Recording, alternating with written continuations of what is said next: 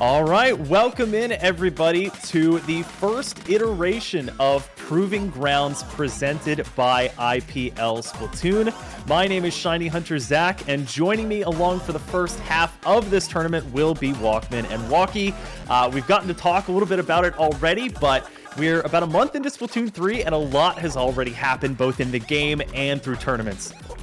Yeah, we've gotten some great tournaments in the past. We've had 20XS, we had Big House, and those really set the stage for what Splatoon 3 could be for this game. Lots of exciting matches, lots of, still trying to figure out what the strongest weapons are, what is that meta. Nobody really knows quite yet, but that's what these tournaments are for. Everybody's practicing, training up, trying to figure out what exactly is the strongest team composition to really take them through. And we have a great tournament tonight to try and see what is, the current meta that people are trying to go towards. Yeah, and you're most certainly right. I mean, even since the very beginning of the game, like during the test fires and at the very launch of the game, we've already seen quite a bit of growth in the community in terms of trying different things. Of course, we had somewhat of a balance patch, mostly bug fixes recently, which have changed a few things. Specials like Ultra Stamp have gotten a bunch of changes to help with its playability. And there are some very credible teams, some very established teams, both ones that have been grinding tournaments recently and a couple of returning fellows as one who are vying for the first title. Yeah, we've got some good teams, as you mentioned here. Obviously, we've got the household names like Cherry Limeade, a fan favorite, who, should be able to secure themselves in the top cut if they play their cards right. We've got other teams like Komodo, a team known from Splatoon 1 and early Splatoon 2, making a return. And they've placed well in recent tournaments, gaining a top cut performance in 20XX. And then we've got other teams like, actually, one to look out for would be GTA 6, I believe, which has Goss and Thunder, two very strong players, known for, their performances amongst the top. So a lot to look forward to in this tournament. We've got new guns, we've got old guns, and let's try and see who pulls it out here in the Proving Grounds.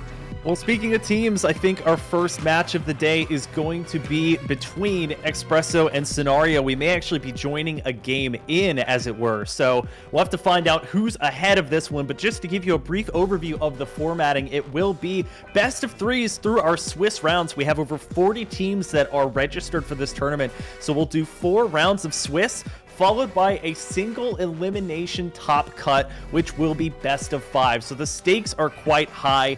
And the first game, which we unfortunately just missed, was on Splat Zones Museum de Alfonsino. For game 2, we'll be moving on to Tower Control Undertow Spillway. And if needed for game 3, we will have Rainmaker on Hagglefish Market.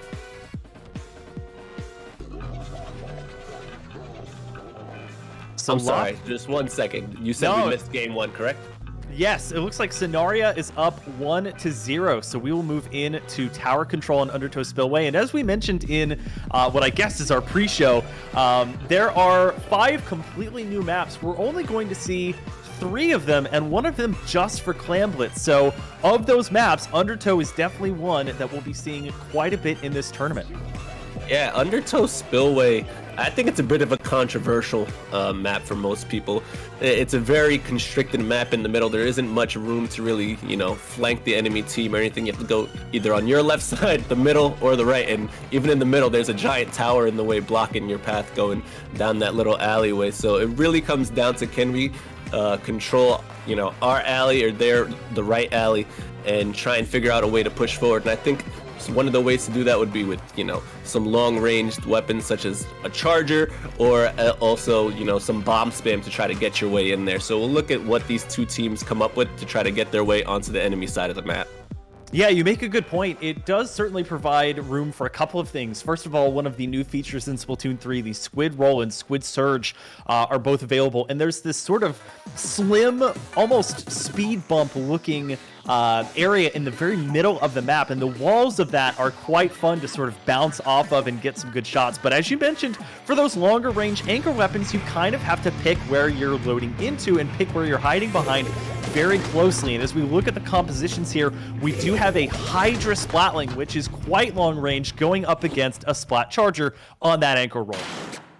Yeah, we've got the Splat Charger coming in on the side of Xpresso. We've also got the Gluga Dualies, a bit of an unconventional weapon, but definitely stronger in Splatoon 3 than it possibly has been in the past, thanks to the utilization of that Booyah Bomb. We have one player on the right side here, trying to push forward with that 52 gal. Is met with the crab though and has to back out. Nice early crab coming in from them. They're definitely trying to build up those specials and get something going early.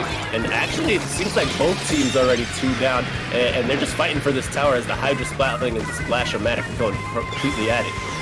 Yeah, basically a one-on-one as we see Xpresso here in the green and Sonaria in the pink. And Booyah Bomb is going to be able to pick off Hermit, pushing forward here so close to this Booyah Bomb. It's one of the things that make the Sloshing Machine such an early meta favorite. And speaking of Booyahs, we have yet another. It can reach on that tricky high ground. It actually does find one. It's going to be Astra on the opposite side of things. Toad throwing in right on top of the tower, but there are, as you can see, multiple lanes with which to get into that open area of the enemy spawn. So this push is not over yet. Push actually is going to continue to go as the 52 gal does get one pick, gets another actually, a nice one coming in as he gets the jumps for the teammates. And if that junior is able to get past this checkpoint, that might be the game early, as Xpresso is not able to stop the tower at all, and that's going to be game 1 going over to the side of Sonaria. Yeah, Sonaria, I think, taking the set there. Of course, we were not able to get game 1 on stream there. So if game 1 went anything like that, that was incredibly dominant. Very, very strong. Never really gave up the push. I mean, as you mentioned, they really only had a 52 left. Finds a pick outside of the tower, climbs onto the tower, gets one on the high ground. And despite the sort of volley of Booyah Bombs going back and forth, that was a completely hectic but very fun and short set to watch. Yeah, a quick and nice, easy one for Sonaria to get their tournament run going. And, you know, that was a pretty dominant fashion, at least from the game we did see. So I'm excited to see what they can keep doing going forward, and possibly they are a team that we'll see in that top cut. You know, Walkie, so we've gotten a little bit of a taste, a very small taste of what some teams have discerned to be their picks for the meta, or what they feel confident on. If you had to come up with sort of a dream team, dream loadout, you know, disregarding any potential like one tricks or folks who really main one weapon, what would you want to see that team play? Well, I think I'd start with what I think is the best weapon in the game, and I don't understand why more teams don't use it. Like, it is used, but it's not used quite enough in my opinion, is the Splattershot Junior. I think that weapon is completely busted. It paints so much. You've got the capability of double bomb, sometimes quadruple bomb if you use your special. And then obviously the big bubbler itself could be used on a defensive, you know, defensive hold where you're trying to stop the enemy and gain your own ground back, or it can be used offensively and control area in front of you and just throw your bombs in front, help your teammates jump in.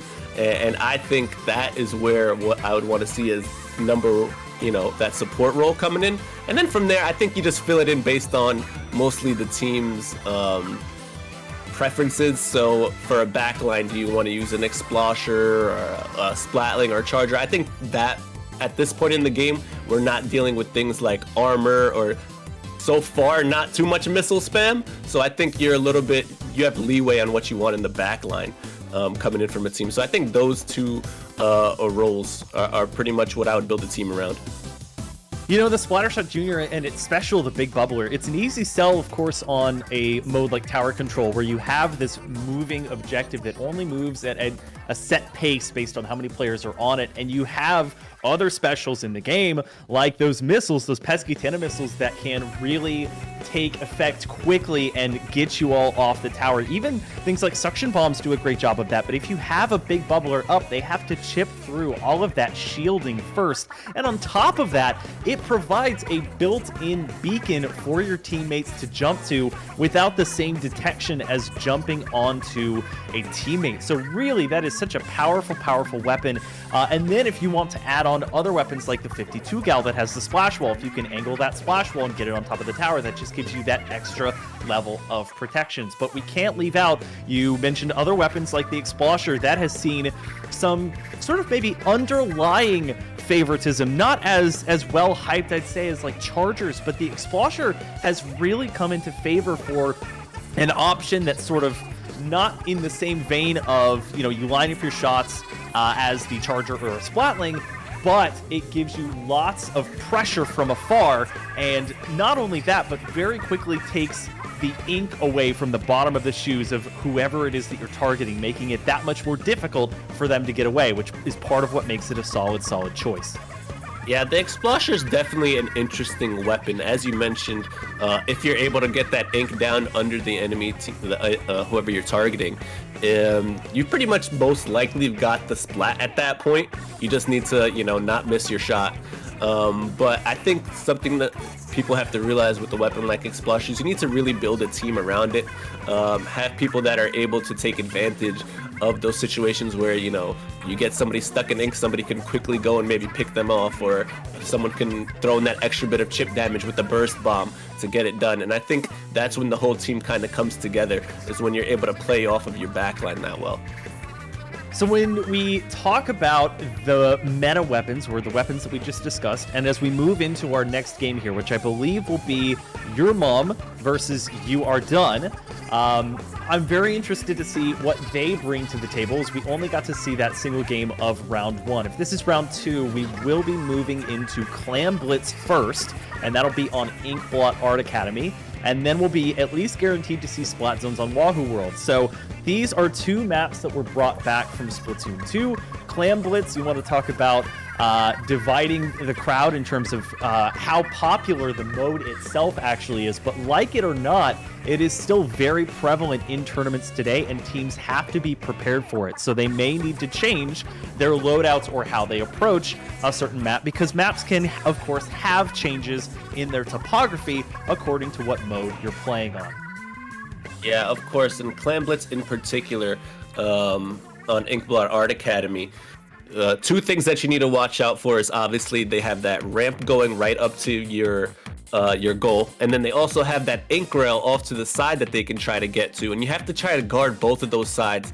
And if you don't, if the enemy team gets onto your plat area, it can definitely be very hard to get them out. So you need to be able to have a player watch, you know, that right side, a player watch in front of you, and then they also even have that other ramp over to the right side that you know, might take a little bit longer, might not be the best route because it's over that uninkable surface, but it's definitely an option if you say you have a weapon that can quickly get over it, like a dualies or a tetra dualies. So you have to watch out from being attacked at multiple angles. It may not seem like a lot, but on a map like Inkblot Art Academy, things can, you know, cave it on you real fast.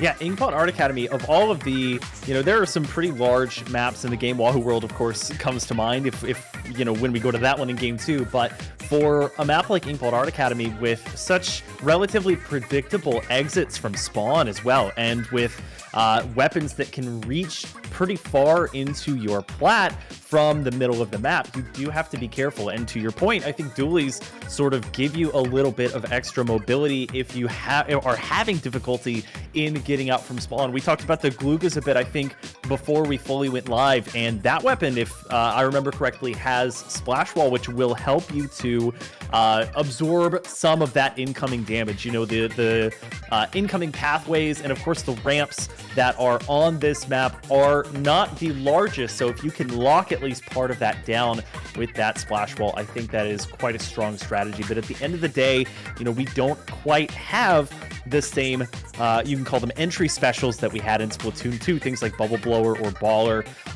to get you up to the pedestal, to break that barrier. So teams are having to come up with new ways of finding the best way to do that, and having someone who's dedicated as an entry person. So I'll be interested to see how teams allocate themselves in that way. Yeah, and you mentioned it right there.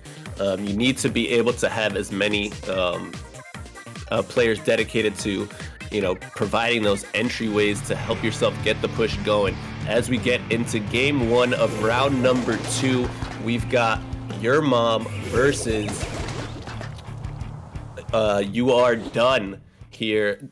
And we've got some interesting comps actually coming out from both of them. We've got the Squeezer and Flingza Roller. So we've got the missile spam coming in from the Flingza Roller, the Squeezer coming in with actually the splatter shot as well. And that's going to be a double Zuka comp coming out on that side. We've already got one pick going as Brock is trying to get busy in their base, is going to get taken down by the Flingza. Good pick coming in, but the Splat Bomb actually opens things up as Lipblue's going to be able to get the first score, hopefully with the thanks of that big bubbler. Yep, it's going to be your mom getting the first break of the barricade as You Are Done trying to play some defense, is able to stop that big bubbler, but not before some pretty massive damage is done to their score. Latios going to go down as Logan attempts to find a little bit more leeway here, a little bit more map control. That will be the end of the push, but almost getting halfway through. Of course, they will need to break through that penalty of 23, but you look at the UI, which helpfully now shows you how many clams each player is holding and not just the team. And so far, really all that You Are Done has at their disposal is just over power clam. And again, you have to be very careful about how you're allocating those clams and making sure that you build a power clam at the right time, because you are visible to the other team when you have that. Yeah, and I'm surprised Lipblue is pushing forward with that power clam, as you mentioned there. He's able to still make things work as they are the Splattershot Junior. But look, they actually don't notice a player behind them, but for some reason, the members haven't jumped in yet. Finally, they do. Most of the members on the side of Your Mom are down, and that's going to be a nice, solid push coming in from the players of You Are Done, but it seems like they need more backup coming in, more clams to really get this one going. And here comes the jump with the power clam coming in from spawn, and that is the lead for them here, Zach. Yeah, very smart play by Click on that Squeezer to sort of space out the time in which that they're throwing those clams in, because they were at the very top of that timer. As we see a nice kill there, revenge kill from Brock. That is a very smart play when you're hitting up against the top of your time limit every time. Instead, if you space it out, you'll have more time for it, as we saw there, that jump in with the power clam, and we may even get another opportunity here pretty soon, as Logan and the rest of You Are Done are doing quite a bit of work here against Your Mom. We've got Logan here on the right side trying to make something happen. That auto bomb is going to kind of call him out. Brock knows that there is someone on the other side of there, but going to retreat over and try to get something going on his flat, as most of the members of his team actually do go down. Going to have to retreat here, and things are looking pretty good for You Are Done, as they've controlled most of mid, pushing all the members back, and that's actually a double kill coming in, and things just keep moving in favor of You Are Done. What are you going to do when you're stuck between a box and a suction bomb? Not much you can do. The only special on the field right now, there's two actually. We have the Wave Breaker and the Big Bubbler, as Jordan looking for some picks here, looking for the right time to do it. I guess this is a decent chance to mention another prevalent ability in this game, which has been Ninja Squid. That must make the lives of Charger players or anchors who have to stay that much further back in order to see their opponents even more difficult when they can't see those ripples in the ink. Yeah, for sure. You have to be extra careful and just, anticipate where those players are, as we see Jordan does just that, able to get a nice pick onto one of the players on the side of You Are Done. That might open things up for them. Lipblue's going to pass that power clam over to a teammate and possibly try to go in with that big bubbler at the ready. We've got the Inkzuka trying to get something done on Plat. Isn't going to be able to find much. Actually, Brock goes down. You look at the top of the screen, Lipblue swallows. And once again, the members of You Are Done are putting in work and might be able to get even more going on to the Plat. Oh my God, Logan is popping off here, Zach. Yeah, that was fantastic, and I think facilitated too, as we see a power clam 2 go in. 2 power clams in a row going in. That's the way you leave it, so that there's just one clam needed, and they'll find it on top of the wipeout. Fantastic job done there. They lost the first push, but You Are Done coming back and getting the knockout after that disgusting Tena Missile and Trizuka combo. You Are Done might be, at the end of that game, but it looks like Logan is just getting started, trying to heat up, moving into game number 2. As you mentioned earlier, we are going to be going on to Splat Zone's Wahoo World, and this one, like you mentioned, is a little bit different, a much more open map. You have a little bit more entryways you could go. Obviously, the main way from your spawn directly into the zone, you could go from the right, and then you have those two kind of flankish areas you could come in from underneath. So there's more area for players to come in from and try to attack that zone. And let's see if possibly on the side of your mom, they're able to make some adjustments, you know, using the different map terrain.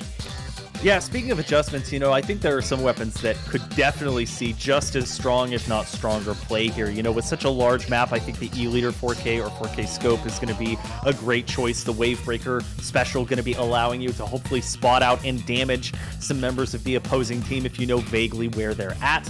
You also have the Flings-a-Roller, and that thing is going to be so helpful because it not only will lock onto and target those players even as they move, but just the fact that your team can see those targets on the relative backs, or the proverbial backs, I should say, of the Inklings being targeted makes that special so strong. But you could definitely mix things up, you know, if you wanted to bring something like we saw in that first set, a Hydra Splatling. The Booyah Bomb, I think, would be a great choice of special in order to both contest the zone and also to lock off some key areas. As you mentioned, there's that area on the left and right as one of the main entryways into mid where the zone is. And if instead of putting it on the zone, you put that Booyah Bomb on sort of that uninkable entryway, that could be a great way to either force them back or get a free pick right there. Yeah, and I think something you definitely have to take into account on a map like Wahoo World that is bigger is, you know, what type of backlines are we going to bring into the fray? I think particularly on this map, there's a couple good options you could bring. Obviously, the E-Leader and the Splatling have that Wavebreaker that can pretty much, you know, capture the entire zone. In fact, Nintendo even thought that was the map. This is the map that they showed us Wavebreaker released on. So let's see what these teams elect to bring. There's no backline once again on the side of You Are Done, and on the side of your mom, we do have that E-Leader coming in with what, like I said, that Wavebreaker can capture a lot of the zone, and especially around those little, I guess, those blocks around that zone, you know, can catch you off guard, and you might not be able to dodge the Wavebreaker as easily as you might think. Yeah, You Are Done here having a much stronger start than they did last game. I think that was the only fault of theirs from game one, was that they were a little bit slow, but with two walls and, of course, that Flings-a-Roller shooting off the 10 missiles at their disposal, they will be the first team to claim the zone, and they're looking to extend that. Squeegee once again getting 10 missiles and locking onto two here, now knowing where they're at. The nice special here coming in, it's going to be the Reef Slider attempting to get some ink, but unfortunately it's just not enough, and as they're now, You Are Done, not just capping the zone, but moving forward freely with some hyper offense.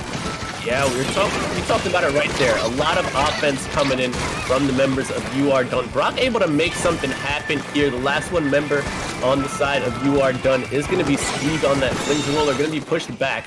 And I think the members of You Are Done are extremely lucky to have come out of that exchange with the zone, because you saw a lot of their specials were coming in from actually behind the zone, not really doing much in favor. We saw Brock go down, and we saw the members, we saw the Reef Slider not really do much, once again going straight into the enemy team. So I don't like the special usage coming out too much from the members of Your Mom, but somehow they were able to get the zone. Maybe they can make it happen again. Yeah, I will say there's a lot of pressure on Your Mom here from this. I mean, the Dark Tetris as a weapon, both at the end of a rolling animation and at the end of your Reef Slider animation, you're kind of stuck for a little bit. So if the enemy team knows sort of where you're telegraphing the end of your special to be, they can very easily just get out of the radius and get out of the way, as Logan is unable to, or is able to get the kill, as Latios was unable to get out of the way. Unfortunately has to use their Trizuka in order to try and get out of that situation. They will not be able to, as finally some ground is gained here. You Are Done going to be getting the zone back and maintain their lead to boot. Yeah, like, ooh, one member on the side of You Are Done is going to be taken down. That's going to be the zone coming in completely in favor of Your Mom, as they're able to finally gain some control. And now they've got the specials to use, you know, on the offensive side this time. Let's try to build that big bubbler as well. Try to get 3 of our specials. There goes the first one coming in with the Inkzuka. We've got actually 3 Inkzukas going off at once. I don't know if anybody was able to get a kill there, but the big bubbler was able to stall them for a little bit and maybe able to get something, but no, that 52 gal splash wall is going to be able to secure that kill. And well, actually the members of Your Mom come back in relatively quickly and are able to still maintain that zone. I'm just as amazed as you are. I mean, you look at the compositions here, you have multiple mid-range shooter weapons in the 52 and the Squeezer going up against ones that are a little bit shorter with the Splattershot and the Splattershot Junior but it is going to be enough for this team that had quite a lot of pressure put on them in the beginning of the game. They turned that right back around. We basically have the opposite of what we saw in game 1, where it's going to be you are done with the strong start, but your mom taking the strong end here and will send this one to a game 3, I believe. Yeah, we've got an exciting one here as both teams just going back and forth in that game at least. And I think neither team, when they were on the defense, was really able to take advantage of their special usage to get themselves back in. We didn't really see too many, you know, when you're down and you're trying to get back in, you want to find just that one pick necessary with your special. They try to get it going with that double ink Zuka on the side of You Are Done. I think they maybe got one pick, but it was a trade anyway, so it didn't really amount to too much there. And when you're trying to get back in, you never want to really get trades. That puts you at a disadvantage. They have all the ground. You're trying to come in a 3v3 situation. The team defending usually is going to be the one who's able to come out on top of that. So I think both teams need to really try and figure out how they can get those picks with their specials and create ground for themselves without going down. Yeah, and with the shorter range of those shooter weapons, you tend to have more mobility, which I think is what was really exploited to their advantage for your mom as we go to game 3 here. We'll have to see. We come to a map that has been is just mired in lore for Splatoon, and that is Sturgeon Shipyard, which was brought back and didn't see that many changes from Splatoon 2 to Splatoon 3. And just as this map didn't see many changes, we're not seeing many changes in compositions other than we now have a Splash-O-Matic in the mix, which has been a very popular weapon so far. Yeah, Splash-O-Matic able to paint very well, has the burst bombs to help support itself and teammates, and also has that crab tank for some long-range damage, as we already got the members of your mom pushing up onto this first checkpoint. And that actually is a little bit, I feel at least, different from Splatoon 2. That first checkpoint gets taken down very quickly in tower control here, as they're already moving on and possibly hitting that second checkpoint, but actually Cappy Wappy is going to put a stop to most of that, but maybe there's a member in their spawn that it needs to deal with. They do deal with it, and things are looking pretty decent to hold. As once again, though, I feel like these members are just coming back so quick before the members of You Are Done are able to completely stop the push. Yeah, up to that point, I would say, you know, the Splash-O-Matic was worth the pick there because they were able to get a couple of nice kills, including one splat that was just finished off with the burst bomb detonation, which does 60 on a direct impact. So you really want to be hitting those as quickly as you can. Now we see a nice splat there by Cappy. They're going to be getting up into this big bubbler, but the bait works here as Lip Blue with this Splattershot Jr. is going to help contribute to forcing a 3-down situation and start again another push here, as we see part of why the Splattershot Jr. is, of course, a worthy weapon, as you mentioned.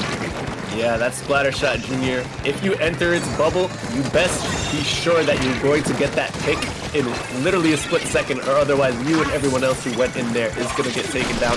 Brock is going to get body blocked by the tower. Possibly was going to be able to pick off one, but that tower has something else to say about that. They do still have control of mid for the most part. That Ink Zuka coming in from Logan, able to get something started here. Oh, luckily does not fall down to his death there. Able to get another one, and finally the members of You Are Done are going to be able to finally secure mid. And a nice trade, though, coming in on the side of your mom that actually may, you know, prove useful as they want to try to stop this checkpoint. Yeah, no kidding. It can be very scary to fall off that bridge because you really don't have a lot there. And unfortunately, Squeegee not able to get away from Brock as Brock notices them trying to jump out, or at least knew the exact corner that they would be hiding in. And you see with the Reef Slider, the path is as straight as that line says. There really is no curving or much deviation at all, even around a lot of the objects, including the tower on the map. So if there is anything at all in your way and you bump into it, that could cut your path a lot shorter than it initially appears to be. Yeah, right now we do have You Are Done on the defensive once again. Brock nicely spacing himself, able to create some space with that Reef Slider. Going to be able to take down Click right there with the help of Latios. And now things are not looking good as they've got two members now pushed up into the spawn of You Are Done. Suction Bomb gonna try to make them retreat, but Latios is gonna be dipping and diving. Big Bubbler on the tower. Things are looking really good here as they're able to move past that last checkpoint and possibly get a knockout here, Zach. Man, yeah, your mom doing whatever they can, but Logan with some great defense there. It's so tough to find and actually hit the shots on such a mobile weapon. Again, part of what makes the Splash-O-Matic such a good weapon for many modes, not just the rate of fire and the relatively straight shot accuracy, but also just how quickly it can get around with the aid of those burst bombs. Now we see Squeegee here back on the tower, gonna have 10 missiles and fire them off. Only sees one, trying to get at least 2, and they get shut down mid-shot there as Ladio's gonna be taking them out. They have the Trizuka at the ready here, and all they really need to do in this last minute here is play some solid defense, because 8 is going to be a very, very tough number to hit. Well, Cappy Wappy was trying to make something happen with a little bit of a flank from behind, but all the members on the side of Your Mom did know where exactly they were, able to call them out. And you saw every single member putting bullets in that direction. That's the teamwork you like to see coming in if you want to take this crucial game 3. Only 40 seconds left on the clock. You Are Done really needs to make something happen. We see the Trizuka coming out, but so far I don't think it was able to get any members. One member on the side of Your Mom does go down. Latios not in a very good position, and this is the start that You Are Done needs if they want to be able to take this one.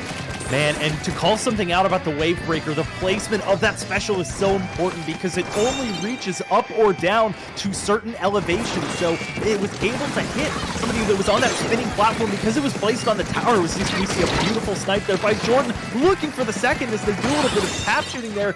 Gets the wipeout, actually. That's the full shutdown. That will be it completely as Your Mom finishing off You Are Done. Fantastic job here on Sturgeon Shipyard to shut down any possibility of an overtime comeback.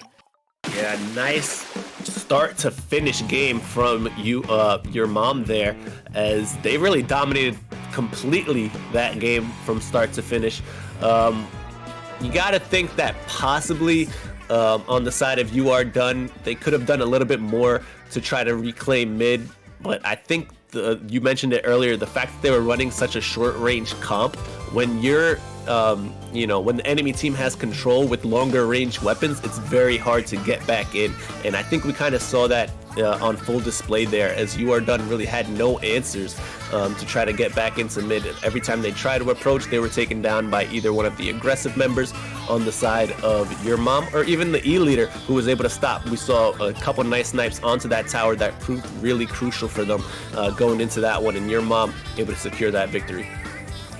So fantastic job there by Your Mom. We, I believe, are going to be looking next for our next matchup. However, we are already aware of what the map list will have for us in round 3. Going to be starting out with Rainmaker on Mako Mart, and game 2, which we are also guaranteed will be Clam Blitz on Eel Tail Alley. So we have a bit of the old, a bit of the new.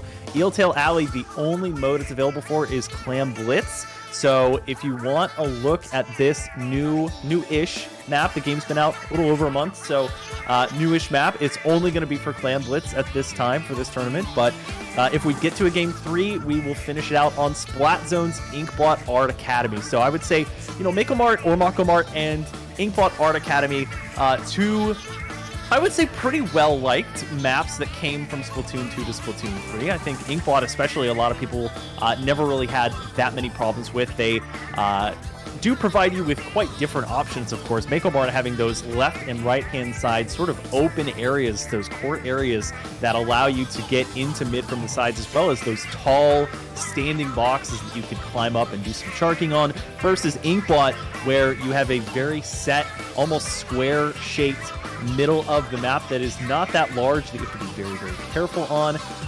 And then, of course, as we look at the newest of the maps, Eel Tail Alley, just such a straight, linear, horizontal, or vertical shot with a long, thin bridge going across the entirety of the map. So you really have to be careful both on that bridge and below that bridge, and know the presence of where the enemy team is, because you could be flanked from just about anywhere. Yeah, you mentioned it right there. You got to watch out for those flanks. And to, talk a little bit more about Mako Mart Rainmaker. They're just It hasn't really changed much, as you said, from Splatoon 2 to Splatoon 3. Obviously, the biggest change being that you do need to hit those checkpoints along the way, being really big. The only difference that might stop a really quick push coming in. But I think on a map like this, you need to decide, which checkpoint do we want to hit first. I think on this one, the right one is pretty easy. You don't even need to really make that jump. But then if you want a really strong push where you're going to try to get a lot of points, I think that's when teams are going to elect to try to push that traditional left route where you make that little jump over and really gain a lot of points for yourself and put yourself in a good position, because we all know the enemy team spawns on that right side and might not be able to get to you as quickly. So I think once teams decide on which checkpoint they're going to go after, they'll probably elect to stick to that left side unless they get a complete wipe and that right side is completely free. Yeah, I'm glad you brought this up, because this is an evolution of a conversation that was had, of course, in the first 2 iterations of the game, but not to the extent where we have it now, wherein you need to hit a checkpoint pedestal before you can take it all the way into their base located pedestal. So there are multiple options from which to choose from, only a couple, but still it gives both the defending team some pause in how they want to split their player base up in terms of defense. However, it is made a little bit easier, of course, by the fact that you can see which player is carrying the Rainmaker and where they're located on the map. And for the team on offense, you really have to be careful in deciding which way to go. And that could be based on your team composition, where if you're able to reach a little bit further with some mid to longer range weapons, you can potentially go for some more risky plays versus if you just sort of have to charge in, head down with any aggressive weapons, like we saw that composition with the Splattershot and the Splattershot Junior and the E-Leader to back them up. As long as you're confident, or if you have that map control, then you might be safe to do that. But that's why so many teams wait for those at least 2 down, if not 3 down situations before proceeding, is because it can be so difficult when you have one player marked for that last remaining player to just shark and at least stop the Rainmaker carrier from pushing it forward. Yeah, you always got to be watching out for sharks, and especially like you mentioned on a map like Mako Mart, where there's so much cover, there's so much, ground that you can hide behind. So you need to be able to, pinpoint exactly, did we get them all? Is there still one left? Did they retreat? Those are the type of questions you need to be asking your team, as you may think a way towards the Rainmaker goal is completely free, but there's just somebody sharking waiting for you to put an end to that. So these are the type of things that teams really need to look out for. And especially like you mentioned earlier, this is a meta where Ninja Squid is so prevalent. So you really need to be able to paint all the ground and always have somebody within at least cover distance of your Rainmaker carrier. You need to have somebody who's able to, spot out anybody that they quickly call out, coming to flank them or anything like that. There needs to be a player who's able to address that situation within a split second. And, teams really need to make those coordinated pushes to get something going on a mode like Rainmaker.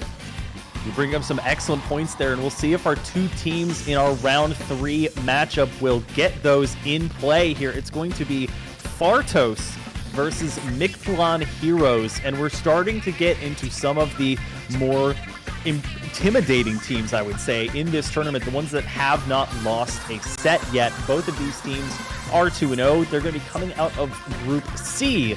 There are 4 total groups here, A, B, C, and D, and these are 2 of the 3 undefeated teams in Group 3, with the last one being Spooky Snail. So definitely 2 of the teams to watch out for. We will, in theory, have an undefeated team coming out of this one and going into round 4, where they could potentially face another undefeated team in their group. So this is where you have to really maintain your composure here as you push forward here. And to give a little bit of a standings update, I know I want to definitely touch on some of the teams that Walkie brought up at the beginning of the tournament. We have GTA 6 in Group A, one of the 2-0 teams, so they're looking to be firmly in control of their destiny.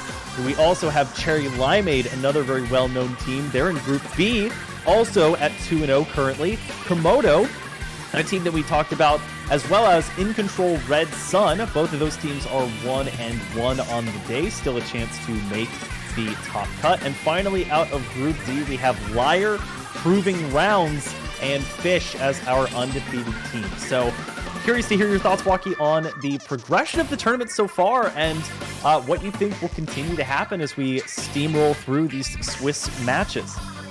Yeah, I mean, there's some interesting results you mentioned right there. Both In Control, Red Sun, and Komodo have lost a game, I'm guessing in their first or second round here. Komodo losing to actually Cherry Limeade, so I mean, that's a reasonable loss for a team such as Komodo, who's, you know, a top team from back in Splatoon 1, trying to make a resurgence here, to lose to a more established team like Cherry Limeade. So, you know, I think Komodo still got a lot left in their tank here. And actually, In Control Red Sun losing to Surplus, a team that personally I'm not too familiar with. Maybe it might be a pickup, might be a newer team, but that's a team to look out for as well.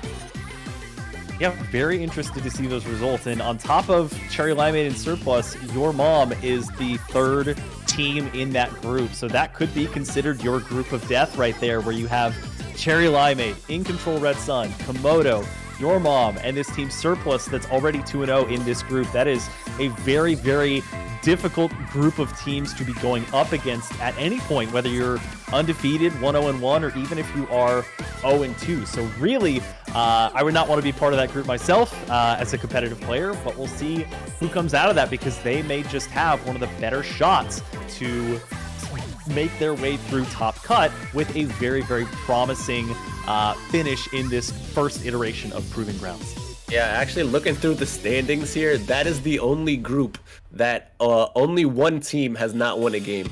Every single other team in that group has won at least one match. So the majority of them are 1-1, and then we've got the couple 2-0. So like you were saying, that definitely is the quote-unquote death group, where you know, even if you might be a really good team, you might not make it out. And you know, teams like, you know, You Are Done, who are 1-1. We saw them put up a valiant effort up against Your Mom, who is 2-0. So I'm looking to see them do the same against others.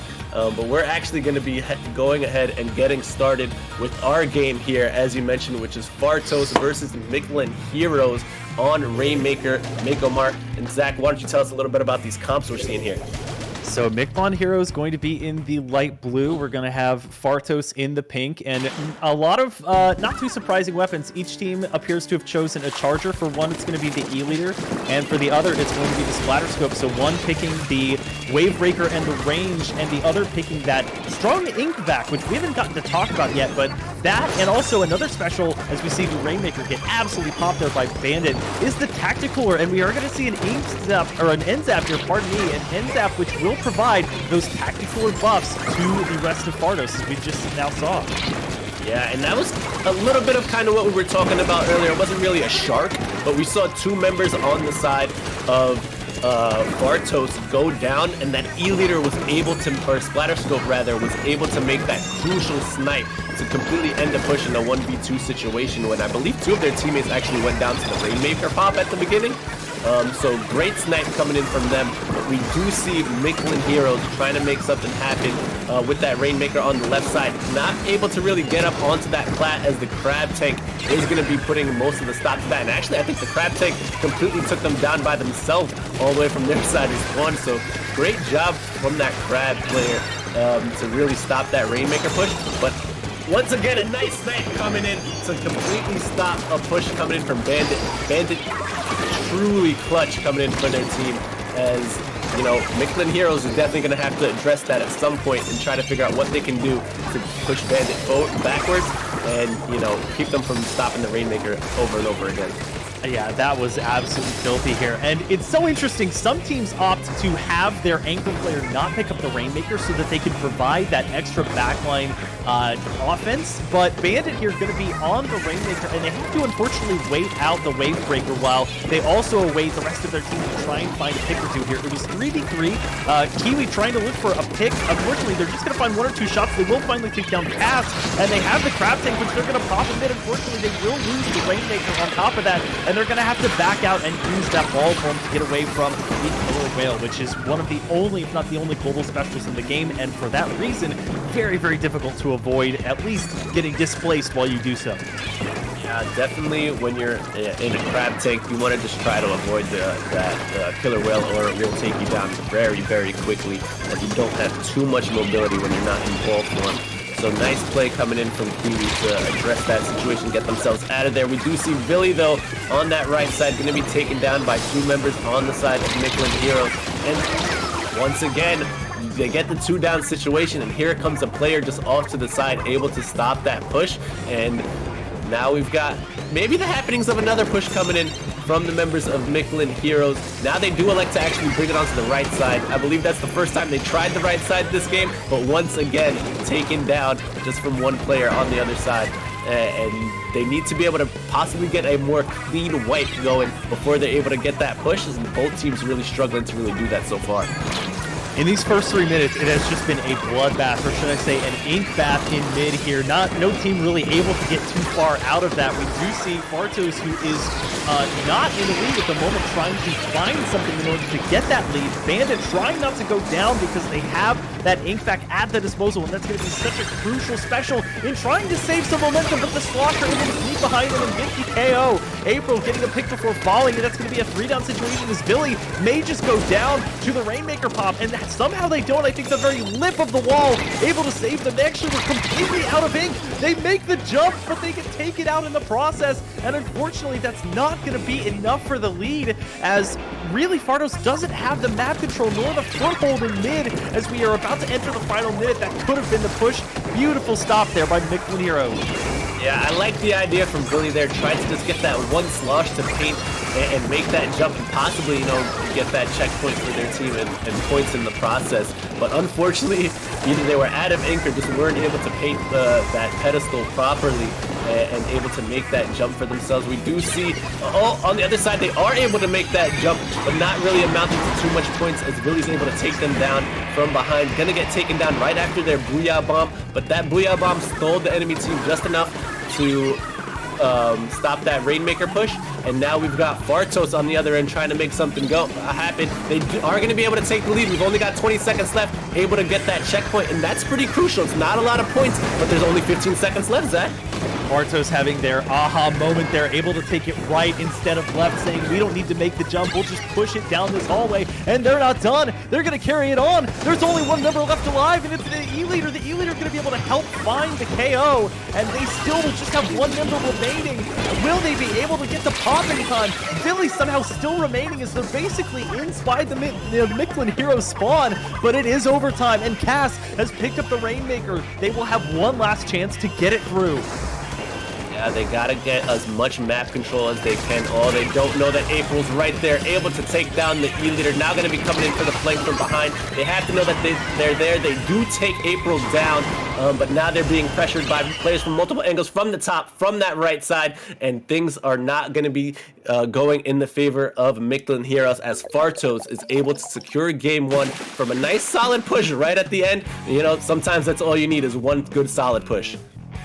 It was easy going for Mictlan Heroes until it wasn't. That impressive 3-down situation forced practically in the spawn of Fartos allows them, with just a little bit of added map control, to push through that right-hand side hallway, that alleyway, and get through to the Rainmaker pedestal on that right-hand side, and not just stop there, but continue forcing 2- and 3-down situations, giving Mictlan Heroes just enough time for another push. I have to commend them on their ability to pop the shield and get that pickup just before overtime began, but such a difficult prospect to get it, not just from mid, let's say, but all the way from your side of the map, that basically 18 point that Fartos was able to get it to, up to, you would have to get to 17 at that point. So difficult draw from them, although I liked the moxie, for lack of a better phrase, the performance by both teams, as we move on now to Clam Blitz on Eel Tail Alley. Yeah, Clam Blitz on Eel Tail Alley. As most people have come to know about most of these Splatoon 3 maps, a lot of them, the newer maps, are pretty linear. Eel Tail Alley, lives tried and true to the name being a pretty straight alleyway itself. On a map like this, you really want to try to control those top portions of the map, those top bridges, get specials going that really work well up there. You've got crab tanks, we've got Trizukas that can really do a lot of damage from those high up areas and get those picks necessary for your team to push forward. So I'm interested to see what comps will come from these two teams. Maybe, don't need to change things up too much. I think both the comps that they ran could run on this on a mode and map like this. I think one thing to look out for is, are they going to be bringing back that E-Leader? Don't traditionally see too much E-Leader on a map like Eeltail Alley, but let's see what they decide to bring out. But yeah, they are going to be switching over to the splatter scope. So I like the adjustment, a little bit of a more constrained map. You don't really need the long line of sight, and I think that's the right pick going with the splatter scope this time. Walkie making another correct prediction. Just another day for the goated commentator himself as we get into a match here with Mictlan Heroes going to be in the yellow, Fartos in the purple as we attempt to push forward here. They're both having to do a little bit of maintenance as they have to chip through some of the early map control, and for Fartos having to chip through that bubble as well. But Bandit able to get quite a bit of map control now. They've done exactly what you mentioned, taking control of that bridge, and because of that, they're able to get the first pop there. One member of Fartos able to push up and get the barrier break. Dafter trying to play some defense here with the crab tank is only working mildly as still clams are being scored all the way up to 56. 2 down for the members of Mictlan Heroes as they have not just April with the offense there, but also the Booyah Bomb. Still, Philly able to find 1 or 2 more clams. Now it's April. They're just switching out back and forth so well, and the clams are actually spawning in time with their push. Philly not just getting it up to 23, but trying to find some pot shots there. Not able to take down Cass. Cass, however, will fall, and this push still going. There's even a lane going forward. Can they make it through? 5, 2, they get it. They just need 1 push. Sometimes you just need 1 push. Last time we saw, it was a bunch of pushes that led to the 1 correct push. Now they only needed 1 correct push right from the beginning. Fartos, absolutely amazing, dominant performance coming in from every single member of the team. The clams were, sometimes things just line up. You mentioned right there, the clam spawns just work out perfectly for you. Oh, damn, the clam goal is about to shut down. Let's just spawn 3 right next to them and make it happen. Great effort from Fartos. They were aggressive. They really put Mictlan Heroes on their back pedestals and really pushed them back. An amazing effort from Fartos.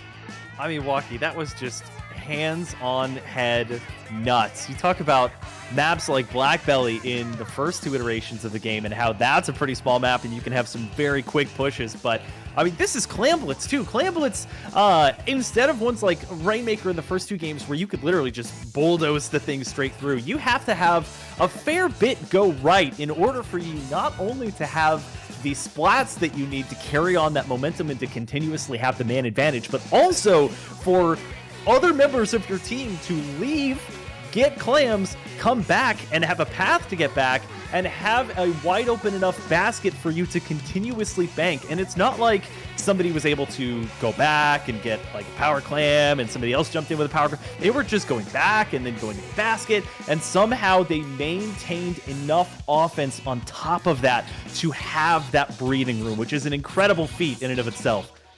Zach, I don't even... The fact that how quick that game was, I didn't even think that many clams could spawn to knock out that quickly. And there's times, obviously, me and you, we've been commentating for a while, and, I've never had a game where besides that opening little monologue where I had about the E-Leader, I did not say a word throughout that entire time, Zach. That was all you. That's how quick that game was. And I was like, surely, because we saw the clock tick down a couple times. We were like, okay, surely this is going to wrap up. And then we pass it off. We can talk about that push. We can say, all right, what does Mictlan Heroes need to do now to come back in and get a foothold, especially on the map? We didn't really get to talk that much about the map. You talked a little bit about, in the beginning, how important the bridge is. And only the first little bit even happened on the bridge because it was just all taking place in front of Mictlan Heroes barricade. Yeah, absolutely amazing performance coming in from Fartos. Excited to see. You got to assume they're going to be making that top cut now. I think 3-0. They just need to secure maybe 1 more win. or, you know, even if it's a loss at that point, still may be able to squeak into that top cut. So we're excited to see them throughout that tournament as well. You know, we're going to be getting, I would say, getting ready for groups round 4 relatively soon, but, you know, maybe they finished that one so quickly that we might have a little bit of a wait. So let's talk about round 4's first maps coming up. We've got Tower Control on Hagglefish Market, Rainmaker on Undertow Spillway, and Clamblitz on Sturgeon Shipyard. So let's start off with Tower Control, Hagglefish Market. What are your thoughts on this one, Zach? I mean, personal thoughts, I've done pretty badly myself on this map. I like the map. It's just very difficult for me because it takes a little bit of everything. I think that might actually be part of why a lot of Splatoon players like it, because it has sort of bits of everything on this map. You have some sniper perches. You have actually an uninkable tent that you can stand on if you're like a Splatling player or if you're a Charger player. That's kind of where like the far back options end, unless you're sitting just behind the ramp. But there are structures on the left and right hand side and a couple of boxes as well that you can use to, especially if you're on a Charger, hide the line of your fire, or if you're a Splatling, to where you can safely charge up. For your shorter range players, there are pathways sort of sunken down, pathways on the left and right hand side that lead up into the enemy team's back of mid. So it gives you flanking opportunities. But for Tower Control specifically, it follows a path that, first of all, takes you to the checkpoint that's not too far away from mid. So if you still have a bit of map control in mid and you're on the defending side, you can get back somewhat quickly. But after that, it takes a very sideways pathway over to sort of this far left-hand side hallway or exit point that leads out to that left-hand side lane. And so if you're able to hang back, if you have the range to stand atop there and defend the tower while they're stuck at that checkpoint, that is one of your better next opportunities in order to contest. So if we have close matches, which in theory we should, I think teams are going to be playing other teams of a like record at this point. So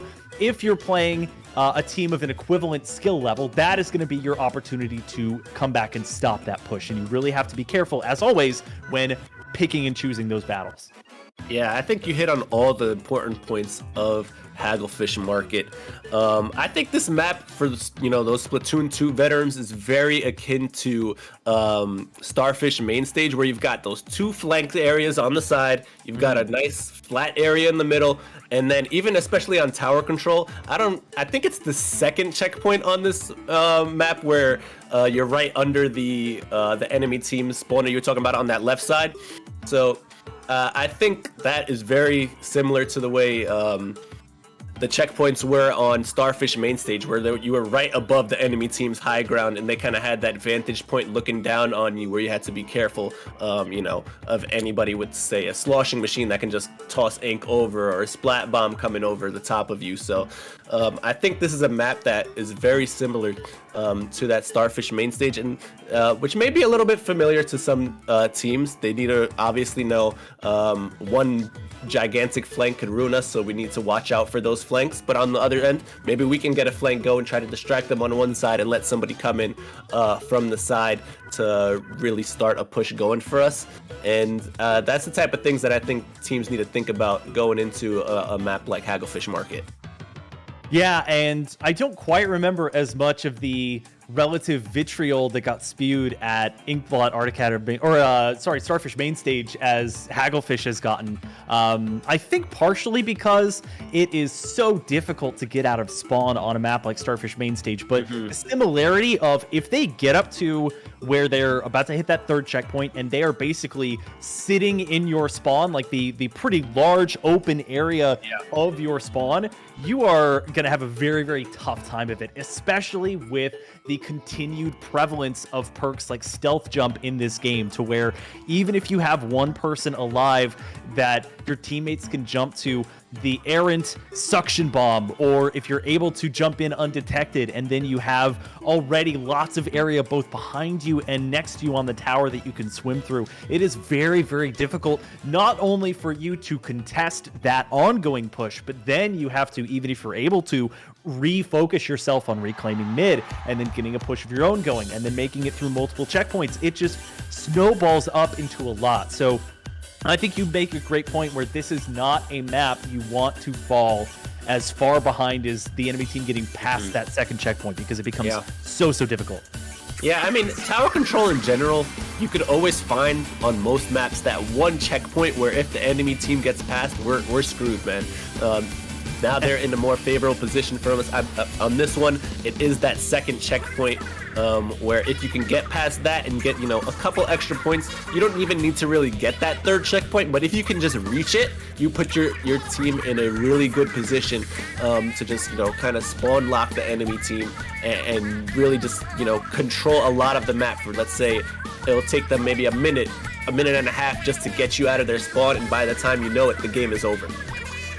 And speaking of that, our second guaranteed map and mode combination will be Rainmaker on Undertow Spillway. Undertow, a map that we've already seen so far in this tournament. We saw it in Game 2 of Round 1. And we've also seen what can happen in Rainmaker, where it can be all in one team's favor for the first 3.5 minutes. And then a really good push from the team that's been down can result in what is the ultimate leading score. So you'll still have those couple of pedestals to choose from, but for Undertow Spillway, it's going to be interesting to see. I feel like, the way in which teams go, they both have sort of entryways into the spawn. The right-hand side has that sort of ramp. Left-hand side, a little bit more difficult, but that's oftentimes where players come down from as they spawn in. They don't as often come down from the left and then come back to mid. So very interested to hear your thoughts on what might be optimal for these teams to push the Rainmaker on this map.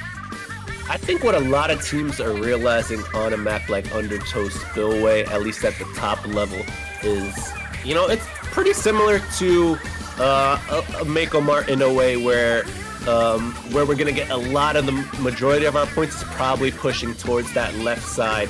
I know we saw earlier, obviously, a humongous right-hand push that really worked out for Fartos, but on a map like Undertow Spillway, just because the enemy team spawns from all the way on the other side, if you just push it to your left, you should be able, you get 2-3 picks, you should be able to get that checkpoint secure, and then from there, just play a slow game, try and, around that checkpoint, clear it out a little bit, and from there you get to 20, 15, and that usually is enough to win on a map like this if you're able to get down that far.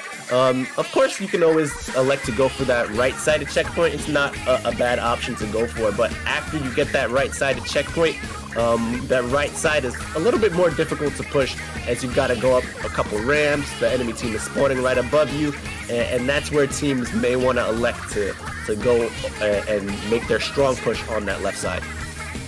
Well, speaking of winning, let's get a quick update on the bracket here, because there are some teams that remain undefeated through 3 rounds. As we go into Group A, we have, again, the team Walkie calling out GTA 6 with a 3-0 record, followed by Nico and the Splats, the only other team undefeated from that group. We have a few, rather, 2-1 teams, that being Legato, Turn My Swag On, and KO Calamari. Group B, going over there, we have Surplus and Cherry Limeade, your final remaining undefeated teams at 3-0. Group C, we have, again, 2 teams, Fartos, who we just saw, and Spooky Snail. And finally, in Group D, your undefeated teams is just one in Proving Rounds. So in that one, it's going to be especially difficult. We have one match, I think, between 2-0 teams that is still ongoing. I see both Liar and Fish are still at 2-0. So one of them will likely move up to join Proving Rounds as being the remaining 3-0 teams. But Walkie, any surprises there or anything to call out about those teams? I mean, we talked about it a little bit earlier with Komodo losing that matchup against Cherry Limeade. They did lose a second matchup to, I don't know who it is just yet. Let me check back on round 3. Komodo did end up losing to Access Denied in a 1-2 situation, which is completely understandable. Access Denied is a team that we've seen in a couple tournaments proving themselves to be a formidable opponent. But It's interesting that, this is a bi-weekly tournament. As we mentioned, it's not a major by any means, and Komodo was able to make top cut in 20x6, which is a major, and not able to have the performance that they were quite looking for here today. Obviously, we don't know their situations, if they're playing with subs, anything of that nature, but I think that just goes to show how strong each and every team is in Group B, and it's going to be a real fight to see who's able to make that top cut from that group. Yeah, going to continue, as we mentioned, to be the group of death. Other things to call out from Group A, we saw briefly Sonaria take down Xpresso. Unfortunately, so far that's been their only win on the day, as they've lost their next two. They lost to Legato in a close 2-1 in round 3, and then lost to Slay Mignon to Nico and the Splats, actually giving them a game 3 as well. So putting one of the only undefeated teams in the tournament to a game 3, still impressive, but unfortunate to see it turn out that way. And you mentioned a team like GTA 6 where they actually, I believe, got a bye in round 1 and then followed that up with a 2-0 on Legato and a 2-0 on Turn My Swag On. So a lot of these 3-0 teams, not just 3-0, but they are not dropping games either. And carrying that momentum with you is sometimes just as crucial as the actual numbers themselves to keep up that positive mental mindset. Yeah, and I mean, a team like GTA 6, obviously, I believe is a pickup, not an official team yet, but it's got a lot of strong members on it.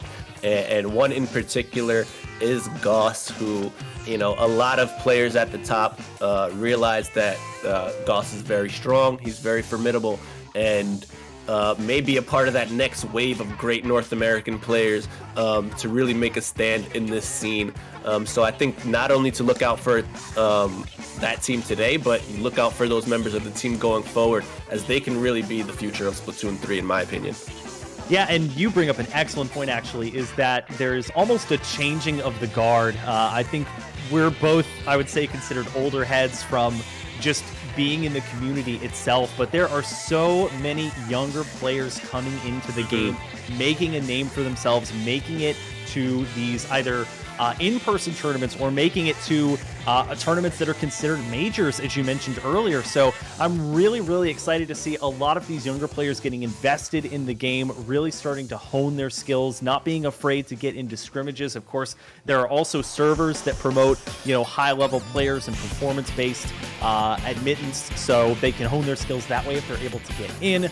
But just as important are the tournaments like these, where those mid-level teams want to be getting themselves closer and closer to the status where they can make the bracket portion of a major tournament. And I think performance, even as early as the Swift rounds in a tournament like this one, even though it's a bi-weekly, as you mentioned, so important in providing the consistency of play that is needed to hone those skills. I mean, yeah, you see how consistently, putting yourself in tournaments, getting that experience really pays off for teams. We've seen teams like Legato, who I'm not 100% sure, but I believe was a low ink team in the past, who's, you mentioned it, 2-1, able to take some games off of strong teams. So you got to really just put yourself out there and keep building yourself up to really get to a position where you're comfortable, taking, first it starts with just taking a game off of a top team or a mid-level team that's just above you, and then from there building up and really pushing yourself forward. So these bi-weekly events are so important in, just building that experience for yourself. Yeah, and as you mentioned, Legato already playing their or starting their round 4 set and already up 1-0 on Infinity Reign. So really, they could put themselves in a pretty good position to fight for one of those bracket spots, which are, of course, going to be difficult to come by. But I believe we have the names of our next 2 teams here, which is going to be Rissa's Besties versus insert team name here. So really interested to see how both of these teams perform in this round 4 matchup. I think both of them are in Group D, and both of them sporting a 2-1 record. So this is going to be a pivotal matchup if they're trying to keep their hopes of making that secondary stage of the tournament alive. Yeah, both teams, obviously, one of them going to be walking out of this set 3-1, putting themselves in a decent position to make that top cut. So this is a crucial round for both teams. So far, it seems like they have been, let's see what their past matches. Rissa's Besties coming off of a nice 2-0 sweep over Weeping Bell sweep, actually. And on the side of insert team name here, they just came off of a 2-1. So both teams coming off of victories. They have momentum going on their side and hopefully looking to bring this one into the next matchup as they verse each other. Yeah, and we've talked already quite a bit about the map and mode combinations in round 4, with the exception of the one that we are not guaranteed, which is going to be Clam Blitz on Sturgeon Shipyard. Yet again, Sturgeon, a lot of very important maps or games in Splatoon history have taken place on the map Sturgeon Shipyard, and that continues to be the case in Splatoon 3. For Clam Blitz, how do you need to alter your gameplay or mindset, or even do you, when you're thinking about it in the frame of Sturgeon Shipyard?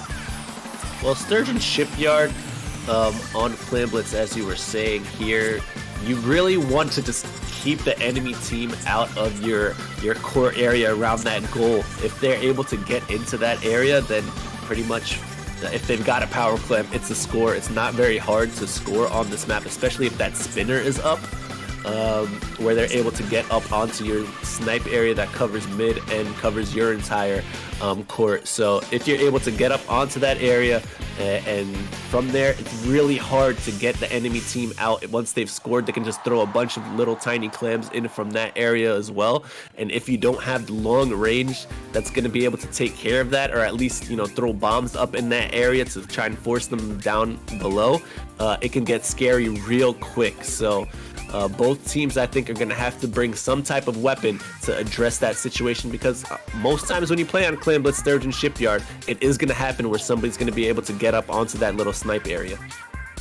Yeah, and I don't know about you, I love to see sort of the juxtaposition between, okay, we're going to a map mode combination, let's add in this one or maybe two weapons to our comp that's going to help in making the most of it, versus, okay, these weapons are so meta and we feel so confident in these weapons that we don't need to change it basically regardless of whatever we're going to. So I'm really interested to see, because in a lot of the matches we've seen, there's barely been any adjustment. There's only been one or two adjustments made basically per change in each of the compositions that we see. So very curious to see if these teams operate under similar parameters, or if they will tailor their gameplay or weapon choice more so to the map and mode combination that they're facing.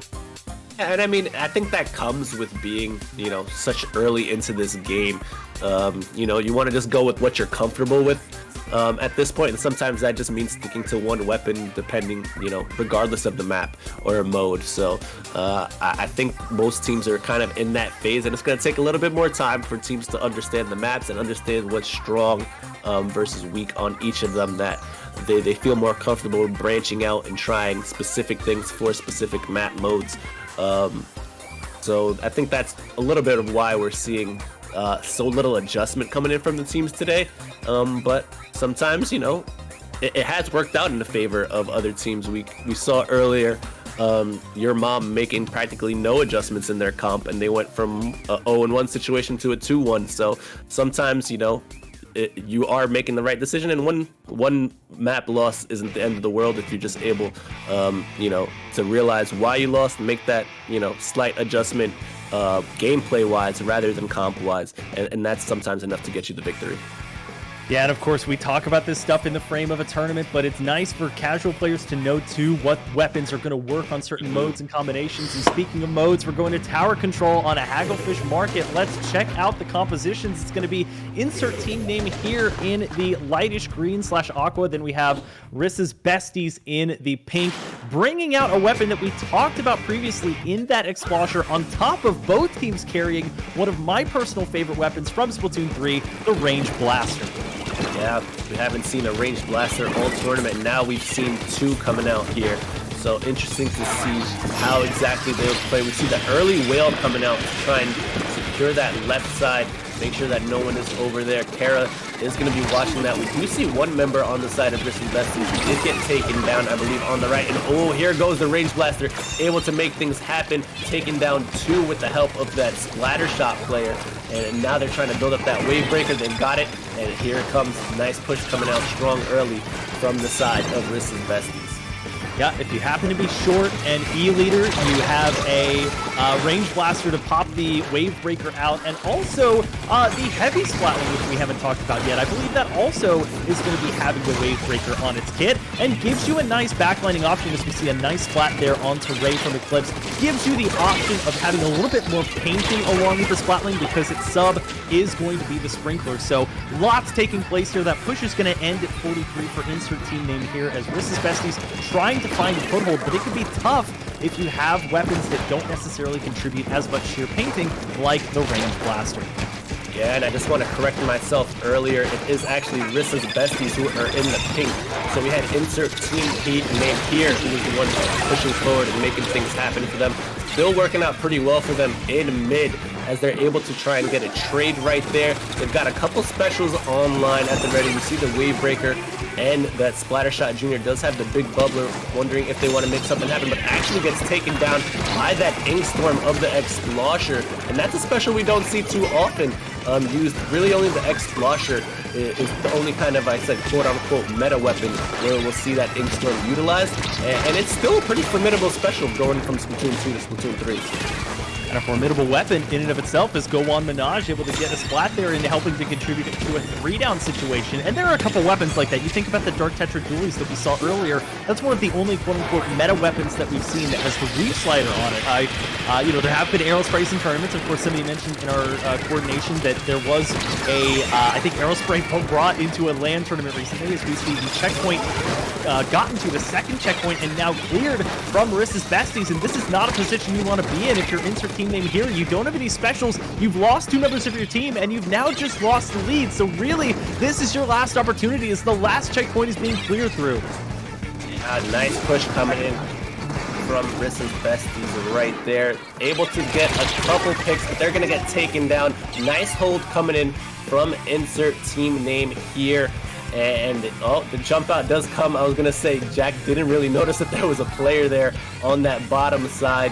Luckily for them, they were in the process of jumping out. Now they have full control of the middle of the map and looking to make something happen, as they've already gotten past that first checkpoint, moving on to the second now.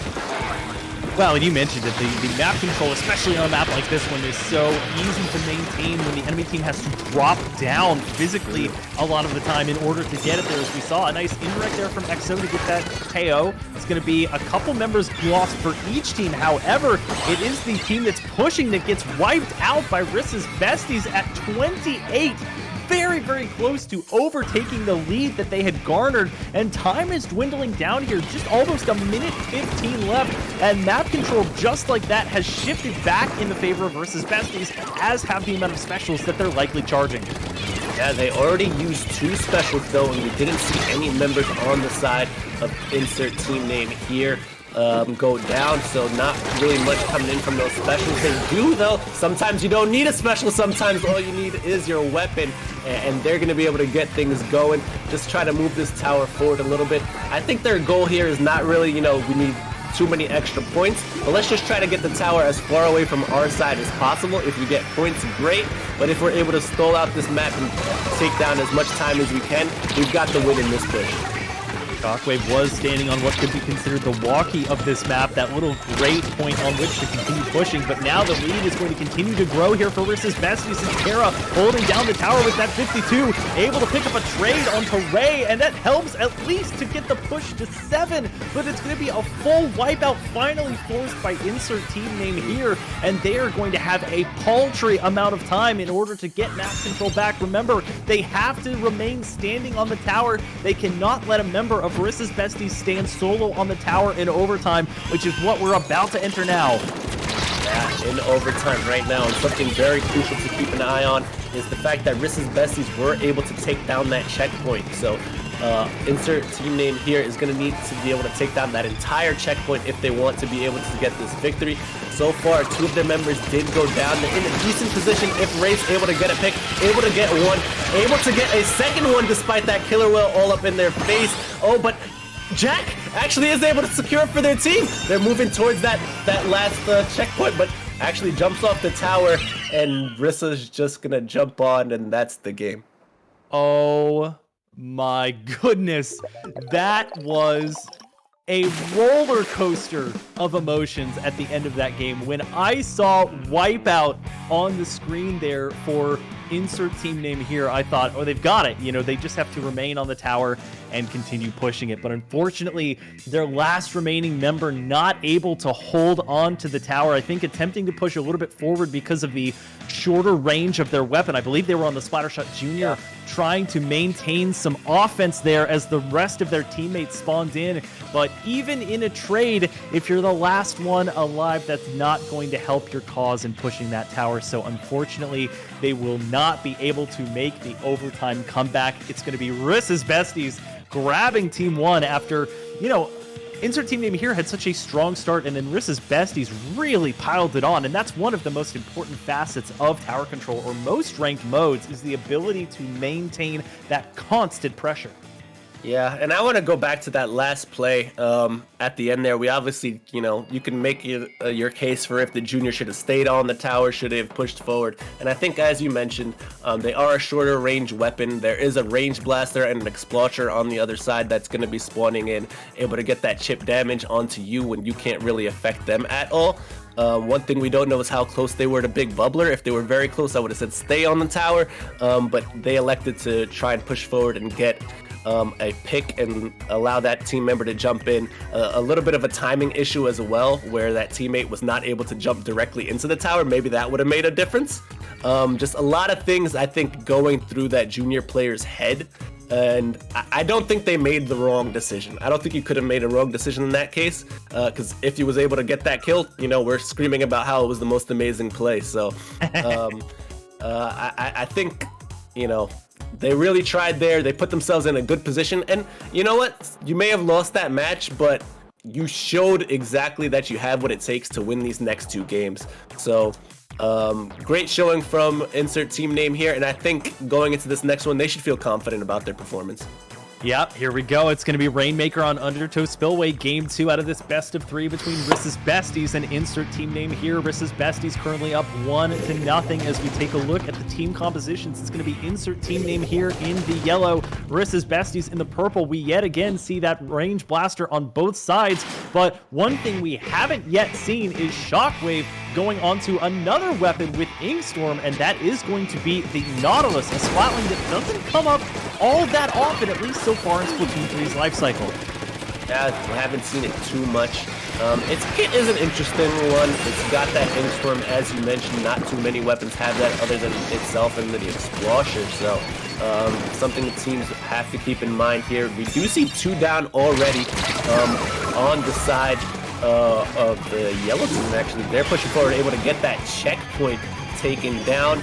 Nice strong push coming in from them to start this one early, and that's what I said. You can't really go wrong with which checkpoint you want to start off with.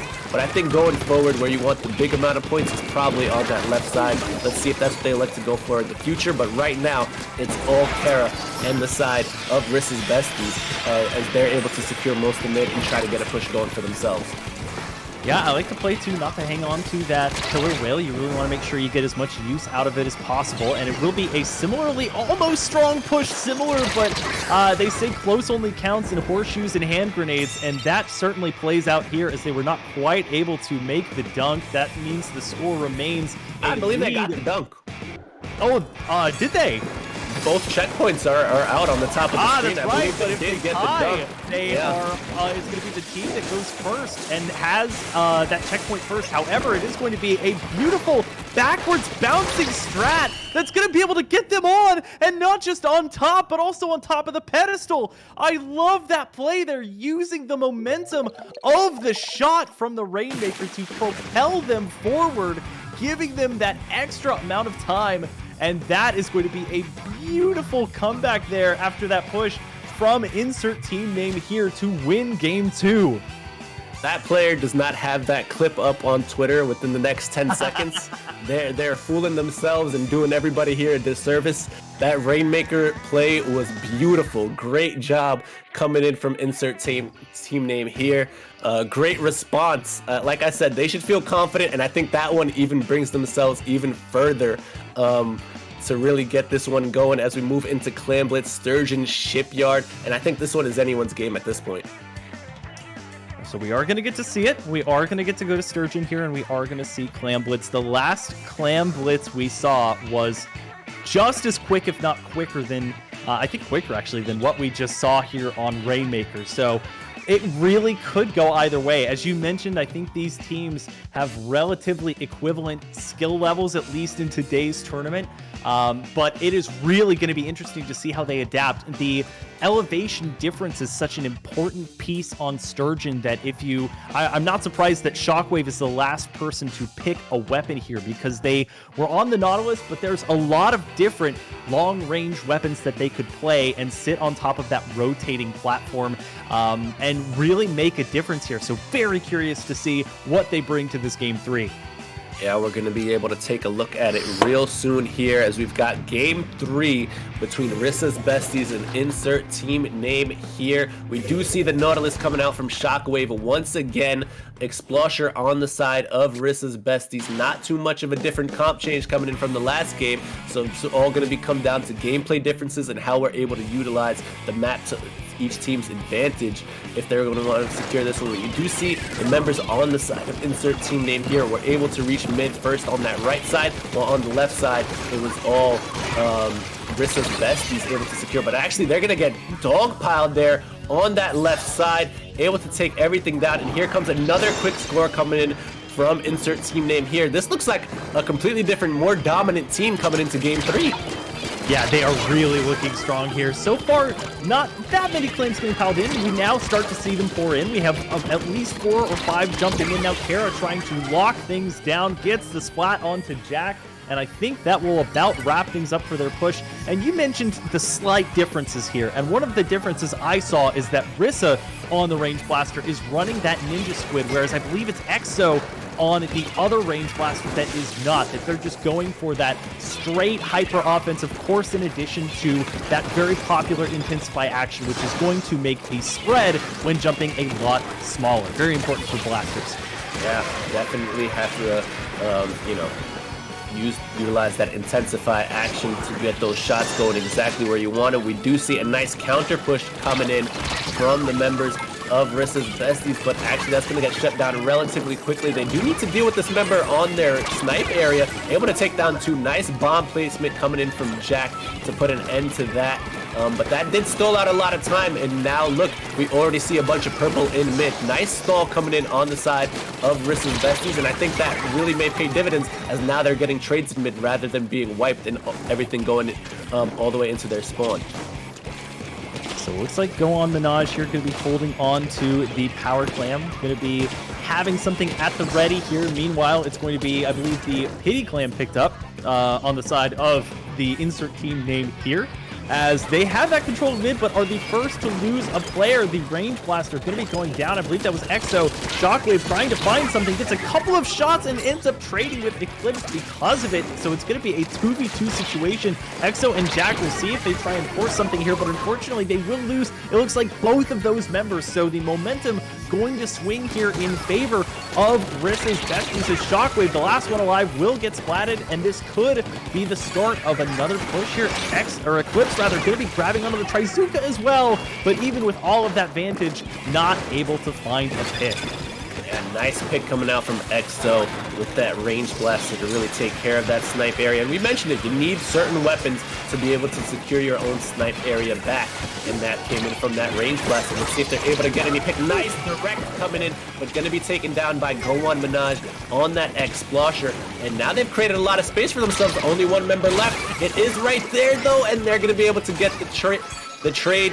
Things are going to be going in favor of Rissa's Besties for a bit. They are able to take the lead actually with a nice one extra clam in there, and you know, so that might be enough, but I think both teams are going to look to want to push this further. They get a couple more clams in thanks to that safe area up above, and things are looking pretty good for Rissa's Besties if they're able to just secure mid for another maybe minute or so. They get the lead and then some, and that of course is one of the things we haven't yet, I believe, mentioned about Clam Blitz and the way it changed in Splatoon 3 is that now you only need 8 clams instead of 10 to force a power clam, but that means clams spawn in smaller clusters of just 3, as we see Eclipse being fed clams just enough and just in time to break through that barrier, and also the penalty that they had now down to 55. Ray trying to find any of the last remaining members such as Kara that were sharking, and they will get some help with that from a teammate. It is once again Gohan Minaj, who's one of the last remaining members of Rissa's Besties. But as we enter the final minute here, there's going to have to be some very careful play coming out from insert team name here, because the members of Rissa's Besties are not going away from their spawn side without a fight. Yeah, things are looking really good for them as they're able to completely secure that snipe, able to get a bunch of picks, and maybe the last one here too. They are going to be able to get it. Every member is going to be coming in from spawn on the side of insert team name here, and possibly another strong push coming in from Rissa's Besties that they've already got another power clam in mid here, trying to make something happen on that right is Jack, but on the left side things are not looking too good for them. Members are going down on the side of insert team name here, and I don't see how they're going to be able to do that. They might be able to secure overtime because they have that power clam, but they've got a lot of ground to make up, as most of the map rather is purple.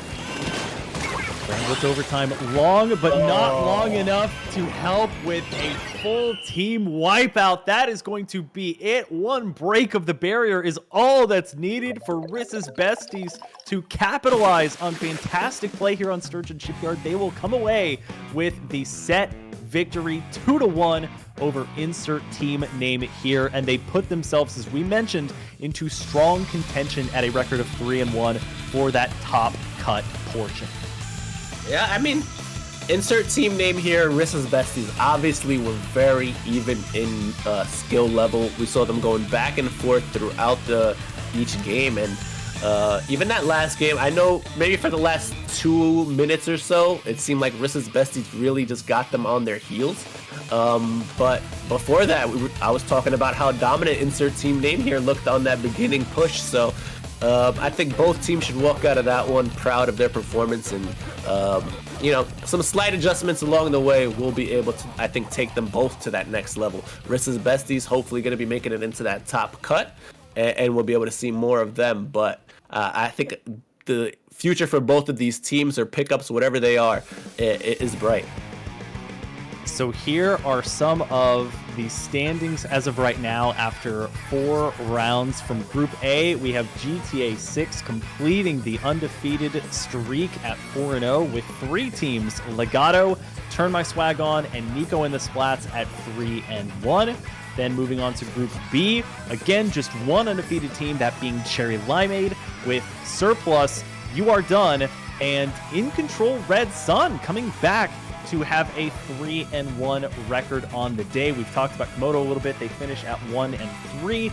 Then in Group C, Fartos going to finish off their undefeated streak at 4-0 with Mictlan Heroes, Spooky Snail, and Alley Supremacy at 3-1. And finally, in Group D, it's going to be Proving Rounds holding on to their undefeated record with Fish, Rissa's Besties, as we just saw, and Liar going 3-1. So those are going to be the teams to watch out for. Very interested to see, especially how some of these either newer teams or pickups take on some of the other well-established teams like Cherry Limeade.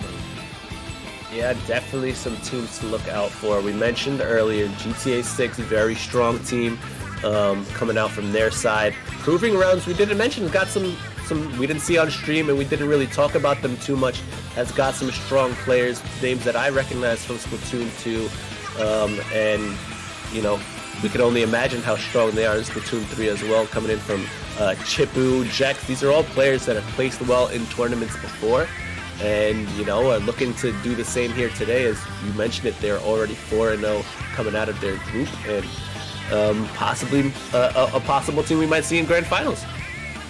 Well, Walkie, it's been an absolute pleasure. We have the top cut stage coming up, and we'll be passing the microphones over to the immaculate K-Bot and Rissa. So any last words from this first part of the first iteration of Proving Grounds here on IPL Splatoon that you want to mention?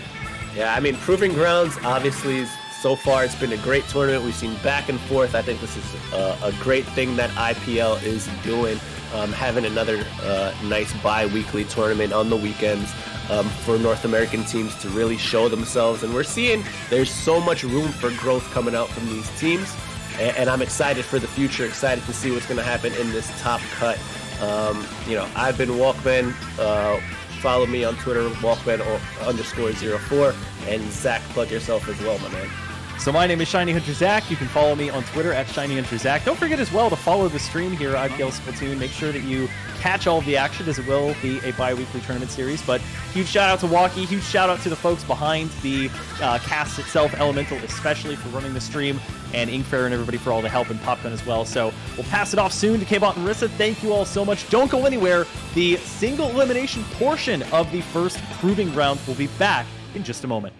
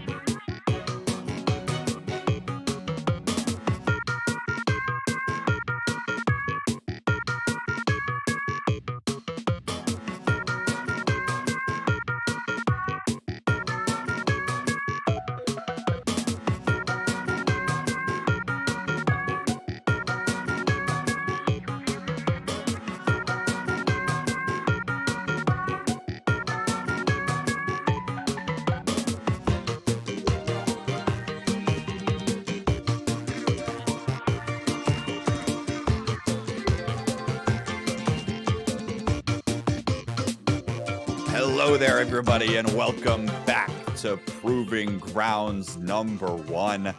My name is Kayvon. I am, of course, joined by the lovely Rissa, who you just saw win on stream. Rissa, how's it feel to pick up the W? It felt really good, especially playing a weapon that I actually have fun with. Not saying I don't have fun with Junior, but Blaster's just got a little more spice to it, so I'm feeling good. Unleashed. Yeah, Unleashed exactly. Rissa from the Junior shackles. Exactly. Yeah.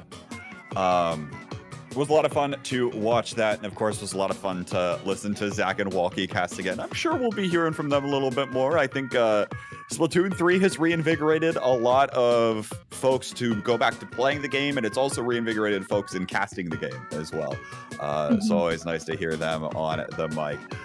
We're about to get started with Top Cut, but before we do, let's take a brief look at some of these Swiss stages and some of the results that have come through here. Because Rissa, you and I were talking a little bit. We've seen a few teams, go forward and go ahead to win their Swiss pools here. Yeah, we have quite a few. There's a few teams here that people know, and then there's quite a few pickup teams too that are consistent of good players that we'll get to see. So like teams like Cherry Limeade, Mictlan Heroes, Red Sun are all teams that are familiar to us and we've seen them around. And then a lot of these other teams though are pickups who we'll get to see moving forward on the stream and see who's specifically on those teams as well. Watching the pickups, I think, will also be incredibly telling of trying to figure out, okay, who's going to actually stick together, who's going to be our next few teams that are going to stick together, kind of form and congeal with one another. Who's going to prove their worth, right? At the end of the day, yes, that is a pun on the tournament name. Please laugh in chat. I should get some applause for that. Thank you. But yeah, to your point, right, talking about some of these pools, Cherry Limeade actually makes it #1 out of their pool. In that pool also has Surplus, and with Red Sun coming in third, I would have expected them to do better. They got beat out by the Surplus roster, who has Fanta Fizz on this one from gas prices, I believe. That pickup from the end of Splatoon 2. So some of these players still sticking around for that. So that's interesting to see as all of this is coming together for us here. Yeah, and it looks like we're actually ready to go into our first match that Kayvon and I get to commentate together. So first two teams here that we get to see against each other are Fish versus Swag. So that's who we get to see moving into the first match that we get to watch on Top Cut. Fish versus Turn My Swag On looks like to me, now maybe I'm trolling and somebody's gonna have to call me out on this, but I'm gonna guess they're more pickup rosters that are coming together. Figured that this would be a fun tournament for their Friday night, especially given the fact that we've got a lot of higher level teams that are participating tonight. So nice to see them, although of course I say that and it looks like the members of Fish all have a similar tag, so maybe they're all together, maybe they're not. Who knows? Only time will tell to see exactly what comes of this. But probably a handful of folks you might recognize. I think Chase is here for us.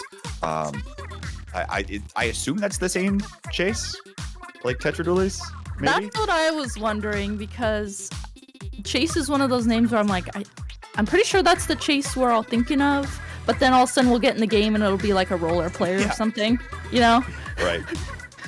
So we'll have to or maybe see. the Tetradulis Chase is just trolling us and is playing roller anyway. Now that. Not revealing himself. Yeah. That would be like next level strategy right there. Okay, so we are going into the first game here for Top Cut.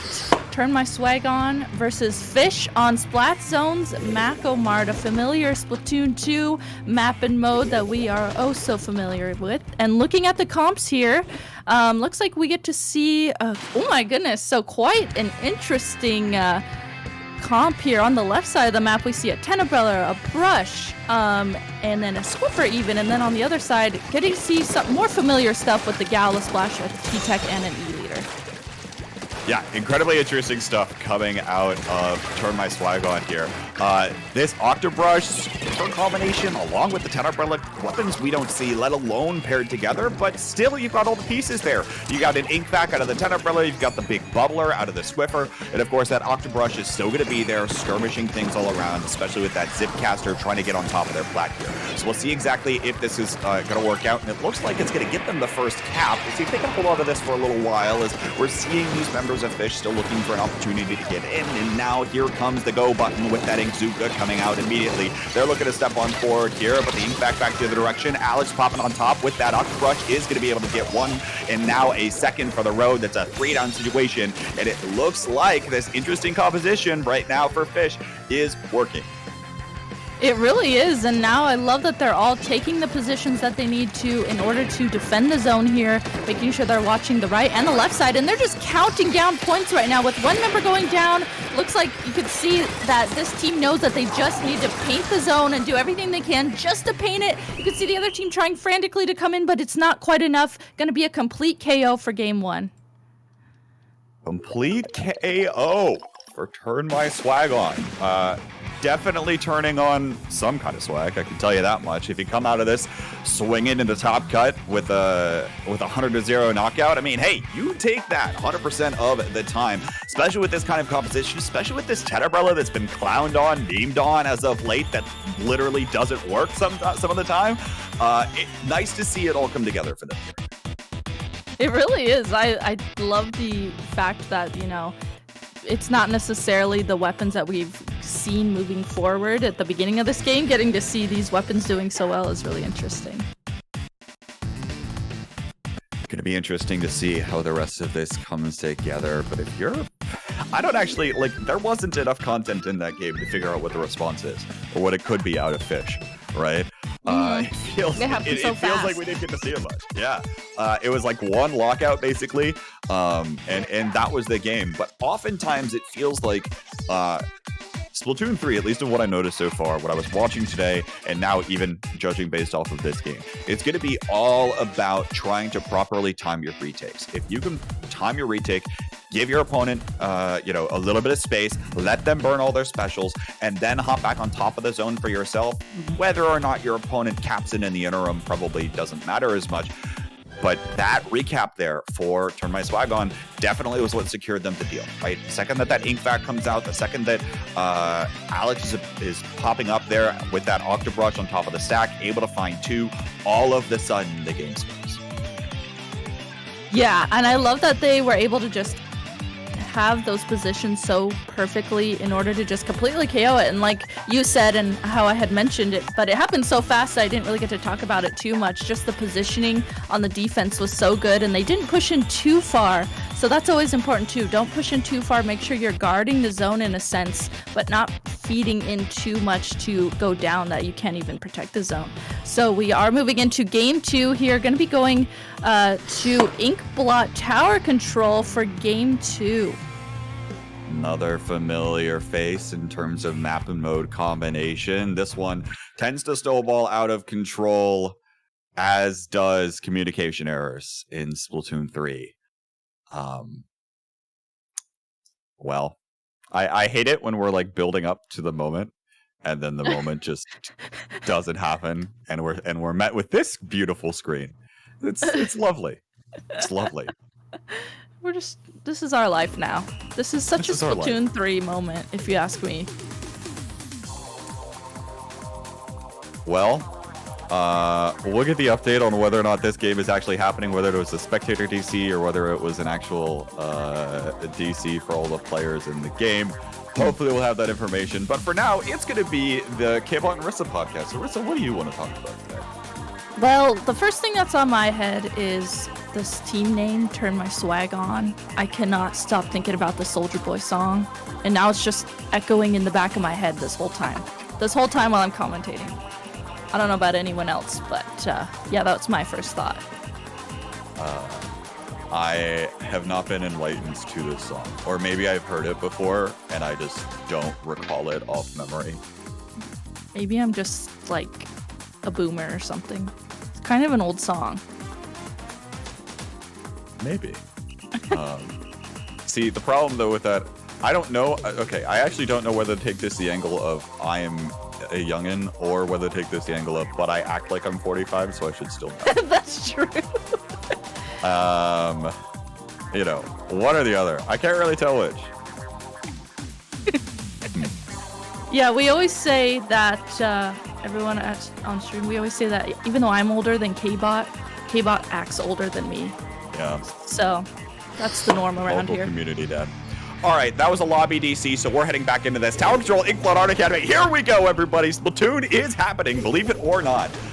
We're getting right on into this one. Very similar composition coming out, and actually the teams have switched sides. So Turn My Swag on now on Bravo side, Fish on Alpha side, as we're getting into this.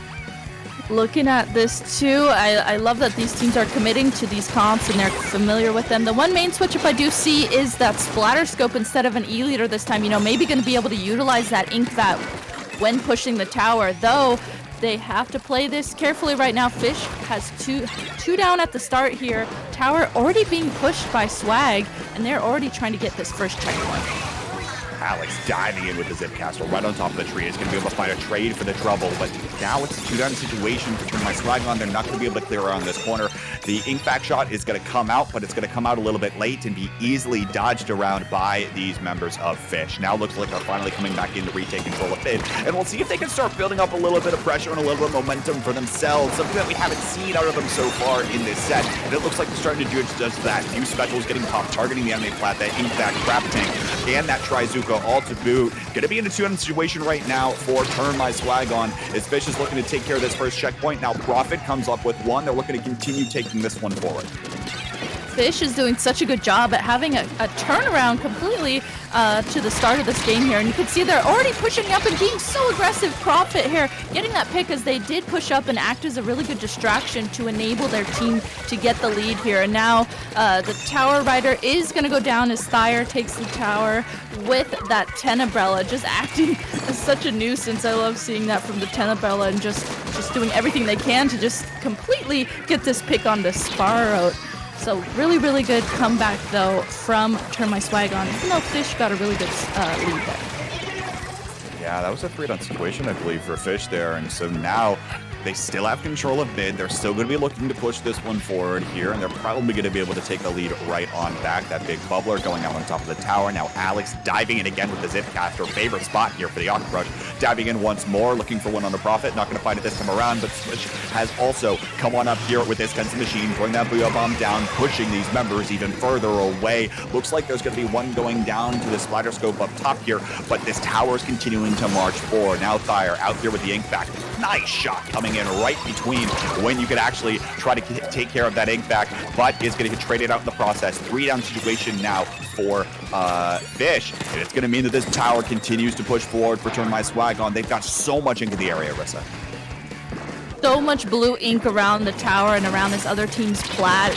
Really, really nice usage of the bubbler there just to stall out the tower points even more as the Tenebrella came onto the tower and just acted as that much more of a shield paired with that bubbler. So really, really good points and stalling happening right now from Turn My Swag on. You could see they were even getting jumps into mid and just continuing to hold this mid pressure. They do have to be careful though. I don't know if they noticed Profit there flanking on the right side of the map.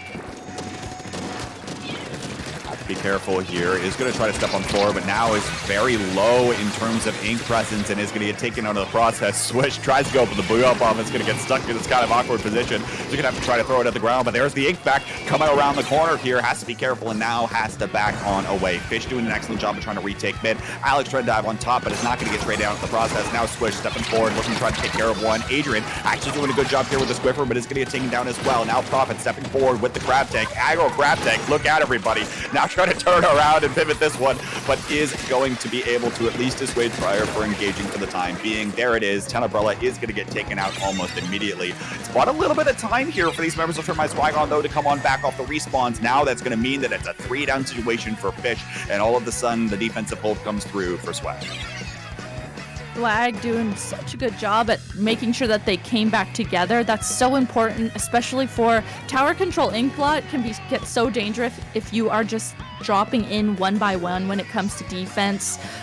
Speaking of that, in the last 40 seconds here, 2 members are down, 3 members down now on the side of Turn My Swag On. It's just Thyre having their special, jumping back to reposition.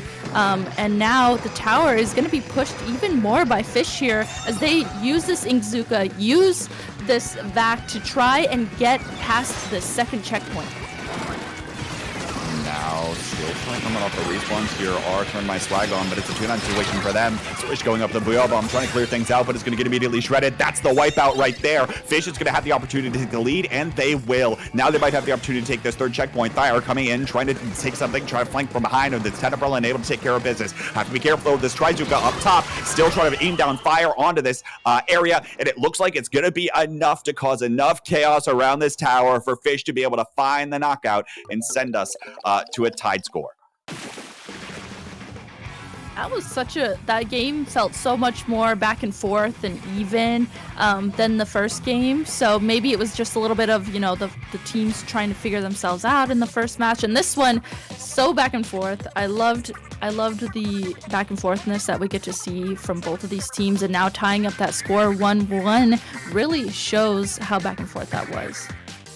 Little bit of the adjustments starting to come out. All of a sudden, you start to pick off when Alex is going to go in on the Octobrush. All of a sudden, you start to pick out and try to make sure that this Squiffer can't get set up and start getting these crazy angles. Now, granted, maybe Mako Mart is just easier to find some of those angles, right?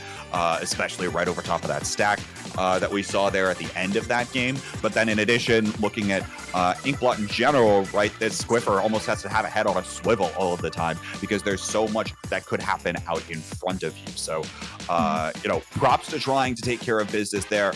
And now we'll see where the rest of this one goes. Of course, next up, we're heading to Rainmaker on Sturgeon Shipyard, where it's probably going to be all about which team can be just a bit more explosive, which is something that neither of these teams have really been tested on as of yet.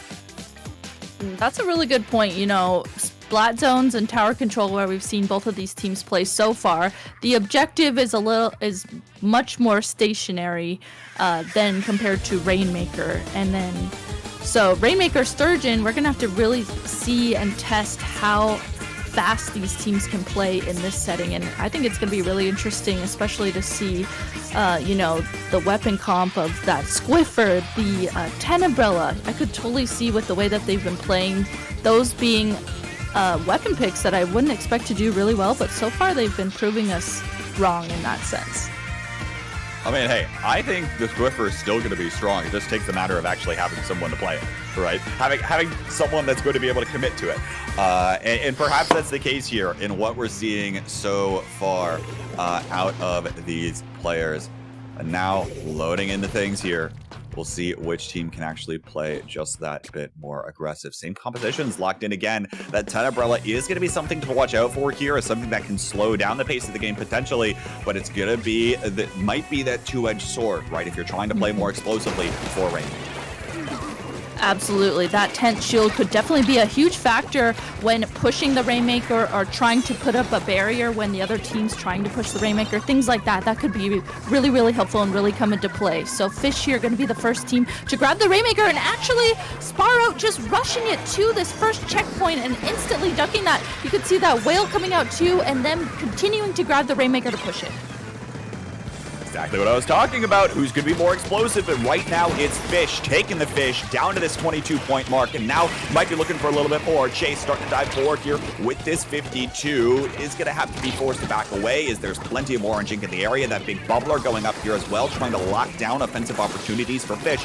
And it looks like the Rainmaker is going to reset. They buy enough time, but now Fish has the opportunity to go right back to mid and try this all over again, especially if these members of Turn My Swag On aren't careful, as they now go 2 down. Looks like a few are starting to get traded back. Swish is able to come up with 1 here for Fish. Now going to be looking to try to throw this Booyah Bomb towards another opponent. Right on back into mid, painting this path for Adrian. And now Adrian going to go ahead and pick this up. Going in alone here, looking to try to find this checkpoint, and now has to back on away for the rest of the team. Good call to back away here. Got to play a little bit more careful. That was really, really good play from Adrian. Sometimes, you can start pushing the Rainmaker, but then you realize, wait, I should have someone ahead of me, and that's exactly what Adrian did, able to do that. And then now that Adrian, kind of poked at the right side there, acting like they wanted to go right, they completely made the other team go to the right side. So now, going to this left side, Adrian goes and dunks the Rainmaker and gets that amazing turnaround snipe as they continue to push the Rainmaker here. You're kidding me, right? Just turn around, pop, and then keep on going about your business. Sure, go ahead, go off. Is only going to be able to get it down to 32, though. You need the rest of the support of the team if you're going to take it down those tight chokeholds here. Now, Chase picking up this Rainmaker, taking it to the other side of the map, say, see ya later, everybody. But Swish going to be it up here. And so often with these pickups right now, we're watching 1v1 plays be focused around this objective. They're trying to find the firefights. They're trying to find the advantages on other sides of the map, but they're not pushing together as teams, Rissa. And that's exactly what they're looking to try to do here. They have to try to do. Otherwise, you're just going to see Adrian continue to pick up this Rainmaker and keep diving in, and it's not going to work. You have to be really, really careful and thought out when you're doing pushes, especially for Rainmaker, since it's, you know, not as a stationary as of an objective as the other game modes. So you really have to make sure you're doing that carefully. Thayer here pushing up with this tent shield, making a path for the Rainmaker. Adrian grabs the Rainmaker. You can see Thayer, this Inkvac 1v1 here that was happening. That potentially could have been really, really deadly. I loved where Thayer was going with that, though, using that tent shield to push up, make a path for their Rainmaker, and then use the back two. But unfortunately, not able to counter the defense coming out from the other team. Yeah, I mean, with so much crossfire that was set up there from Termite Swagon, they were able to shut that down, even though it looked like things were dire. And now, all of a sudden, two-down situation for Termite Swagon. It's going to mean that Fish has another opportunity to move forward. Thayer trying to come up from the back sides, but it's going to get immediately taken out. That crab tank up top, pumping out a lot of pressure here. And now it's another two-down situation all of a sudden for Termite Swagon. Kalana's starting to move forward here with this Rainmaker. Swish is trying to find the objective here. Now able to find one on the Prophet. Pop this Studio Bomb. Very predictable pattern for the machine. Now is going to get taken out, though. Two-down situation for Fish, or for this team, as they're looking to try to defend things here, trying to make sure that Fish can't step on board. And it looks like they're going to get a few more points on the board. Kalana's going to be able to get it down to the 9-point mark. So that pedestal is in sight. Might be looking to try to continue here, but now is going to get taken out. Looks like that's a little bit of a delayed wipeout. Sparrow is the only one up right now, and his Shark Gang might be able to cause a little bit of trouble here. But nonetheless, another fantastic push coming in from Fish. This explosive nature of Rain. I can't believe Sparrow there, just sharking there as long as they possibly could, trying to wait for the other team to go past them. That was such a good shark from them. Unfortunately, though, for them, Thayer was right there with their teammates, able to notice that shark and call that out. So in the last 30 seconds here, Turn My Swag On has to do everything they can here to paint mid. They do have control of the Rainmaker right now. You can see them trying to work with their specials to start getting a push going, but Prophet here just rushing up on the left side is going to do what they can to put a stop to this.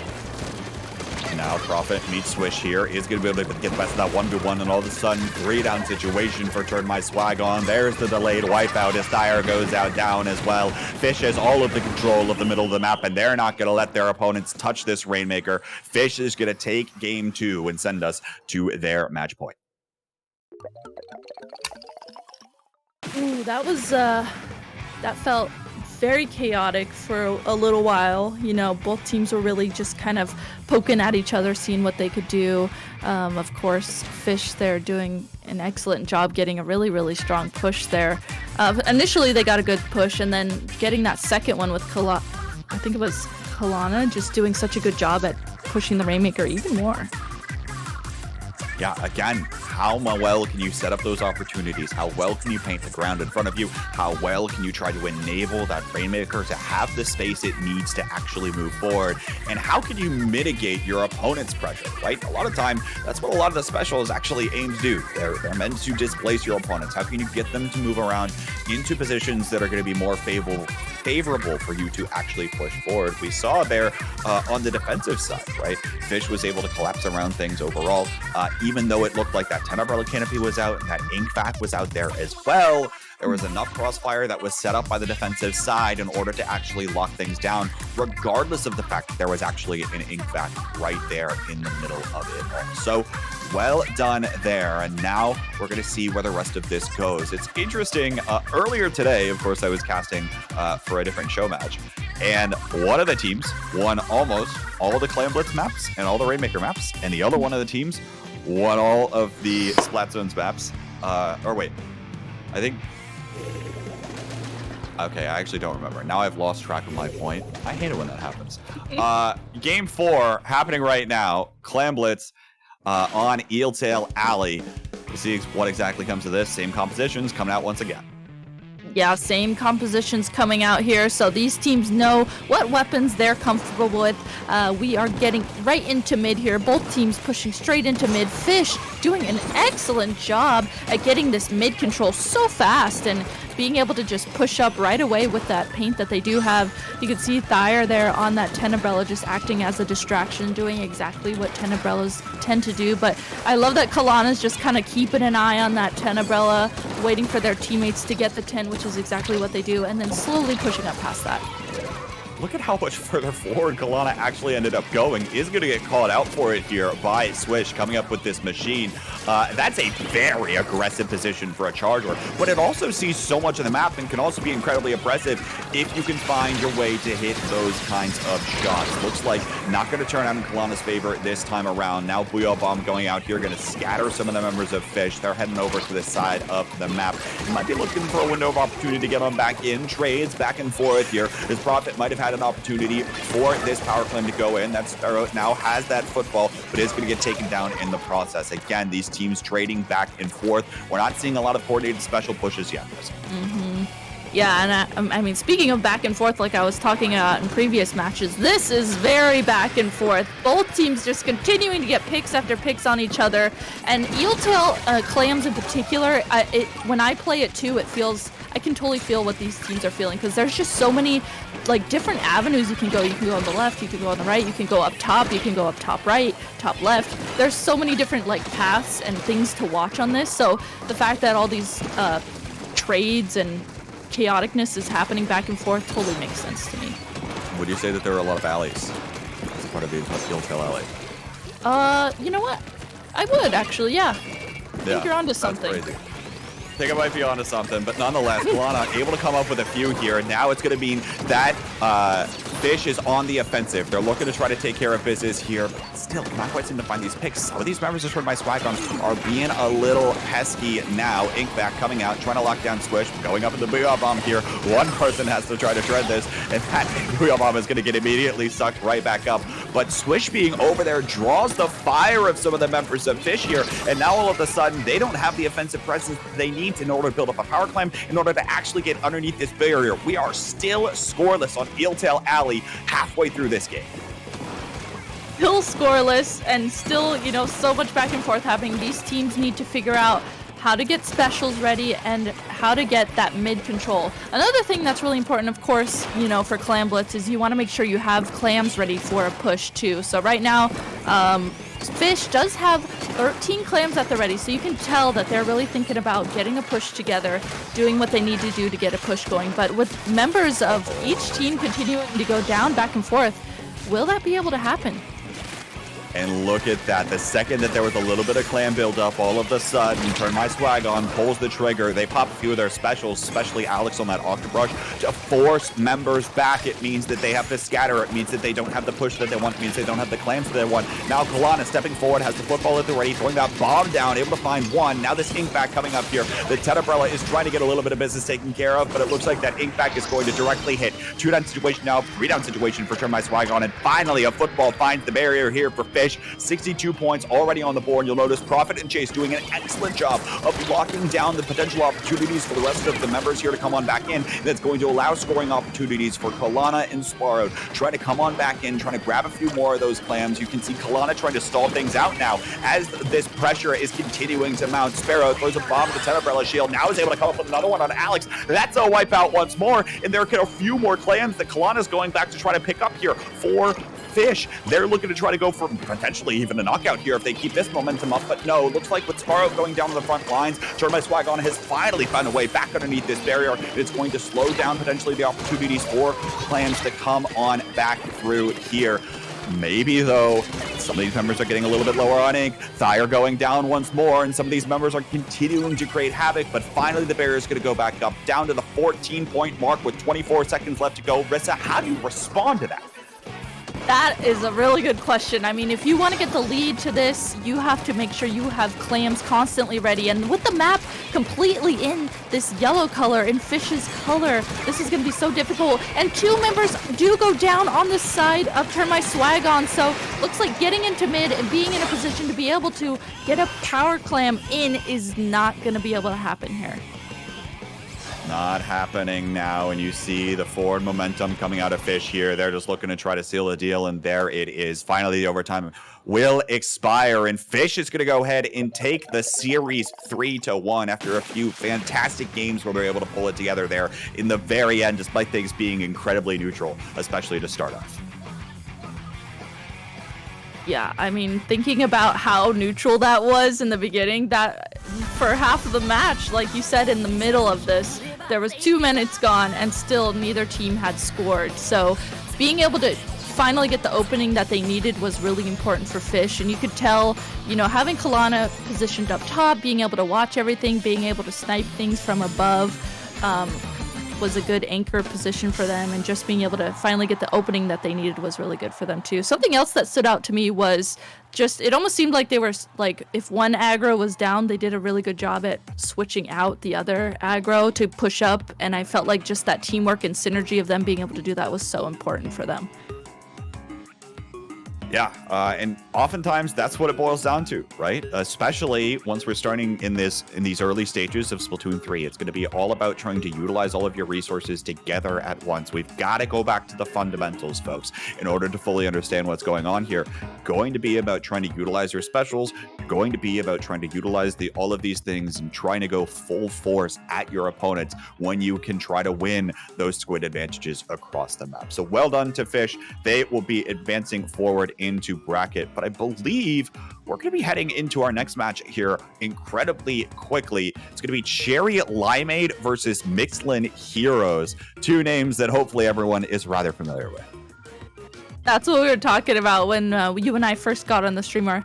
How there was a couple teams that are in this top cut that are actual teams that we are familiar with, and these are 2 of them. So a lot of teams here are pickups, and now getting to see 2 familiar teams I think is going to be really interesting, especially to something that really I have a really fun time with moving into these Splatoon 3 matches is just seeing how these teams that we were so familiar with in Splatoon 2, seeing how they've adapted to Splatoon 3, what weapons they play, if they've changed their play styles at all. That's something I really look forward to going into matches like this, where we get to see teams that we're familiar with and players that we're familiar with, and seeing what switch-ups we get to see.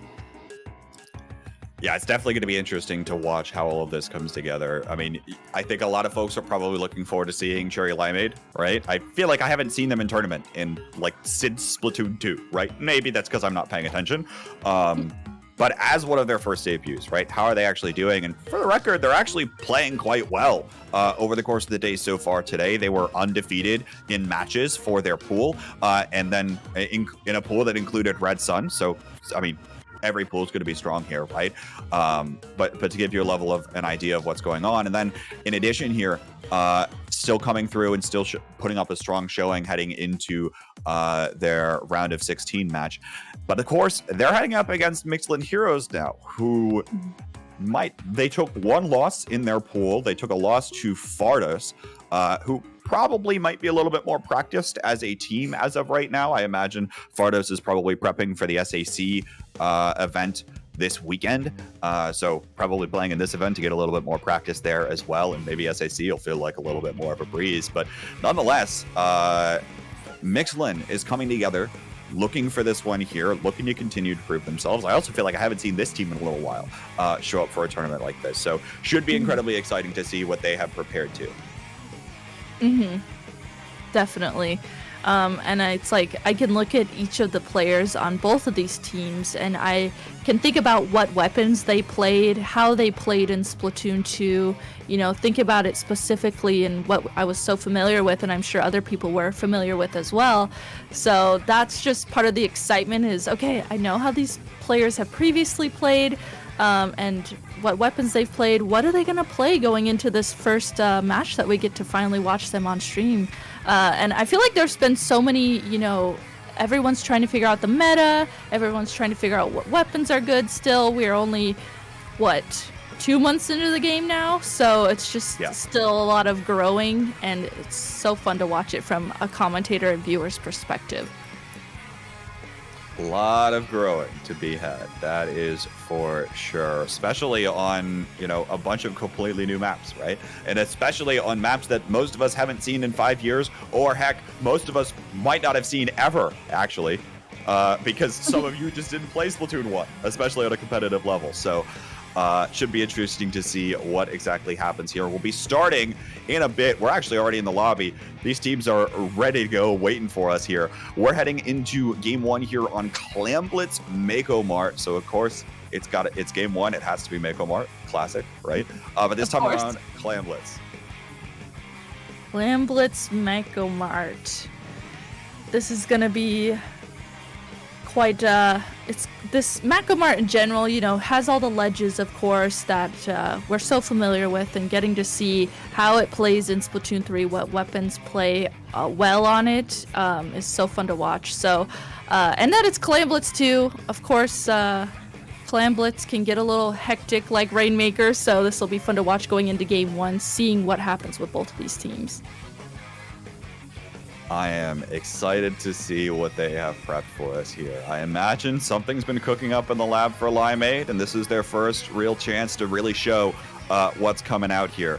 So we'll see if they can prove their worth. Of course, Mictlan Heroes also looking to do this same. A team from Latin America doesn't get the chance to come out for a lot of competition some of the time, but this is prime time for them just as much like the rest of us. So both these teams have a lot to prove here tonight, and they're looking to do that against one another in our quarterfinals matchup. Game 1 is taking us back to Mako Mart, of course, as discussed, where chaos is about to unfold.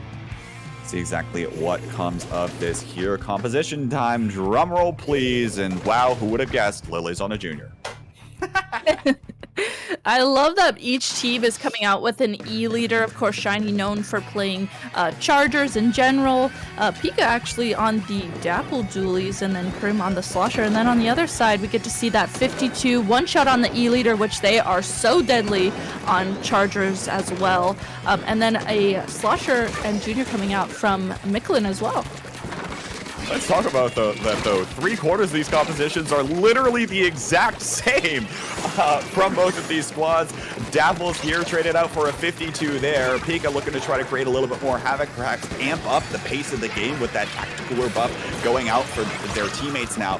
As we're already starting to see Cherry Limeade start to storm forward, but it's not going to be enough. Lily going to take it out right underneath the opponent's barrier here. And Mictlan Heroes doing an excellent job of maintaining their control for the time being in this area. Have to be a bit careful they're not getting caught off by a cross-map E-leader shot, though, and that's going to allow Grim the opportunity to start moving forward. The other thing we have to watch out for is this triple ink strike. Special is not on a lot of weapons here. Watch how much pressure this is going to be able to put out here. It might have been quick, but it'll make a world of a difference. Yeah, that triple ink strike creates a lot of space and can often get picks while it's happening as well. A good special, I feel like, to pull out where Sharkers are happening and call them out, make them reposition, if not get the pick onto them. So both teams, I mean, this has been a lot of poking in mid, both teams going back and forth on that mid control. They're each looking for the opening that they need. Lex here going to use that Whaler to try and get an opening for their team, and it looks like both teams had 2 members go down, 3 members now on the side of Cherry Limeade. It's just Lily here with Shiny backing up, getting in a position where their teammates can reposition with them, and Mictlan kind of doing the same. They know that Cherry Limeade has a power clan, but so they are just trying to keep their defense going right now. Pika gets caught off there as well for Cherry Limeade. Now Krim goes down in the big bubbler for Limeade. Lex coming up with a few here, able to come up with yet another one. Again, potentially opening this door for Mictlan Heroes. They've got 11 clams to their name now and are probably going to be looking to make a power clam of their own. But so far, it's actually Limeade that's been doing a decent job of controlling the clan economy for the time being, even if they don't have a lot of map control now. Lex starting to get shoved in this corner, is going to be forced to jump on away. It looks like wearing a little bit of that quick super jump there as well. Able to get out. But again, Rissa, we're scoreless at the halfway point through this game. Is this the theme of the night? Clam Blitz going 2 minutes in. Neither teams are going to score. But I mean, it's really a tale of how well, especially like the match we're watching right now. Both teams are really playing it really smartly and really carefully, trying to wait for the perfect opening to get a score in. You can see Cherry Limeade here finally gets that score in, but with a complete wipeout, they are not able to follow up anymore past the 74 points, and this is going to give Mictlan Heroes the chance to get all the space that they need. Krim, though, actually Krim, it looks like Krim jumped in and is at Mictlan Heroes drop there. Love how fast that wipeout came out from Mictlan Heroes. The second that all those members were right there and were able to get taken out, Mictlan Heroes was able to take care of business. But now have to be careful. Peek on the front lines. Better not get caught off guard. And now it's going to be flanking around to the backside here. Is going to get taken care of here. And now all of a sudden, 2-down situation, both sides actually make that a 3-down situation. So even though Mictlan Heroes might get a little bit more map control out of this, it looks like the bleeding is going to stop on both sides. We're back to this neutral state where it's going to be really about trying to find that initial opening to start getting your team in.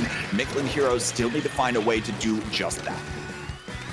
With one member down too right now, Mictlan Heroes is doing everything they can to just work to hold mid and get the opening that they need. They have one member down, but there are 2 members down on the side of Cherry Limeade. You can see one shot here holding this power clam, trying to safely hold it and get into position. It looks like there's actually a jump in as the basket opens, and they weren't able to score in that other power clam, unfortunately, but someone was able to follow up. I didn't see who it was.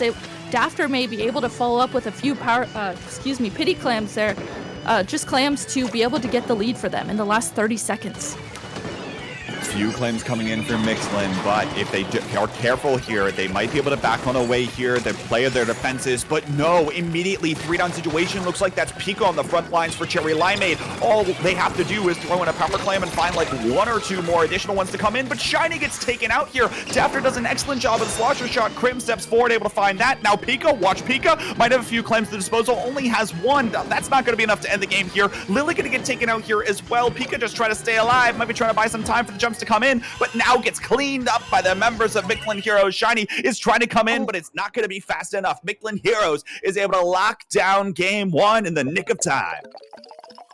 Wow, that was so back and forth, and I feel like that was really a testament to how well both of these teams knew when to wait to push, knew when to play defense, knew when to actually push, and both teams, it was so like they were both teams playing really well together, really synergized, and really focusing on making sure they had their pacing going. Just Mictlan finally able to get the push that they needed, but then also the defense, I feel like, was so important for them there at the end once Cherry Limeade started getting their push going. You talk about the defense there so often. The end of the game, you start to hear 60 seconds left. Now or never might be starting to play in your head, even if it isn't playing in game. And all of a sudden, you're starting to panic. You're starting to feel more anxious. You have to make a play. You've got to do it now. And you saw that come out both on the offensive and defensive sides. Cherry Limeade all of a sudden has to rush forward, especially when Pika gets 2 on the front lines. It's like, oh, crap. Now is our time more than anything else. They start rushing forward. Dafter is able to come up with that slosher pick that's huge to just stall things out for a little while longer and take care of Shiny as well, who is carrying that power clam. So now Shiny can't get set up. Shiny doesn't have that ability to use that E-leader to try to be even more oppressive for Limeade, and things continue to snowball out of control from there. Even though the power clams were let in the basket, Limeade's push is now mitigated by the fact that even 1 pick went down because 1 person maybe shouldn't have been carrying a power clam at a certain time. Obviously, you'd have to go back and watch the game and how all of that unfolded from like an overhead replay perspective. But there is just so much intricacy to talk about when you're thinking about who should actually be picking up clams, who should be rolling forward and actually trying to score those themselves. So hats off to Mictlan Heroes for holding down the fort there at the very end. But now we're heading to something that might be a little bit slower pace. Splatzone's Hagglefish Market here, even though all of these flanks are about to come in. Yeah, the flanks on this one, always happening, always something to watch out for. And something that my mind is instantly gravitating towards is if Pika's going to be playing those dualies again, because those dualies, man, the the usage of the aggression of it, but also the beacons were so important for Cherry Limeade there, and it was so important for them to be able to play aggressively and continue that mid pressure. So interested to see if Pika will continue that dually. Will we see the dualies continued? On one hand, I could see them doing it just because tactical are funny. On the other hand, I'm also thinking that vanilla dualies would be maybe slightly better if you're able to play a little bit more passive, if you're able to have that crab tank at your disposal as well. Because this crab tank is something that we've seen on splashes be so effective at locking things down, locking an area down, outranging your opponent, because now all of a sudden you've got an E leader plus the crab tank. I mean, what are you going to do for a few minutes while you're trying to stare at that, right? So I think if Pika's going dualies, I'd be interested to see if they end up going vanilla dualies as opposed to Dapples, something that's a little bit more short range, probably going to get easy caught out in those flank positions. And then, of course, has the tacticooler there to boot, but, you know, might not necessarily be as useful depending on the situation. So we'll see exactly what happens. Of course, we're theorizing Limeade's compositions, but let's take a look from the Mictlan side. I mean, their composition was basically the exact same, right? Just trading out the 52 for the dualies. So I imagine we're probably going to see something incredibly similar from them this time. Definitely. And when I think about the players too, like I had talked about for Splatoon 2, I mean, Dafter played Sloshers in Splat 2, Lex played K52, One Shot played E-Leader specifically. So I have a feeling that... So all the weapons are strong. Yeah, I have a feeling that too, that they will continue to play those weapons. I mean, they've been playing them for so long, they're so comfortable with them, and I mean, they're strong and they play them really well, so I could totally see the same comp coming out of them. Have to wait and see. Sorry, folks, we had a host EC on the back end, so we're looking to get back into this one here in just a moment. Hopefully it'll be fast on the weapon select and gear select screen as we get into this one here, but only time will tell what exactly happens here. Enough theorizing, it's time to actually let the action happen, right? And hopefully there is action that happens. Well, I mean, I guess in Splat Zones, you're forced to have action happen on some level of a timer, because you definitely don't want to let your opponent tick away at the zone for so long, as opposed to just like playing neutral for 2.5 minutes that we've seen in the past 2 Claim Blitz games. Yeah, that one you have like in Claim Blitz, it's like you step back and you're like, okay, no one scored. We don't have to rush and score. The other team doesn't have to rush and score. But Splat Zones, if one team has a zone, there comes that moment where it's like, okay, we need to at least cap the zone. So definitely a lot more different in that sense that you were talking about.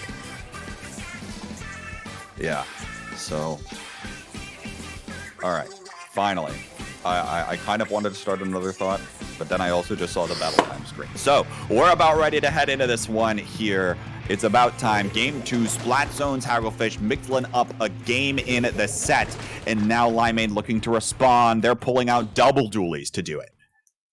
Ooh, double dualies. Krim switching over from the Slosher over to these dualies, and then on the other side, actually the one main weapon switch up is from Junior over to Squelchies as well. This will be very interesting. Double Wave Breaker out of this Mictlan Heroes composition. We'll have to see exactly what comes of that, if they're able to actually use that and try to get a lot of these combos. You're already seeing these Wave Breakers come out here, starting to mark so many of these players. It's going to be all about playing jump rope for this game. That's such a good term for that, playing jump rope, because I mean we got to see Pika's point of view there, just jumping over the whales too, just trying to just stay alive through all that chip damage. Though Cherry Limeade gonna be the first team here to take control of the zone. We get to see Shiny's perspective doing a really good job at just keeping the zone here, paired with Lily's bubble. They're doing a really good job at just holding the zone and letting Mictlan come into them as they have one member down. and somehow, for the most part, Limeade was able to just lock out their opponents there for a while. Now looks like they've given up enough ground to allow enough ink to be capped on top of this zone, and that's going to mean that penalty, that all-important penalty, is applied to Cherry Limeade. Now, one down on either side. Lex starting to step on forward with this 52, excuse me. Kipper Whale going to come out here as well, and there's the Wavebreaker on the other side trying to cause a little bit more havoc. Now, Grim going that side. Now, can we stop with Wavebreakers? There are so many waves. Good gracious. It feels like I'm playing against a bunch of big shots in Salmon Run. It really does, huh? And then the sound is just constantly happening in our ears, just constantly like, oh, Wavebreakers. I mean, you got to see another Wavebreaker come out there from Mictlan Heroes. Really good usage of that, trying to push back Cherry Limeade. Unfortunately, though, Mictlan having 2 members down, you can see that one shot is saving their special, trying to wait for a moment for their teammates to come back. Uses that Wavebreaker, but this defense from Cherry Limeade right now is so good. I love that Cherry Limeade is positioned all across the zone here and just completely guarding this. Calm down, Krim. That's the second one you shouldn't have gotten away with, and now you're about to get away with the third. Are you serious? But Limeade has been pushed back away from the zones a little bit. 2-down situation for them, but there's enough members and there's enough ink on top of the zone and able to secure the game at the very end. Limeade is going to take that knockout there after some fantastic lockout situations that were able to come from that. I was trying to think about what was it from Cherry Limeade's point of view that just was holding that down so well. The main thing that we got to see a lot of was Krim there on that left drop, just using the range of those squelchies just to act as a distraction, continue to poke at Mictlan and get picks as well. So that was the main thing that we got to really see from our point of view. I'm sure that, Lily's bombs and Shiny's E-leader was a big help too. Just didn't necessarily get to see it from their point of view as much, but really great defense. And tying up the score now, 1-1, Cherry Limeade versus Mictlan Heroes. Well done to them. I mean, look, by the way, Krim's no stranger to the dualies, right? It shouldn't be surprising that we're seeing Krim dip and dive around, able to roll back behind cover, able to find those fancy fall-off kills. Probably much easier to do with the Dualie Squelchers in 3 compared to the Glugas in 2, right? Something that has a little bit more travel distance, has a little more range there as well. A lot of things probably playing to the favor of the Dualies and something that is incredibly comfortable in Krim's hands. But now, again, Tower Control Sturgeon Shipyard coming up next.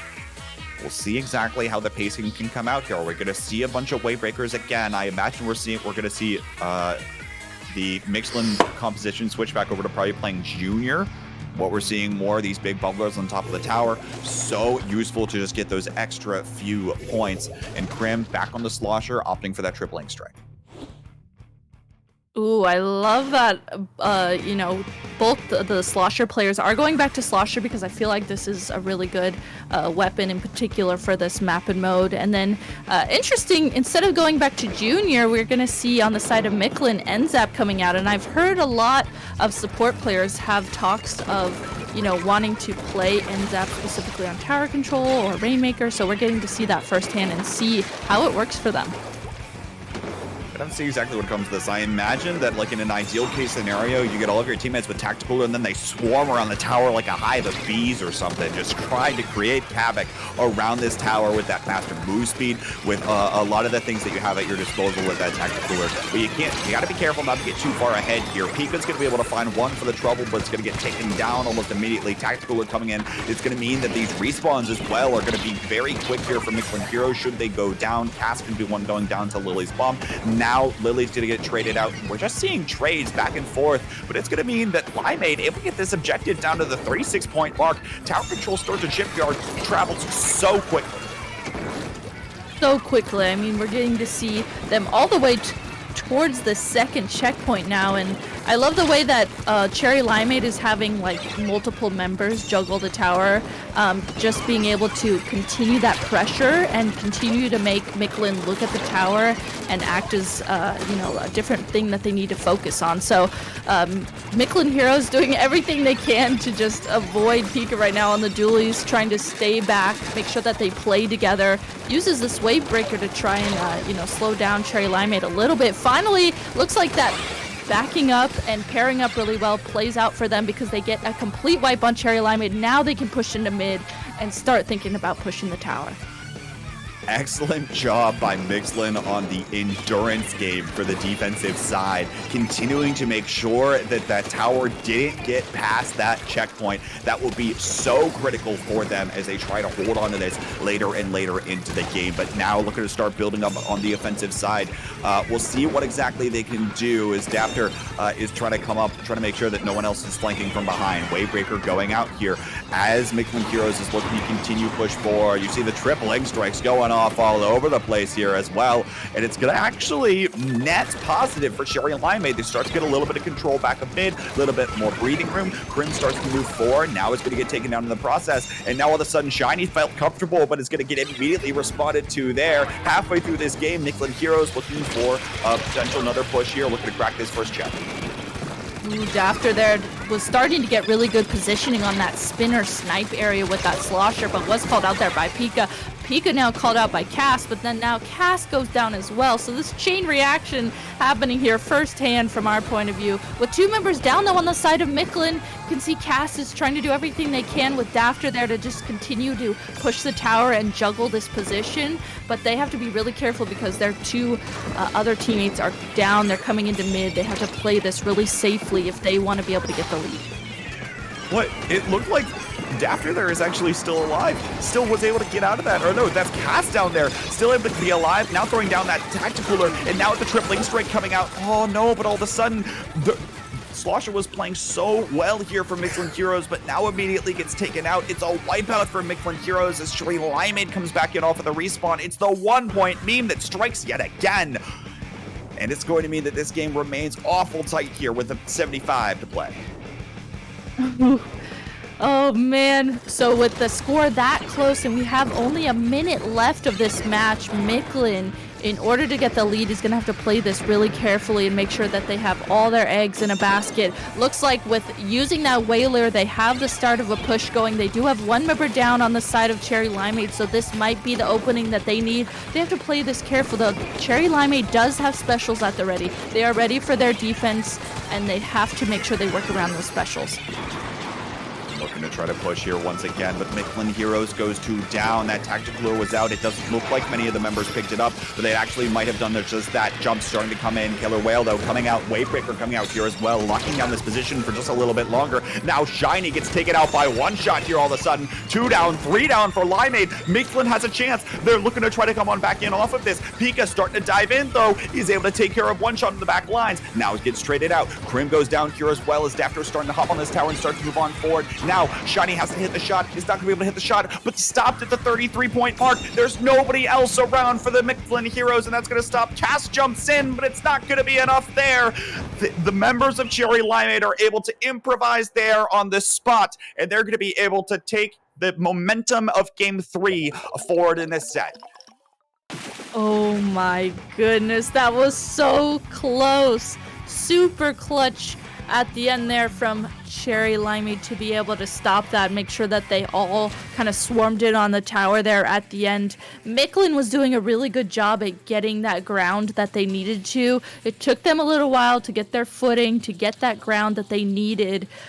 But just at the end there, Cherry Limeade just did a really good job at just making sure they played carefully and swarmed the tower.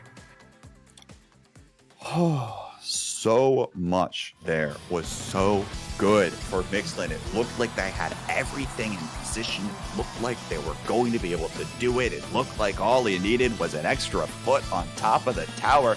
And that's what it came down to twice for them. They got it down to that mark, and it just would have taken an extra second to sit on top of that tower. But Limeade struck beautifully. They were able to take care of business there, forcing some members off the tower, throwing everything in the kitchen sink towards it in order to make sure that that tower wasn't going past that mark. And it comes down to a game of inches sometime in tower control, and even Rainmaker for that matter, coming down to just the smallest amount where you start to question whether or not it was latency or whether or not what exactly happened there. But nonetheless, that game is over. It's in the books. Limeade up 2-1, and now we're heading Rainmaker Undertow this time around. It'd be interesting to see this one, especially with sloshers instead of sloshing machines. That's a good point to think about. You know, so far, Dafter and Krim have been playing specifically normal Slosher, and you know, right now in the beginning of the Splatoon 3, I want to say meta, but you know, there's not really any meta right now. But you know, mostly the Slosher players have been playing Machine specifically, so that will be interesting to see how that plays out as we start heading into this Game 4. Here we go. Game 4. Here it is. Looks like the same composition coming up from Limeade. What are we going to see? Looks like that Enzap sticking around for the Tacticooler on Rainmaker. Tacticoolers both sides worth noting. Of course, Pika has that with those Dapples as well. It'll be interesting to watch out for those beacons. Something we haven't talked so much about so far. Seeing where Pika can actually set up those beacons might play a role here in terms of keeping the pressure alive.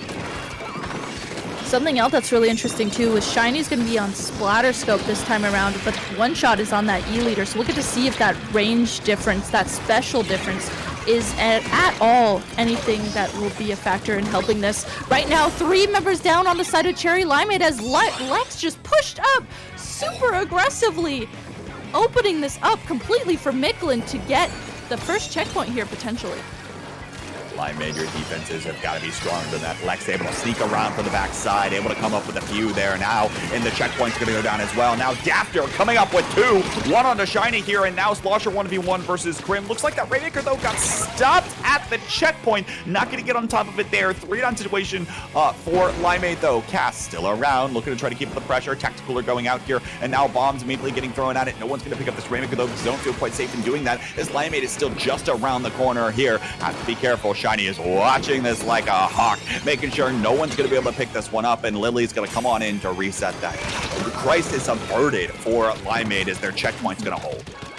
That was such an important Rainmaker reset, because as we get to see here, I mean, from Lex's point of view, Lex is just pushed up, gets a jump in with Dafter, and is continuing this aggression in Cherry Limeade's spawn, not letting Cherry Limeade breathe at all as they are continuing to push down points here and just continuing to act as such a nuisance and not letting Cherry Limeade move out of their spawn at all.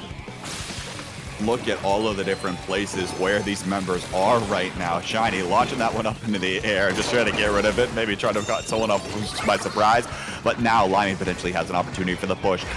The Tactical is going to come out, but they have to be careful. Look, it's Dafter on the back sides. You've got to be careful. Still sharking here. Going to be waiting for the big buffalo to drop. Now going to be able to pop right back out, and now is going to come up with its one on the Shiny. Beautifully well executed, and another one on top of Krim. Lily tries to come on in, but it's not going to be enough. Dafter coming up with the fantastic flank play, the fantastic play off of the Shark, shutting this push down just when he thought Limeade might have had an ounce of momentum. Oh my goodness, maybe they figured out, maybe sharking like that, maybe just acting really aggressive like that is the play that they need to be against Cherry Limeade, and that's what might be the thing that'll help them succeed here. Especially, it seems like it's really helping them for Rainmaker in particular. Just having that little tweak in their game style play is so important. You get to see players like that switch throughout the set. Shiny, they're getting a nice snipe onto Dafter. Speaking of the person who was sharking there, now this is a really good opening for Cherry Limeade to push up and get this first checkpoint. First check cleared, but what else can they find? They're still got 3 members up. Their pop is going to go to their favor. Lex and Cass still both around. Now Dafter joining the party here as well, trying to make sure that there's enough ink on the ground to make sure that Limeade can't step forward with the Rainmaker. Now Killer Whale going out to go down, though, for Mictlan Heroes. Rainmaker about to reset. Have to be careful. Going to be picked up in the nick of time. Lex coming up from the side here, and that triple ink strike coming down to lock things down. Lex going to be able to approach the Thunderdome, taking care of Lily in that big bubbler. And now Mictlan Heroes hold on the defensive side. Things were looking dire for them for a moment, but they were able to come in off the respawns and recover. Now they might be looking to build up a push of their own. Looking to build up a push of their own, and, you know, at least I love that Cass grabbed the Rainmaker just to stall out Cherry Limeade from potentially sneaking up and grabbing the Rainmaker to push it up even more. That's really important to do and make sure that, especially in this map, it feels like you could just easily sneak up with the amount of sharking that we've seen, sneak up and grab the Rainmaker to be able to push it. Though with 2 members down on the side of Mictlan Heroes, oh, we get to see the sharking happening once again. Cherry Limeade trying to get a push going through the left side of the map. Limeade lucky to take that off the left side there. Dapter, though, comes up with 2 already. You've got to be careful when there's so much purpling to your backside. 34 seconds left to go. Will Limeade be able to come in off the respawn? That Tacticooler already down. Not many members able to pick that up now for Limeade. It's going to mean that Mictlan is going to be able to hop this off and reset it back into mid, handing the Rainmaker right back over to Limeade. That might have been a mistake. Now, Lily is in the area, picking up this Rainmaker once more. 14 seconds left to go, and overtime is going to be forced. Now, what will Limeade do? It's now or never. Tripling strike going out here, looking to find a little bit more. Lex trying to shark up from this right side, but is called out. Somebody knows they're there. Now trying to apply a little bit more pressure, but Lily cannot move forward. There's so much purple ink in front here. Dapper coming up from the side. Slosher 1v1 up there. Watch that. Now, in fact, coming out here. Shiny is trying to get a little bit done. Lily just trying to dive forward, but now gets surrounded. And Mictlan have forced us to a game 5. Oh, game 5. Both of these teams so back and forth. And man, we got to see, it seems like that gameplay switch up from Mictlan Heroes, Lex and Dafter in particular, taking positions to Sharkin, and really also focusing on flanks too. I feel like their flanks were really, really a big factor in helping them get that really big push in with the Rainmaker, and then continuing to stop Cherry Limeade from pushing. So the next. Are you kidding me? No. Let's emphasize that. That was flank city for Mictlan Heroes. They were able to come up with so many plays off of that, and it's all about the information game. It's all the reason why so many people are running Ninja Squid right now. It's the reason why you might think things that like Wavebreaker might be really strong to try to counter this Ninja Squid, which by the way is something that Limeade didn't have in that game. They didn't have the Wavebreaker at all in order to pump out that much pressure. We saw them run 2 Wavebreakers earlier in the set. Now they run 0, and Mictlan Heroes capitalizes. That's a good point, thinking about the Wavebreakers and if those were potentially a big factor, which obviously they were. You know, those Wavebreakers are going to point out where people are sharking. So as we go into this game 5, it's definitely something to highlight and see if Cherry Limeade comes back with maybe an E-leader, having a Wavebreaker, being able to utilize that for game 5 to call out those sharkers. So we say that, but it's also Inkblood Art Academy. If you don't know this map like the back of your hand, where have you been for the past 3 years? I feel like Inkblood, with something that's a little bit more tight quarters, probably not going to see all of those sharks, all of these flanks, huge play flanks, come in to be nearly as impactful as they might have been in that last match, which was slightly broader. It's a slightly larger map. There's a lot of opportunities and a lot of different small little places where somebody can try to make a play, zigzag it around or over top of that center area, right? Inkblot, it's either all in front of you or all to the sides of you. I think Limeade will have a better job of locking things down, and we'll see if they end up making a change to their composition here as well. There it is. Shiny back over to the E-leader. Crim back over to the Dually Squelchers as well. Double Wavebreaker back for them. I think that was a really, really smart play for them to be able to do. And on the side of Mictlan, one main switch up that we get to see is Cass switching over to the Junior from that end zap. So going to be able to potentially utilize the Bubbler, in particular for Clamblitz, can be so good at locking out the other team or using it under the basket to get a push going. Already, Pika looking for a window of opportunity here on the right side, or excuse me, left side. Is going to be forced to jump on back to a beacon, and now might be looking to join the rest of the team to try to make it a presence in mid. Shiny's already got a power clam at the ready. Limeade probably already has the clam spawns memorized at this point in the game. They know exactly where all these things are coming in on, and they know exactly how to control it, but you can't control it unless you have map control yourself, and it's exactly what's looking to be picked up here by the Mictlan Heroes as Lex is starting to move on forward. It's going to get spotted out by Crim. Now 1v1 around this side. Now it might be a 2v1 as Dapter is going to be able to drop here as well. 1-for-1. Crim able to come up with 1 there. That's going to be huge to stall things out. But overall, across the map, 2 down either side. Things going to be very neutral to start things out. Rissa, are we going to go another 2.5 minutes without a score? Okay, well, let's watch and see what happens. You know, it could potentially happen. Oh my god! With the way that we've been seeing this so far.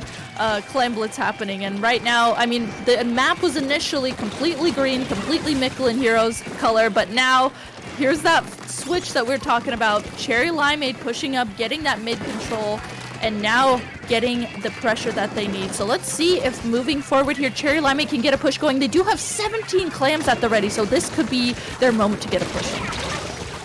Their moment, but Pika's got to come up big here. Is only able to find a trade. Now 3 down all of a sudden for Limeade. Shiny steps forward to throw that power clam in, but it's effectively meaningless other than that. Wipeout comes through for Mictlan Heroes. They're going to be able to pick things up, but again, Limeade are going to storm right for these clam spawn locations if they're not careful, and Mictlan weren't really that fast at taking back control of mid, so Limeade's going to have plenty of breathing room, and you already see that as evidenced by Pika starting to move forward here, now looking to try to get some dives around, now able to come up with an assist on a 1 point.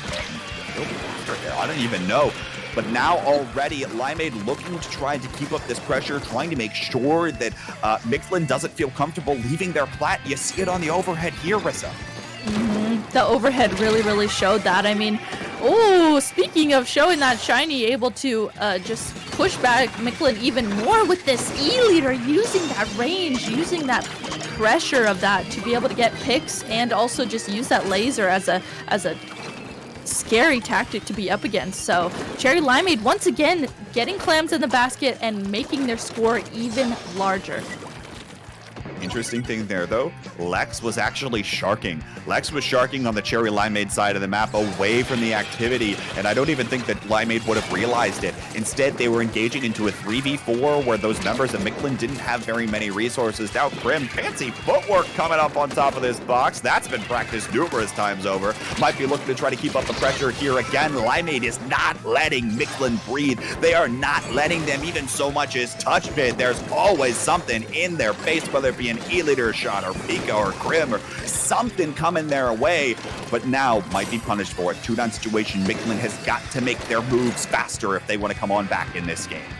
Mictlan starting this out with that Whaler there to try and get into mid, but I mean, Krim here just drops down on the left side of the map, pushes in and gets a pick with those dualies. So if you're not watching, like you said in the beginning of this K-Bot, if you're not watching, it's either right in the middle, right ahead, or it's the sides. And right now we see Cherry Limeade playing so much of these sides, and it's working out so well for them. We saw Lily there on the left side acting as that much more of a distraction. Krim dropping on the right side of the map. That type of pressure you have to be really careful for.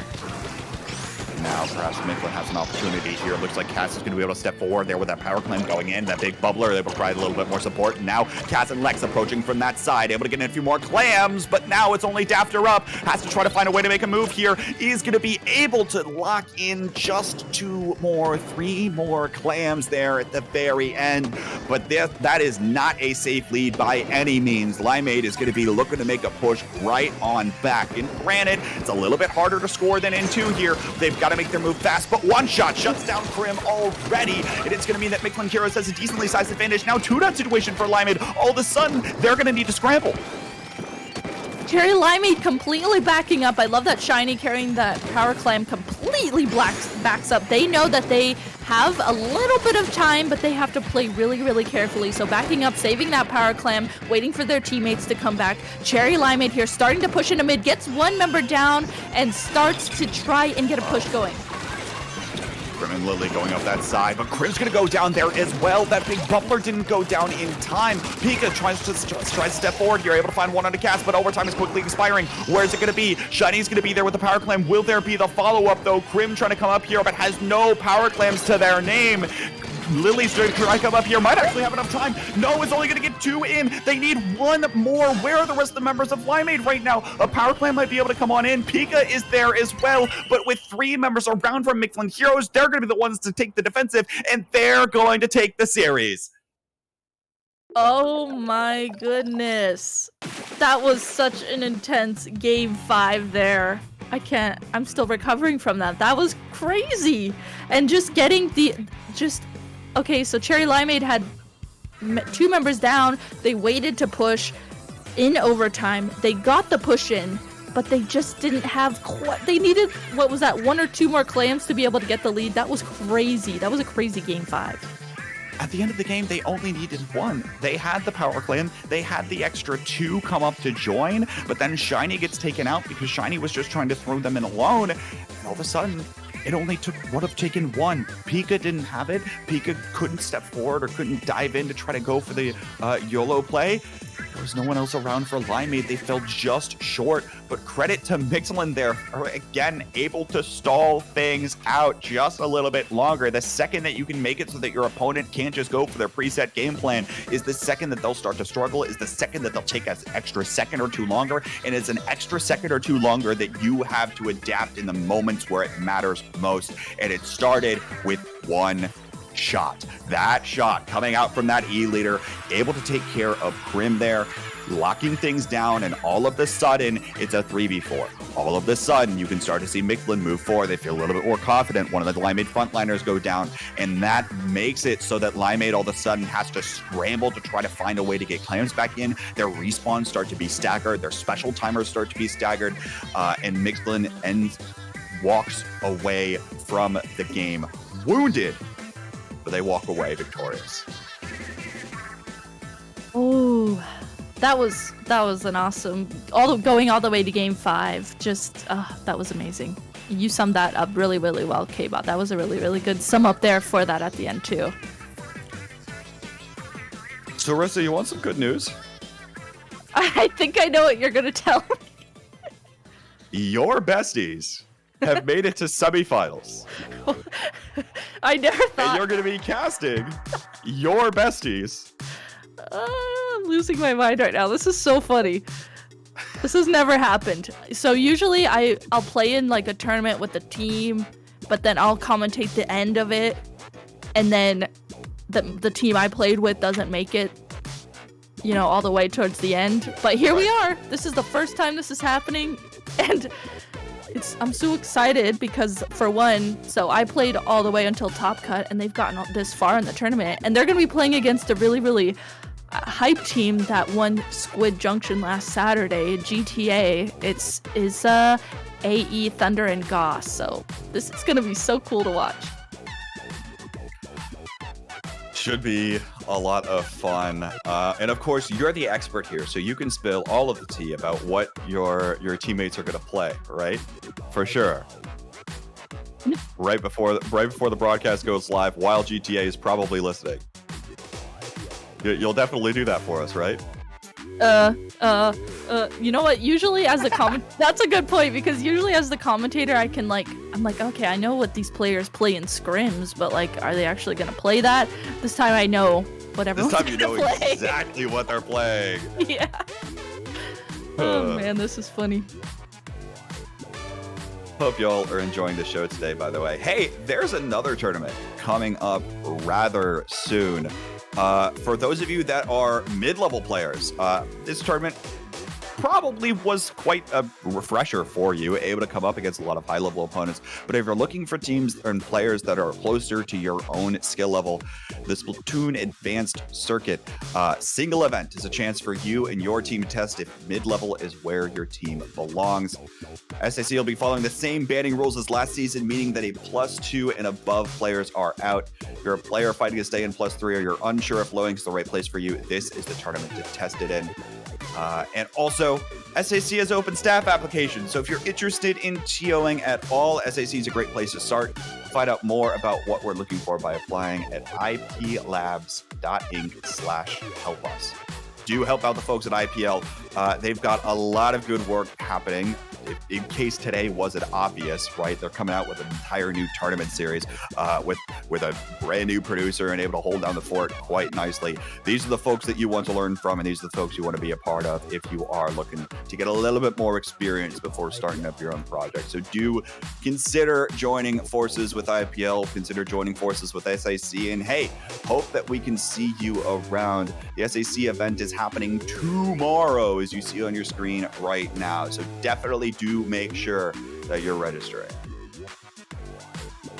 SAC was awesome. That's where I got my first start as a player, really diving into the competitive scene. So definitely, if anyone is thinking about playing in it, I think it's a great series.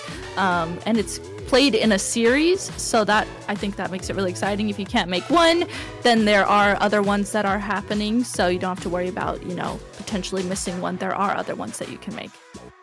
But it'll be real fun to watch the first Splatoon 3 full season for SAC, which I'm sure will be coming down the pipeline. Of course, this is just a one-off, so it's just a little tournament off season, a little bit of fun to be had. But of course, the SAC team will be coming back in full force at some point coming up here. Typically, season lasts about 2 or 3 months. And hey, that's where a lot of the players you're watching today were building up their skills to get to the point that they are now, right? So a lot of fun to watch that. I mean, Rissa, you mentioned yourself even getting your start as a player through SAC. So always fun to see what happens there. But now we're actually about to get into the next set here. Rissa's Besties versus GTA 6. I don't even know what else there is to say about this.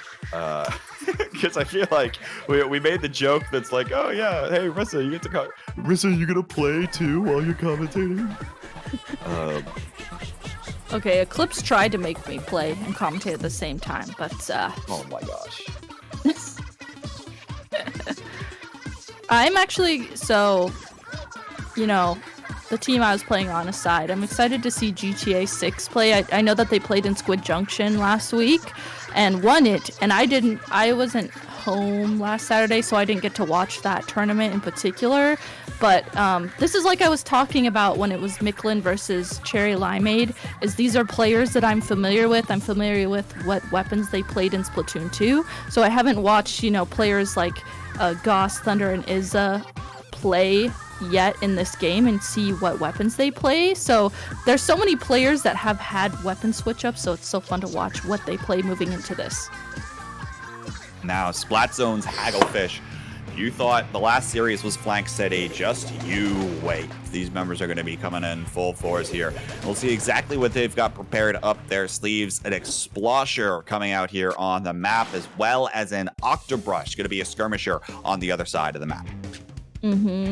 Is definitely known for the Octobrush plays, and I feel like Octobrush in this game has been really, really strong for the players that are so familiar with it. So starting out here, first Splat Zones, both teams here painting over mid, and GTA 6 is able to take that initial control, but Rissa's Besties are doing a really good job at just trying to contest it and play together to get the zone back.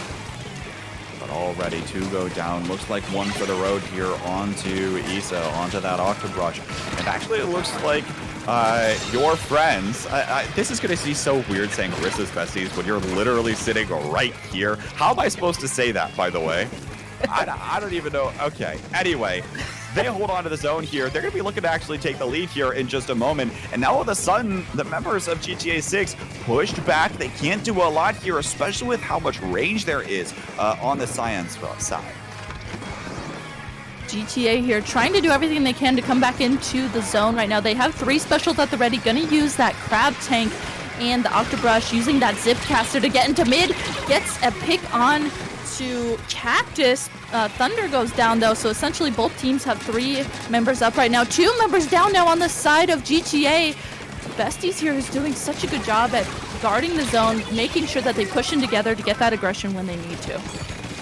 Here we go with the Squelchies, same position that we saw Crim in on the last stage as well. But now all of a sudden, there is no pink around in the area on top of this zone. Confetti blows, and Rissa, your Besties take game 1 already, taking care of business in knockout fashion. They did a really good job. I'm super impressed. I mean, you know, Tenta on that Explosher, being able to get that pick onto the Crab, that was pretty crazy. And then just the aggression followed up from the other 3 members of the team was really, really good. Just making sure they followed up and acted aggressive when they needed to, but then also held back when they needed to. Yeah, absolutely. And so much of it is the name of the game, right? And that's one of the things they even commented on in the show match stream earlier today, was it feels like Splatoon 3, so much more than Splatoon 2 was, is about incrementally improving your position after winning fight after fight after fight. Whereas in Splatoon 2, you could win one fight to then make your special do the work with 10 missiles or with an inkjet or something of that nature.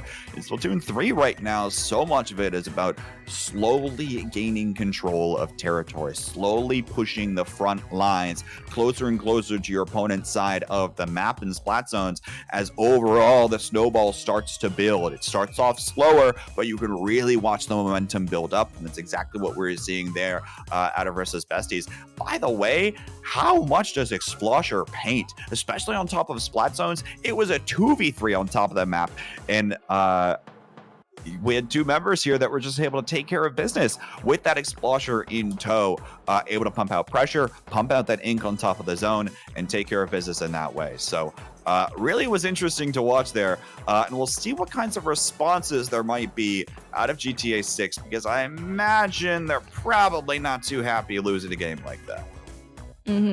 And I know that they are really, really good, strong, aggressive frontliners. So I know that they are going to be able to move into this, trying to think of a game plan, trying to think of what they need to do to counteract Besties, because I know that they definitely have the mechanics and the skill to be able to do so. There we go here, heading into this one now, and a lot of this long-range presence that we're seeing from Rissa's Besties come out yet again. That Squeezer paired with the Squelchies, paired with the Explosher, all of the sudden, you're fed with incredibly oppressive range. Meanwhile, Octobrush, the Kensa 52 is obviously balanced with one on the other side, but so much short range coming out of GTA 6. The Zipcaster dives in. Issa can't quite get a lot of work done there, but it looks like it's bought at least a little bit of space right now for GTA 6. Got to be careful of Cactus, sharking on the side, setting up Crossfire on top of the tower. Now Goss comes up with one, looking for the flank, but it is going to get taken care of. Now Cactus starting to move forward, is going to get jumped on here as well, and again, it's just members funneling into the middle of the map here. Both teams are looking to try to touch this tower, but there it is. The wipeout comes through for GTA 6. They'll be the first ones to crack this checkpoint. And this is reminding me of when we were watching Mictlan and Cherry Limeade, when Mictlan was able to get those really, really strong sharks. That's exactly what we're getting to see GTA do here, and that played out really well for them at the beginning of this, as they are already getting to the second checkpoint. Now Crab Tank going out here. What else will it be able to do? Look at just how oppressive it can be. Look at how much purple ink is in front of this tower right now for GTA 6. Looks like one of those members is able to come up there, able to finally take care of the few of the members of GTA 6, slow out the momentum. 3-down situation now, but down to the 35-point mark, past 2 checkpoints is so huge for GTA 6, and we'll just have to see if Rissa's Besties can come up with momentum, but they've got to be careful. Goss is going to come up to the side here in just a moment if they're not paying attention. I was gonna say, I saw that at the top left of the screen. Goss was sharking on that snipe area, and that could potentially be really deadly if Besties isn't able to focus on that. You see Tenna here riding the tower, trying to get to this first checkpoint, trying to juggle this as safely as they can, but Thunder and AE using this bubble shield to just create space is making it really difficult for Tenna to be able to even ride the tower. 3 down for Rissa's Besties here. Thunder starting to move forward here. Now able to find that one on the Cactus with the 52. And things are going to reset back to neutral here. GTA 6 building up a lot of map control once more. And while that push was quite strong here from Rissa's Besties, not able to crack that second checkpoint, not able to keep it up for long enough. And there is so much space on this map to work with. So many avenues and ways that you can approach your opponents, that it looks like here, side of GTA 6 actually doing a good job of utilizing all of those and collapsing around their opponents, especially on top of this tower. And now Eclipse kind of in a little bit of a precarious situation, trying to dive on away. Issa trying to storm forward with Zipcaster, not going to get much. Now forced to jump on back. Now he's going to be met with Cactus there, but 2 already down for Rissa's Besties. GTA 6 is going to keep the pressure going. Cactus has that Ixuka out, is able to find one, but now he's going to get traded out here. And this looks like this tower has actually been stalled out by Rissa's Besties, but GTA 6 is still around and they're still keeping the pressure going. They are, and I love the AE's use of that bubbler there to just continue stalling out the tower even more. It's making it that much more difficult for Besties to even try and stop the tower, get even around the tower. Right now, the map has so much purple ink. GTA is doing a really good job at keeping that map control that they need to be able to push the tower, and Besties is just having such a hard time getting that map control that they need to even get to the tower at all.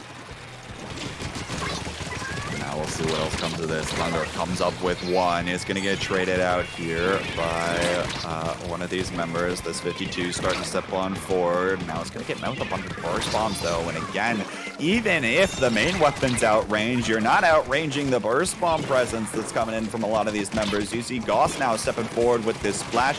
Might have Crab Tank at the ready here in just a moment. Now is going to be continuing to cause havoc, continuing to force the members of Rissa's Besties to paint the ground, paint their feet, looking straight down and not able to use the long range of that cactus with that Trizuka coming out here. But it looks like Issa was able to come up with 2 on that zip caster with almost immediately. Now down to the 15-point mark. This third checkpoint's going to get broken in just a moment. Issa's starting to move on forward, but Goss as well there to boot. 3 down for Rissa's Besties, and GTA 6 takes game 2. So now tying up the score 1-1. I felt like GTA, they did such a good job at, like, I don't know, this is, like I said, this is reminiscent of Mictlan versus Cherry Limeade on this map in particular, and just having the sharks and aggression that they need at the moments they needed to really played out for them. And then just consistently keeping map control, making it so hard for Besties to even be able to move and get out of their spawn. So difficult to do so much there, and that's one of the things, again, taking a look at the maps, taking a look at exactly what you think the playstyles are going to be like. It seems like, for some reason, we're watching shorter range weapons and more of this sharking style of play have so much of an impact on Undertow specifically, compared to a lot of the other maps that we're watching today, especially a lot of the other Splatoon 2 maps. Didn't have as much of an impact on things maybe like Mako, didn't have much of an impact on Inkplot. Things like this that were, these maps that we're used to seeing. Suddenly things are changing. Suddenly things are different. I think exploring those concepts is going to be really important to see exactly what's going to happen here as we keep charging forward. But we're already getting into it here. And speaking of Mako, we're heading right back there. This time, though, for Rainmaker between these 2 squads. See what comes of this here. We're getting to see all the modes on Mako Mart in particular here in this top cut. So looking at the comps here, one thing that is standing out instantly is the machine. Is switching from the Octobrush over to a machine. I think that's a really good pick for this map. And then on the other side, Besties is sticking with the comp that they have been playing and that they are comfortable with. Pop, though, already going in the favor of the Besties, catching out Goss there. Now all of a sudden, 3v4, the GTA 6 is very far back in their side. They're giving us so much space over to Rissa's Besties. And now this Rainmaker's starting to go up the right side. That dunk is going to come on through, and it looks like Tenta's going to be able to jump away on that Explusher. Now it looks like Cactus able to come up with 1 onto Goss, trades back and forth, 2 down either side. Issa comes up with 1 on the Kenta machine, and now it's going to get taken down to the process. Again, trades continuing to happen as Tenta's now come back off of the respawn. And hopefully things will start calming down here in just a moment. But GTA 6 have picked up the Rainmaker, and they're going to be looking to try to reposition themselves slightly before making a push their own. Although I say that, 2 down, 3 down now all of a sudden. They've got a window of opportunity to make push happen. There's the wipeout. A checkpoint better come through here for them, and it will. Able to take care of that. Now up to this side. Now watch how much pressure they're going to be able to put out. Pop instantly comes through. AE picks up this Rainmaker. Now is going to get met with a suction bomb. You can't go there, my friend. The Pop's going to come back on through here for GTA 6, though, and it looks like they're going to keep on going. But 52 is going to be able to find that pick for Rissa's Besties, but down to the 15-point mark. It's going to be in a 3-down situation for GTA 6. 15 is deadly on this map. That's such a strong push, especially in the first minute of this. That's a really big push that now Besties is going to have to think about. Okay, we still have 3 minutes of this left. There's still a chance that we can get the lead, but it is definitely a big feat that they are going to have to take on, especially with all this mid control from GTA. Going to have to play this really carefully if they want to make sure they watch the way GTA has been playing, the aggression, the flanks. They have to make sure they play this really carefully. Really do here, but they're already going to go ahead and pick up the Rainmaker, use it as another long-range weapon against Rissa's Besties here. Going to be probably pretty content sitting on their own stack for right now, just continuing to pump out the pressure. Now Trizuka comes out here, and it looks like one of the other members of Rissa's Besties was able to take care of that Rainmaker in the process, and they might have an opportunity to make a push here of their own. They're starting to build up a little bit of pressure. They really have to make sure that they're covering the entire map, because you do not know where another member of GTA 6 could be sharking. Eclipse starting to come on through here, but it's not going to be enough. They step forward too soon, and the collapse comes through. It's the wipeout for GTA 6. They'll be looking to pick up this Rainmaker and continue to be oppressive towards the spawn of Rissa's Besties. And they are using, you can see AE using the range of that Rainmaker just to make sure that they can poke out anyone from Besties that they need to. Just Eclipse here trying to just get control of that right side, but I mean, paired with against that Thunder's 52, you have to play that so carefully. I mean, that weapon is so strong. AE actually going to come up and completely dunk the Rainmaker, waiting for a safe moment to, and gets the Rainmaker dunk to take the game. GTA 6 comes up with game 3 here, and now they're on match point once again. But it's really interesting to watch the closeness of some of these games. And obviously, Rainmaker knockout doesn't look like it's going to be that close. But especially earlier on, we were seeing a lot of neutral trades. We were seeing things go back and forth both ways. And even Rissa's Besties obviously has some promise. And then they took Splatzone's game 1 on Hagglefish in a knockout themselves, right? But it looks like some adaptations have started to come through. I think especially Issa on that Kent's machine, a little bit of extra range, a little bit of extra support. Instead of having to commit to a play with a Zipcaster in a short range, all of a sudden, things might be starting to be online for GTA 6.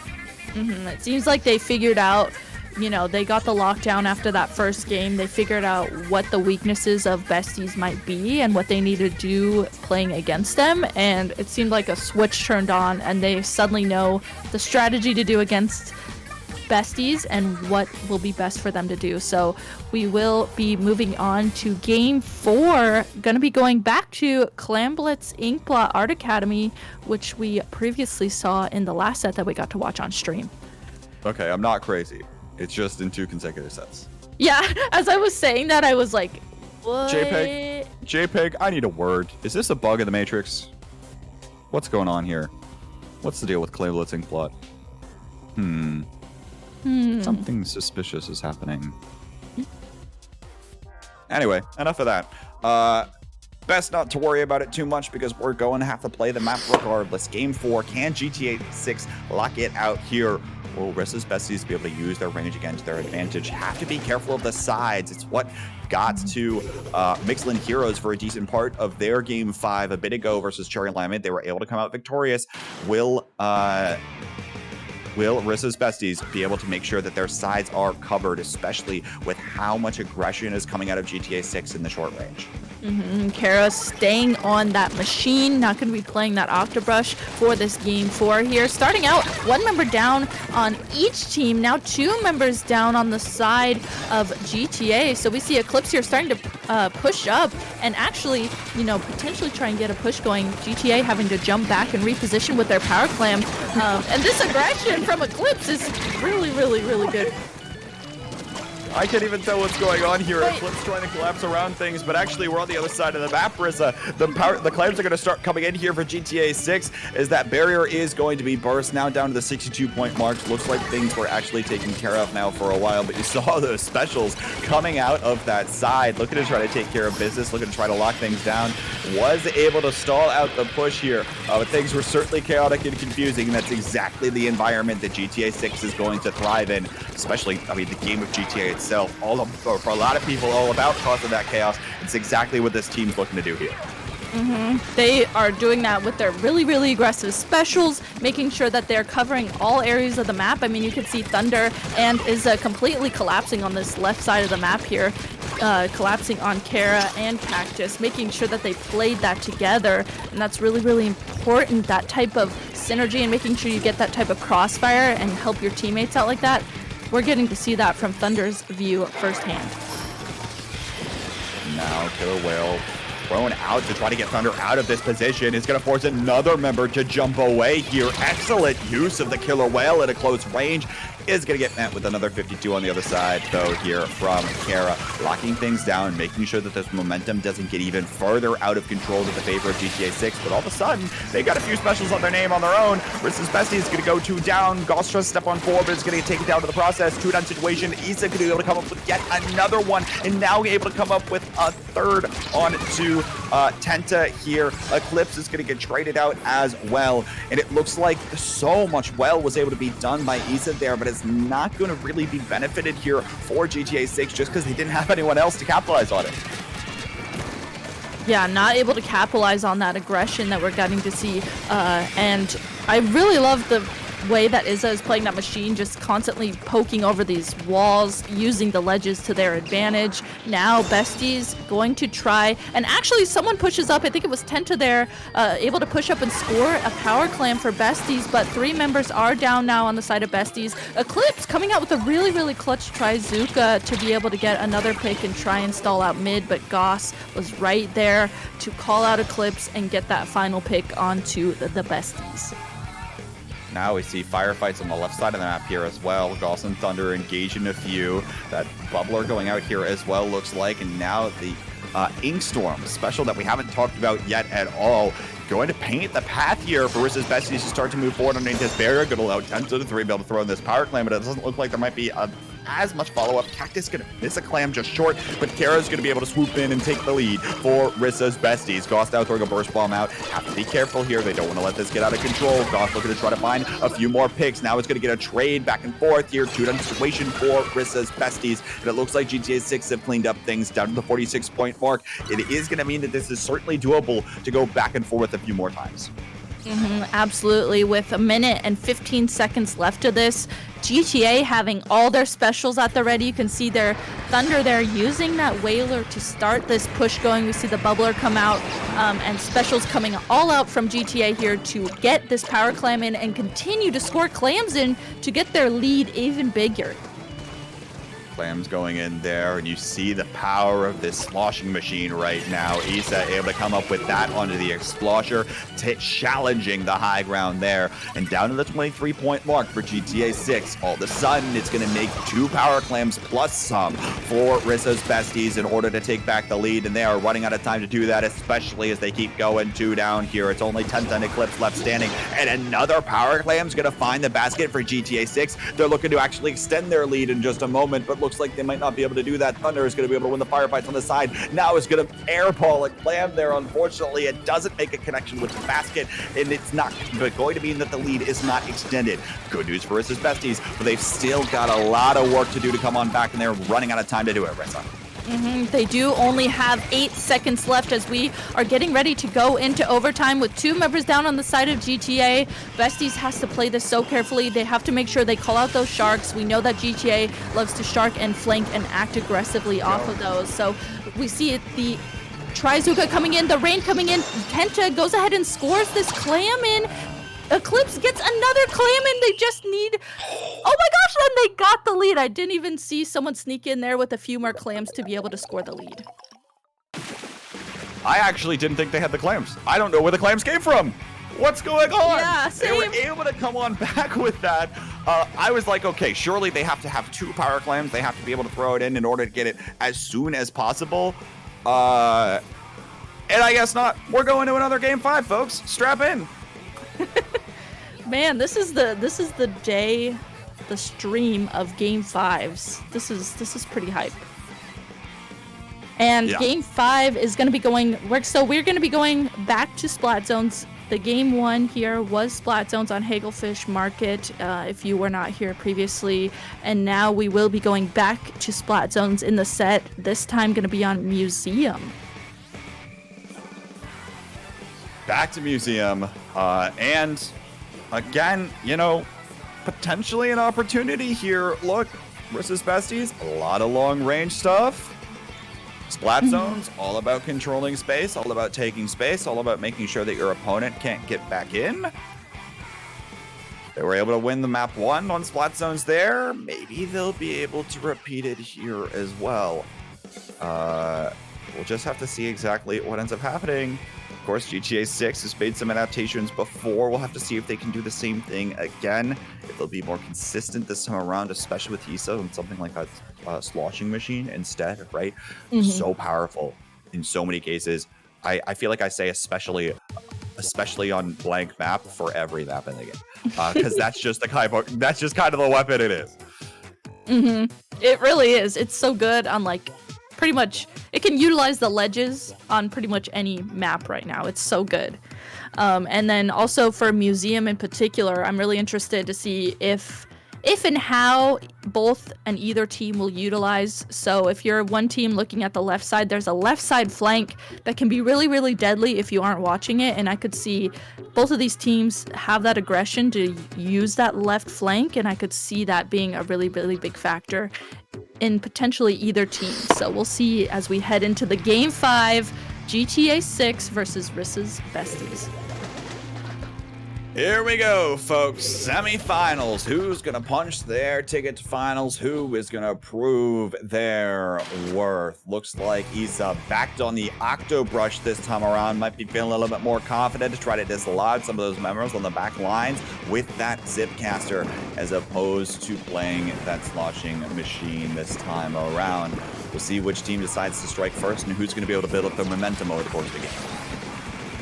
Right now, each team just painting for the zone here, seeing who can get the zone first. And Issa already utilizing that Zipcaster. That's the perfect usage of that Zipcaster, just being able to instantly push up into the other team's plat. That was crazy, getting 2 picks right away. And now those 2 picks is now enabling GTA to be able to push up into Besties' spawn, plat area, and just be super aggressive.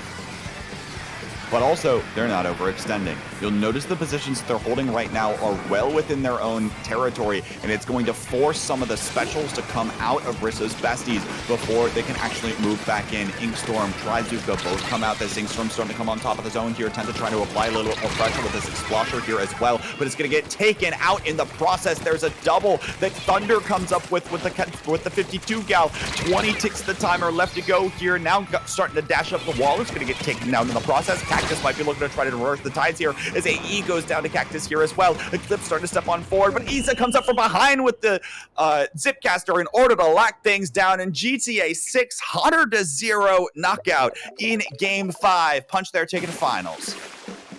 Oh my gosh, the Zipcaster. That round was crazy. Issa was just absolutely popping off with that right at the beginning, and then right there at the end when Besties had the chance to just paint the zone. All of a sudden, Issa just appeared out of nowhere with that Zipcaster and completely shut down any painting of the zone that was happening. That was awesome to see from the upper and higher perspective. So awesome to see, and hey, exactly the reason why that Zipcaster is going to be beneficial if we can start to see it used more, especially as you mentioned before we started the set, Rissa, like after game 1 or whatever, right? With that Octobrush, you can be so beneficial with how that all comes together. So impressive stuff to see overall, of course. But folks, don't go anywhere. Finals is coming up soon, and we are still waiting on the other team that is going to be joining us between Mictlan Heroes and Surplus. Both these teams were able to come through here. Mictlan up 2-0, and we'll keep you updated as things come forward. But for now, we're going to step away and take a real brief break. So don't go nowhere. Finals is coming up on the other side of this.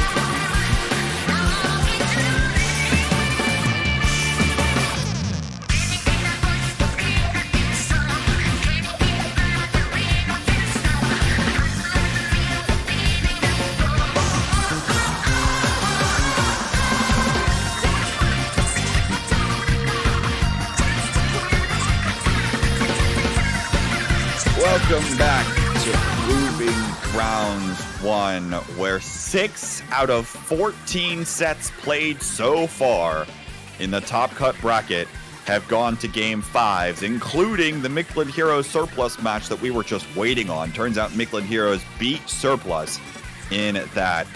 Both teams, by the way, getting second in their Swiss group.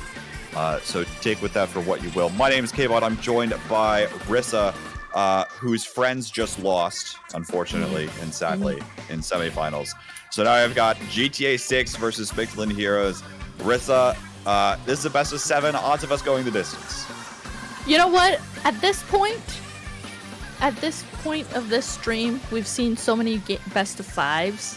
I wouldn't put going to game 7 past this, honestly. Yeah. I fear for my lungs. But in any event, finals is going to be a little bit unique because we will also have counterpicking rules. And they're a little bit different than the normal counterpicking rules. Of course, we'll be starting off on our starter stage, which will be Splat Zones on Hagglefish, Tried, and True. And from then on, we'll start to engage in these counterpicks. What'll happen is that the losing team will first pick a mode. Then the winning team will strike 2 maps on that mode in the map pool. And then the losing team will pick the map that is played on. So there's a little bit of an element of choice from both teams in terms of selecting the map. But what you might notice, folks, is that as we're testing this format out, it might take a little bit longer between games. So please bear with us. We're trying something a little bit newer here. Actually, the last time something similar to this was tried was Genesis 7. Way back in the day in early 2020, the last pre-pandemic LAN. So it's been a while since a format like this has been tried, and especially a while since it's been tried online. So stick with us, folks. We're going to try to walk you through this, and we hopefully will be able to follow things as they happen. But of course, starting out Rissa here and talking about these teams. Both of these teams were playing a little bit more short range, a little bit more all about these flanks element of surprise in the matches that we watched them play on stream. That's a really good point to bring up. We got to see each of these teams play already on stream, and thinking about how we started getting really familiar with their play styles. I mean, when we were watching GTA play, I was referencing Mictlan Heroes because it was kind of reminiscent of the way that Mictlan Heroes started adapting and playing when they were playing Cherry Limeade on stream. So when I think about it that way, I really think about how interesting this set could potentially be. Both teams are very aggressive when they need to. They play well around each other. They can shark when they need to and play really well aggressively off of that. So starting out here on Splat Zone's Hagglefish, I think is going to be a really, really good neutral starting point just to see these two teams get a feel for each other and see how they play around each other. Here we go, though. And the other thing that we haven't talked as much about, of course, a little bit more of where this range is actually situated on One Shot and right now on cast on those squelchies as well. That oppression could play a fundamental role in shaping how the game plays out. But on the flip side of that, the incredibly short range of Issa's Octobrush here, diving in with that Zipcaster, might be able to get a little bit of extra work done, but it's not going to pan out early. Mictlan Hero stays 3 up, taps his own first, and might be the first to take a little bit more of an offensive presence. Never mind, I say that. Goss comes up from the side and is able to find one, now gets traded out. Chaos and pandemonium ensues, Rissa, just the way we want it. Absolutely. Having so much chaos happening all around. Both teams just making sure that they're watching flanks, potentially flanking. And right now the zone is in favor of Mictlan Heroes as they do have the lead. But here comes the Zipcaster that we've seen so much from Issa, taken down very nicely by One Shot there on that E-leader. Just snipes that out right away and puts a stop to that. Now Mictlan Heroes, let's see if they can capitalize off of getting that pickup off of Issa. Booyah Bomb coming in, and it's going to be enough for Mictlan Heroes to maintain their presence at the top of the zone. Of course, that penalty came through, but they're actually the ones that are able to get the last laugh in this little bit of an engagement. Looks like some of the members now rotating around right now for that side of GTA 6, coming around that left side flank, and it's going to mean 2 down, 3 down situation all of a sudden for Mictlan. It looks like GTA 6 is starting to move forward, and now look at the position that Goss has taken on that grab tank. It is going to expire, but pumping out that much ranged presence is going to be a thorn in the side here if he can charge that back up. Right now, GTA knows they're sitting really nicely. They almost have the lead, and with 2 members down now on the side of Mictlan Heroes, the lead is going to swap over to GTA here as they have done a really nice job setting up this defense of the zone that they need. Is just playing off of this whaler that comes out from GTA as well, sharking under these ledges, using that Octobrush to their potential to just act as a nuisance and not letting Mictlan out of their spawn right now. They have to find a way back, and potentially it's with all of these specials. 5-1, Booyah Bomb, both going out on top of the zone, but look at that reach from the Booyah Bomb. Just enough to maybe stall out for things, and now Lex starts to step on forward along with Cass, but it's just not going to be enough. GTA 6 is able to clean things up, and the confetti goes off. They take the knockout in game 1. Ooh, this game 1, I mean, it felt like in the beginning of this, you could definitely see how close it was, and all of a sudden, something happened where GTA got a hold of the zone, and they were able to just confidently hold the zone, confidently protect the zone. Sometimes you just have to get to that point where you can just safely protect the zone, not let the other team come in, and that's exactly what they did. They were not letting Mictlan into the zone once they got the map control they needed, the zone, and the specials they needed to be able to hold it. So, reminder folks, counterpicking rules are now in play. Mictlan gets to choose the mode that we're going to first. We'll see what they decide to come back with. At that point, GTA 6 will have the opportunity to strike 2 maps from the pool, and then Mictlan Heroes will be able to respond with picking one of the maps that is in the pool that hasn't already been stricken away. So, we'll see how that goes as this plays out. And looks like we're probably going to try to give you all updates as things are happening. So we'll see how it plays into our conversation. But for starters now, Mictlan is taking us to tower control here. For whatever reason, they feel more comfortable there. Interesting. Going to tower control. I'm like trying to think back to them previously playing on what maps and modes in particular they were really strong on. So definitely a good way to start off for them. What was it against Cherry Limeade? Was that tower control Eel Tail that they were doing so well against Cherry Limeade? It wasn't tower control Eel Tail because I think we were. Or was it Rainmaker? I don't remember. I'm gonna be honest, I don't remember. We've seen so much Splatoon tonight. We've seen so many sets be so close. I do remember. At some point, they're all blurring together. But looks like map is going to come in. Sturgeon Tower Control is going to get picked. And other thing here is that time expired for the strikes coming in from GTA 6. Might not have had that all ready to go right away. Again, we tested this out. We'll see how all of this works. But of course, Tower Control Sturgeon is exactly what Mictlan Heroes was looking for. And I think this is fair. You know, something that gives them a little bit of a way to utilize some of the range that they were taking.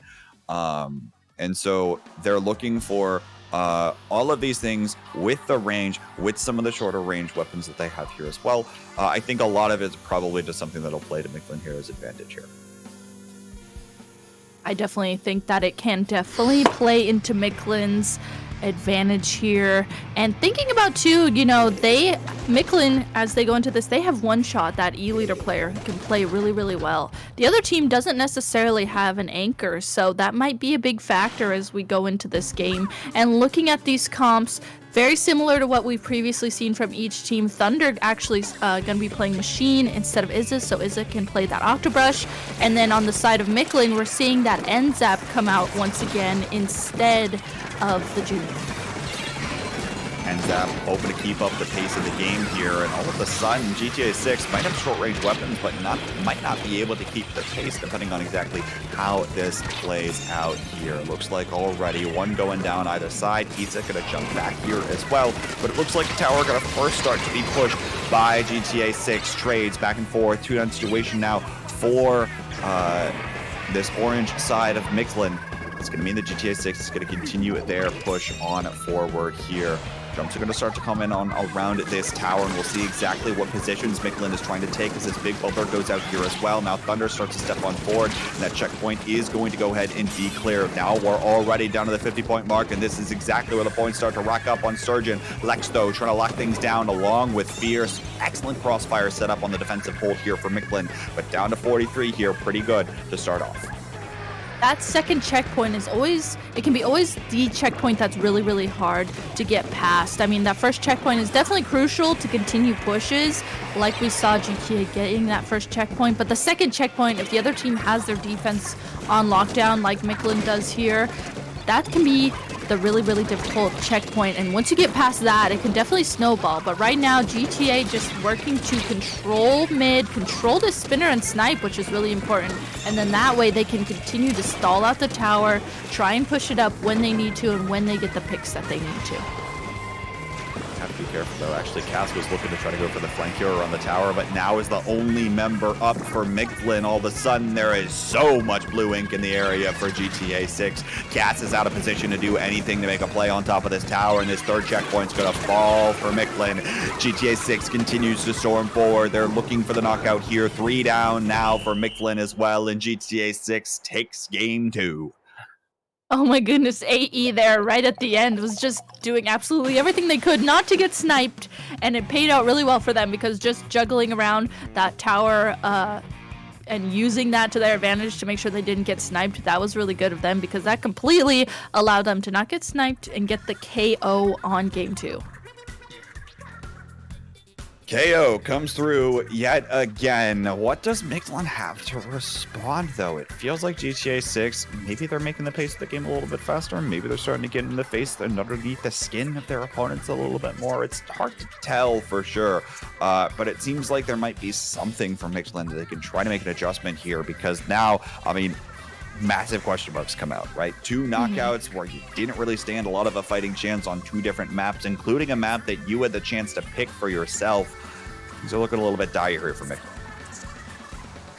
It is. I'm wondering, you know, moving into this, they got to think about what they need to do in order to counter GTA 6. I mean, I've talked about it so much, just the aggression that GTA 6 has and the way that they can play off of each other and each other's aggression is so awesome. That type of synergy is what you need in order to be able to win matches like this and get all the way to grand finals. I mean, and when you're Mictlan, you got to think about what do we need to do to counter that. And I know that Mictlan definitely has the aggression and the synergy themselves to play off of that. They just need to figure out how to utilize that against GTA. And hopefully that synergy will be something that they can play to their favor because now they've chosen to go to Clams. Stricken away from GTA 6 were Eeltail and Sturgeon, which means that Mako is the selection for Mictlan Heroes, which is where we'll be going. You talk about that synergy. Clams all about having that synergy, all about trying to even like read the mind of your teammates before they even make the play for themselves, right? Or even before they start calling out to you and try to make it known what they want to try to do. All about trying to make sure that you can quickly start to storm forward, quickly rack up those clams, and also quickly make sure that you're covering different areas of the map to collect those clams in the first place. Hopefully Mictlan Heroes, this team that might be more practiced and well coordinated together, can try to pull something together here on clams. And thinking about too, you know, they have Dafter who plays Slosher. If they're able to utilize that Slosher on the ledges here, and, you know, potentially the aggression that Lex has on that 52. You can see now that both of those players, on our screen, we can see they haven't readied up just yet. You know, they're probably thinking about exactly how they want to play this and what they need to do to counter GTA here. Interesting, too, to think about. Oh, wait, you know what? I just realized, too, they actually swapped out One Shot, so there will be no more E-Leader. They swapped in Fear for one shot. So maybe they think, you know, the aggression from GTA, they need to counteract that with more aggression. Let's see. This is going to be fun to watch. Exactly the case. Dafter comes out with a slosher. Fear comes out with a sloshing machine. Get a little bit more mobile. Able to hopefully match fire with fire here versus GTA 6, who has been so much about mobile, so much about aggression, so much about being in your face all of the time, all the way around. We'll see if it works to the favor here of Mictlan, who already has taken the early lead in the clam economy. But they have to be careful of Rissa, who's looking to try to come on and jump down from above, creating havoc with that Octobrush. Issa is just holding this right side, not letting Cass come towards them at all. Coming up and getting a second pick onto Fear. Now that's 3 members. That's a complete wipe onto Mictlan Heroes. What a great, you know, starting out with that right side hold, and then the teammates from GTA just following up with that. Issa using the Zipcaster once again that they're so well known for. Getting a pick with that Zipcaster. Issa is just popping off right now at the start of this game. Not only to, you know, obviously that play was good, but it's also worth noting when that play happened, because it's still mid-push right now for GTA 6. Now the grab tank comes out here as well, looking to continue applying pressure for GTA 6 underneath the enemy barrier. Looks like finally they go 3 down and then into the wipeout, but down to the 26-point mark for the opening push here for GTA 6 is huge, and it's all about how they were staggering their specials and making it so that the defenses couldn't actually have any time. That was so important for them, using the Zipcaster at first and then following up with that crab tank. That was really, really good of them. Now, though, looks like it might be Mictlan Heroes' turn to get a push going with 1 member down on the side of GTA 6. Specials coming out for Mictlan Heroes, and so many clams at the ready. This might be the moment they try to push, but unfortunately their clam carrier does go down. 3 members down, though, on the side of GTA. Dafter here comes up and just scores this power clam in. I don't know if any of their teammates will be able to follow up. Let's see. And the jumps are trying to come in, but what more can you do? 2 teammates were down, 2 go down right then and there, right as that power clam enters the barrier, and it's just not going to be enough to keep the momentum alive and rolling here. We'll see what else Mictlan can try to do, but right now it's GTA that has a little bit of control of the clan economy, although as I say that, numbers go down, might be another opportunity for Mictlan to make something happen here. They have to be careful, though, catching out their flanks, especially with just how much Orange Ink is in the area, and now Issa on that Octobrush might be looking to try to do something down there on that bottom side of the map. Halfway home in this game, Mictlan's got to make a play happen. Mictlan right now having to play that defense. I mean, you can see they have a power clam at the ready, but they haven't been able to necessarily get into mid at all. Finally, though, the Whaler and that Tri-Strike come out, and that is allowing them to push into mid and get 3 members down. A complete wipe onto GTA. This is going to be their chance to finally get a big push going as they continue to score clams in. Collapse comes through. Now, where is the rest of the follow-up here? Looks like they're not having nearly as much success in terms of disrupting the enemy backline right now. Lex is going to start to try to do that with this flank, but now, there it is. Bubbler comes through, now wiping out. There it is. Goth goes down here again. 3-down situation all of a sudden for GTA 6. Thunder's the only one that was alive from that first spawn. Now, the respawns coming in. Issa, though, going down. AE starting to dive on 4, but Dafter is there. The clams are going to come through, and Mictlan finds their game, responding with another knockout. Wow. I mean, I loved the way they realized as soon as they got a wipe, they instantly capitalized off of that. That type of game sense and game awareness is so important, and just seeing that firsthand, I loved the overhead view of just watching them completely rush into mid and take over mid, use their specials, and capitalize off of that.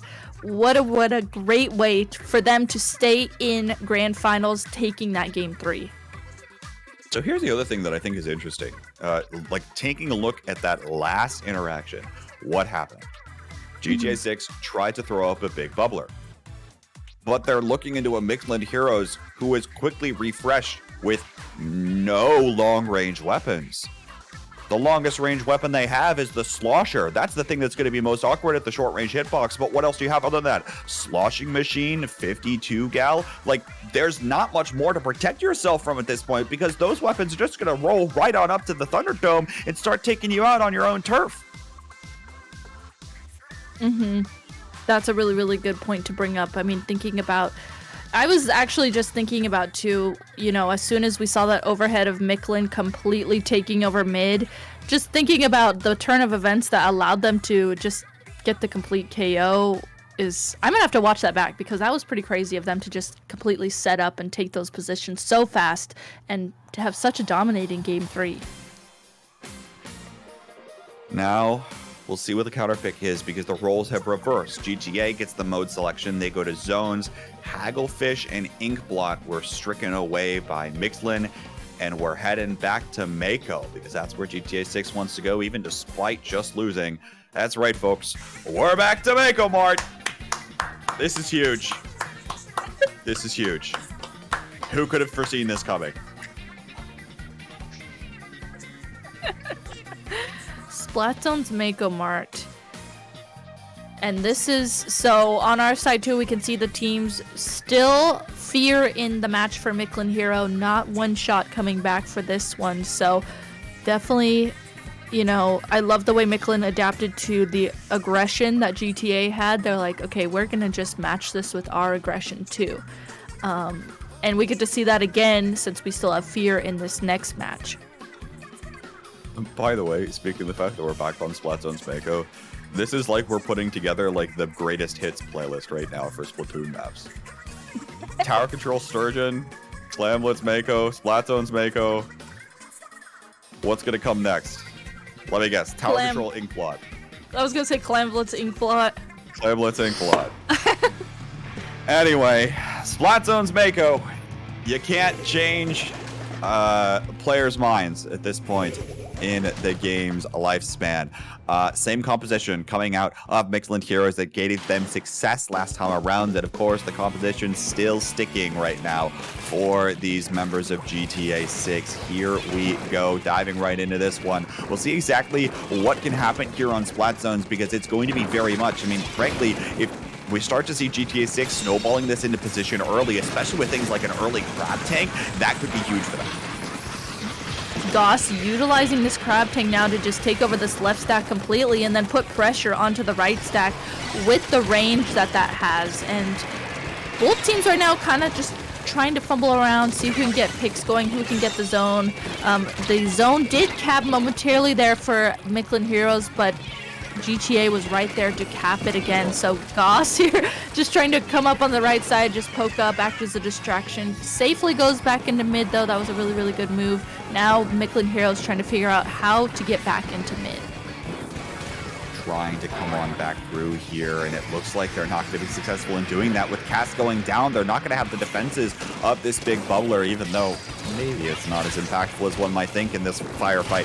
Booyah Bomb, though, might be coming out here from Mictlan Heroes. That's going to get thrown on top of the zone. Not enough to stall things out even for a moment. And now Crab Tank on this side. Hello, Goss. Coming in with the flank here. Now he's going to have this Crab Tank to have a little bit more long range. Lex throwing on the splash wall, buying a little bit more time. Now that Crab Tank's going to get shredded. Although meanwhile, 15 ticks the timer. Back on top of the zone. Mictlan 2 down. They can't even touch the zone. There's not even any orange ink around. Lex tries to dive forward, but it's just not going to be enough. The big bubbler comes out to protect some of the bombs, and all of the sudden, GTA 6, another knockout.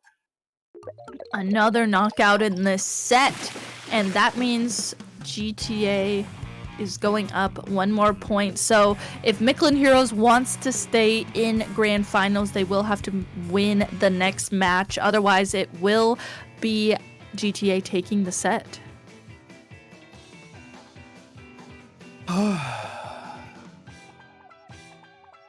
Do I need to repeat the counter pick rules, or do we think we've got it now? Do we have it down?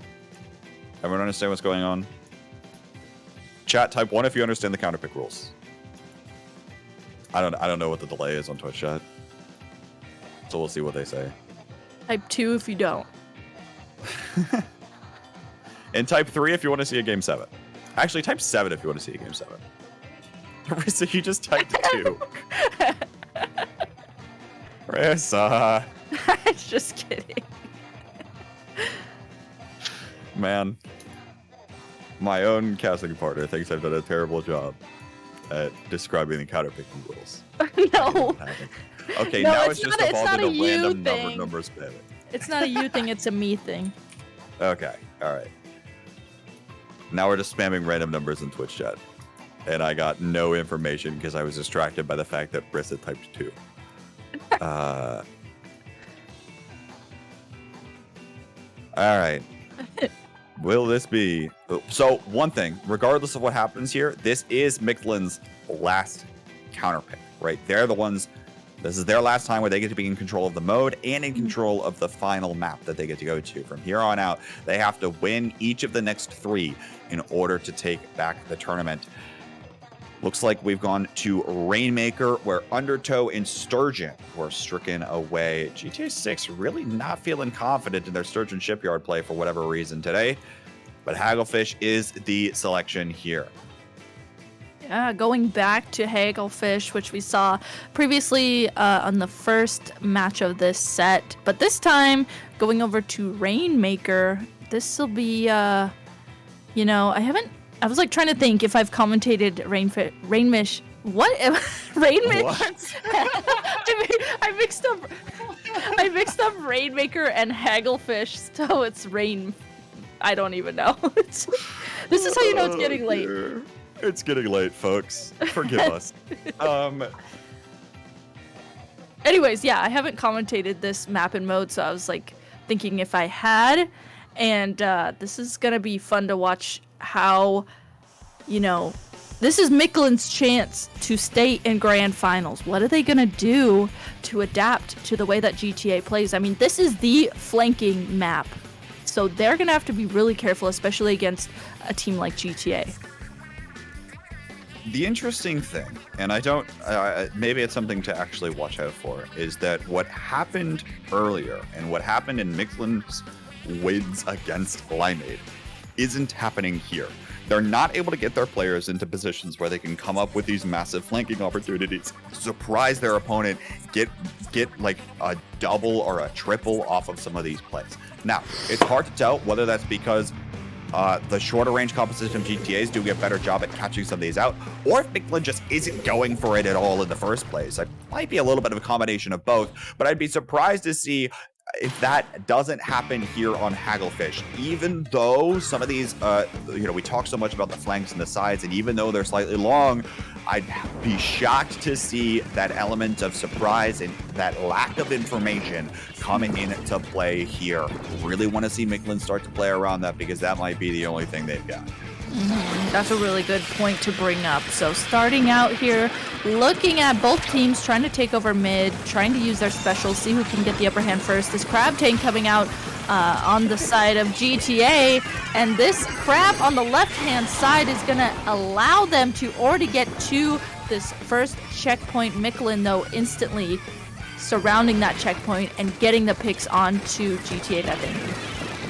I mean, Goss just goes to a random angle on the side, pops Crab Tank and says, yeah, fight me if you want, but in the meantime, I'm just going to laser you down. Sets up a crossfire literally perpendicular, so there's nothing you can do about it. And all of a sudden, now you're confused, now you're frazzled, and 2 of the members of GTA 6 were able to come in on the front lines and take care of business. It means the first checkpoint's going to fall for them, and now Mictlan once again has to try to find a way to make a response, but it looks like they might not have pivoted fast enough. Maybe there's enough pinking here to try to get to this checkpoint, but it looks like now Goss has another Crab Tank at the ready, and it's going to be enough to wipe that down and take care of business. GTA 6 with a wipeout coming through. Now they'll be picking up the Rainmaker, looking to push again. Speaking of that Crab Tank crosshair, just using that crosshair against the Whaler, that was so good. Just capitalizing on getting that crosshair. Now AE getting the jump over the first checkpoint pedestal. That gets you huge points as we see them get their points all the way down to 27. Mictlan, though, has to be careful. Goss is right there in the right side of their spawn. They need to figure out how to get rid of him. He is in Crab. That is the highlight of this match. This set is Goss on those Crab Tanks. That is something that just completely distracted Mictlan from being able to, you know, continue to get their control and stop the Rainmaker. Goss is really sitting here like, oh, do you think you could splat me? Pops Crab Tank. Think again. and now comes up with yet another one here. Finds a drop. Now he's going to be looking for even more here, continuing to cause havoc on the back lines of Mictlan Heroes. They've been ignoring him this entire time, but they can't ignore him for much longer. Dapter now tries to make a turn here, but now another member of GTA 6 is going to be able to help out Goss, bail him out. Now Goss is just going to go right back forward here. Are you kidding me? But it's a 2-down situation, 3-down situation on the mid one on the front lines. Now Fear is going to be able to meet Goss 1-for-1, mono v mono with those splashes, while the meanwhile Cass moves forward with Mictlan to pop this Rainmaker. They're going to clear past this first checkpoint. Will they be able to find this jump here? But there's nothing coming out here. Goss now jumps back, has the grab tank here, and is able to find Cass there. Now might be looking for a few more here as the explosions are going to try to come on through. Killer Whale 5-1 comes back the other direction here, but finally the Rainmaker pop is going to go to Mictlan. Lex looking for an opportunity to move forward. Now the tripling strike comes on out. Might be an opportunity there. But these three members of Mictlan still have not had their opportunity to actually move forward. Now all of a sudden Lex goes down on the front lines on the 52. The Rainmaker is going to reset here. It's just not fast enough play from Mictlan Heroes. They're not able to take the space necessary, and GTA 6 holds on for a while. Mictlan, they had the positioning. They needed there to potentially get a push going, but unfortunately one member of their team went down, and all the crossfire coming out from GTA made it impossible for them to get in a position to push past what they had. So Rainmaker resetting here. Now Mictlan, you see Dapter here trying to push up and try and get a cheeky pick off of, that canopy area. Doesn't quite capitalize on getting that. Does go down. Now Cass holding the Rainmaker goes down as well. So GTA playing their defense really nicely and now being able to push into mid. Now we'll see what else happens here. Looks like it's going to be GTA 6 coming out. They're losing that green ink to their advantage, pushing the members of Mictlan Heroes back.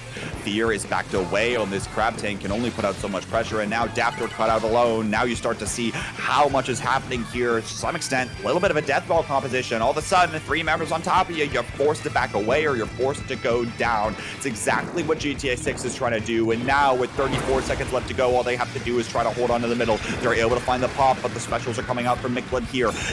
Wavebreaker, Killer Whale, both coming out here, and there's so little ink for the pink team, but it looks like they might have found an opening. 2-down situation all of a sudden. Fear starting to paint the path forward here, and that jump is going to come on through, but Cass is not going to have the ink on the back sides. There's no one there on the front lines to paint things, but there might be an opportunity here. No, Dapter's going to back on away, perhaps smartly. 10 seconds now left to go. Will there be a member to pick this one up? It looks like Issa's going to go ahead and pick it up, but Lex might be coming up here, is able to find the flank. Now going to get taken out. Mictlan might have an opportunity to move on forward. Overtime's going to go forward here. Killer Whale comes out. Will they be able to find the pop here? The Trip Strike coming in. Will it be enough? No, it will not. It doesn't look like it there. The members of GTA 6 are going to hold on at the last possible moment, and they are going to be your Proving Grounds 1 champions.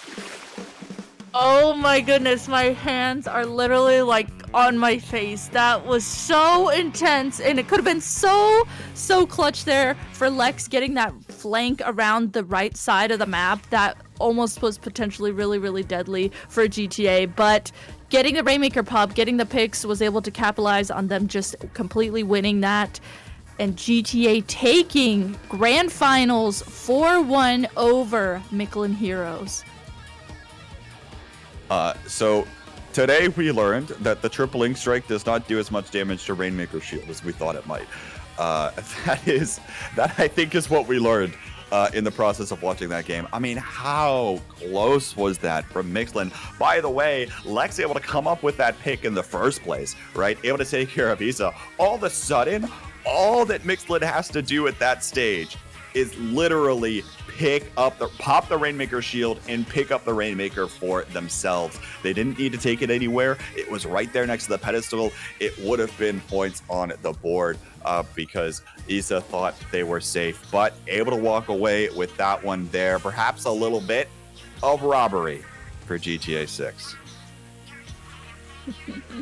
Man, it seemed like, GTA 6 was able to just finally figure out what Mictlan Heroes' weakness was, and then I loved the swap out of one shot swapping out for Fear, and just both teams trying to adapt to each other. Games definitely were a lot closer than the score shows, but overall really great set to watch for grand finals. Fantastic sets to watch for grands, and frankly, fantastic sets to watch all day. Like I said at the beginning of opening for grands, we had 6 out of 14 sets before grands. go to all 5 games in this series. And if that doesn't show you that the top level and high level folks this tournament is catered to showed up for it, I don't know what does. So first of all, thanks to all the players for coming out for the event. Y'all absolutely showed up in massive ways for this. I think we had something like 43 teams showing up on their Friday night, spending it here with IPL and the crew. So shout out to all of you. Of course, shout out to the TOs, the ones working behind the back seats to make this tournament run swimmingly. I'm sure they're already taking notes and planning for the event in 2 weeks. So be sure to check that out. Special shout outs, of course, Popgun and JPEG are the lead duo here. Of course, Elemental has been our stream producer for the day so far. Thanks so much. Hopping on literally without stream producers, we don't get to do our job. You don't get to watch the stream. So a critical part coming together here for everyone's skill sets. And then, of course, Rissa, always a pleasure to cast with you. Of course, always a pleasure to cast with you, K-Bot, and you said everything perfectly, not really much else for me to follow up off of that. But what there is to follow up on Proving Grounds is the fact that the SAC off-season one-off is tomorrow. So if you're not planning on signing up, be sure to tune in right here, twitch.tv/IPL Splatoon, for more competitive Splatoon action taking place tomorrow. Make sure you're tuning into that tomorrow afternoon. And other than that, that'll be it from us. Be sure to stay tuned to IPL for all future events. Follow IPL at IPL Splatoon on Twitter, iplabs.inc for more information in general. And that'll do it from us here tonight. On behalf of the entire crew here, my name has been K-Bot. I've been joined by Rissa, and that'll do it. Thanks so much. We hope you all have a good rest of your evening.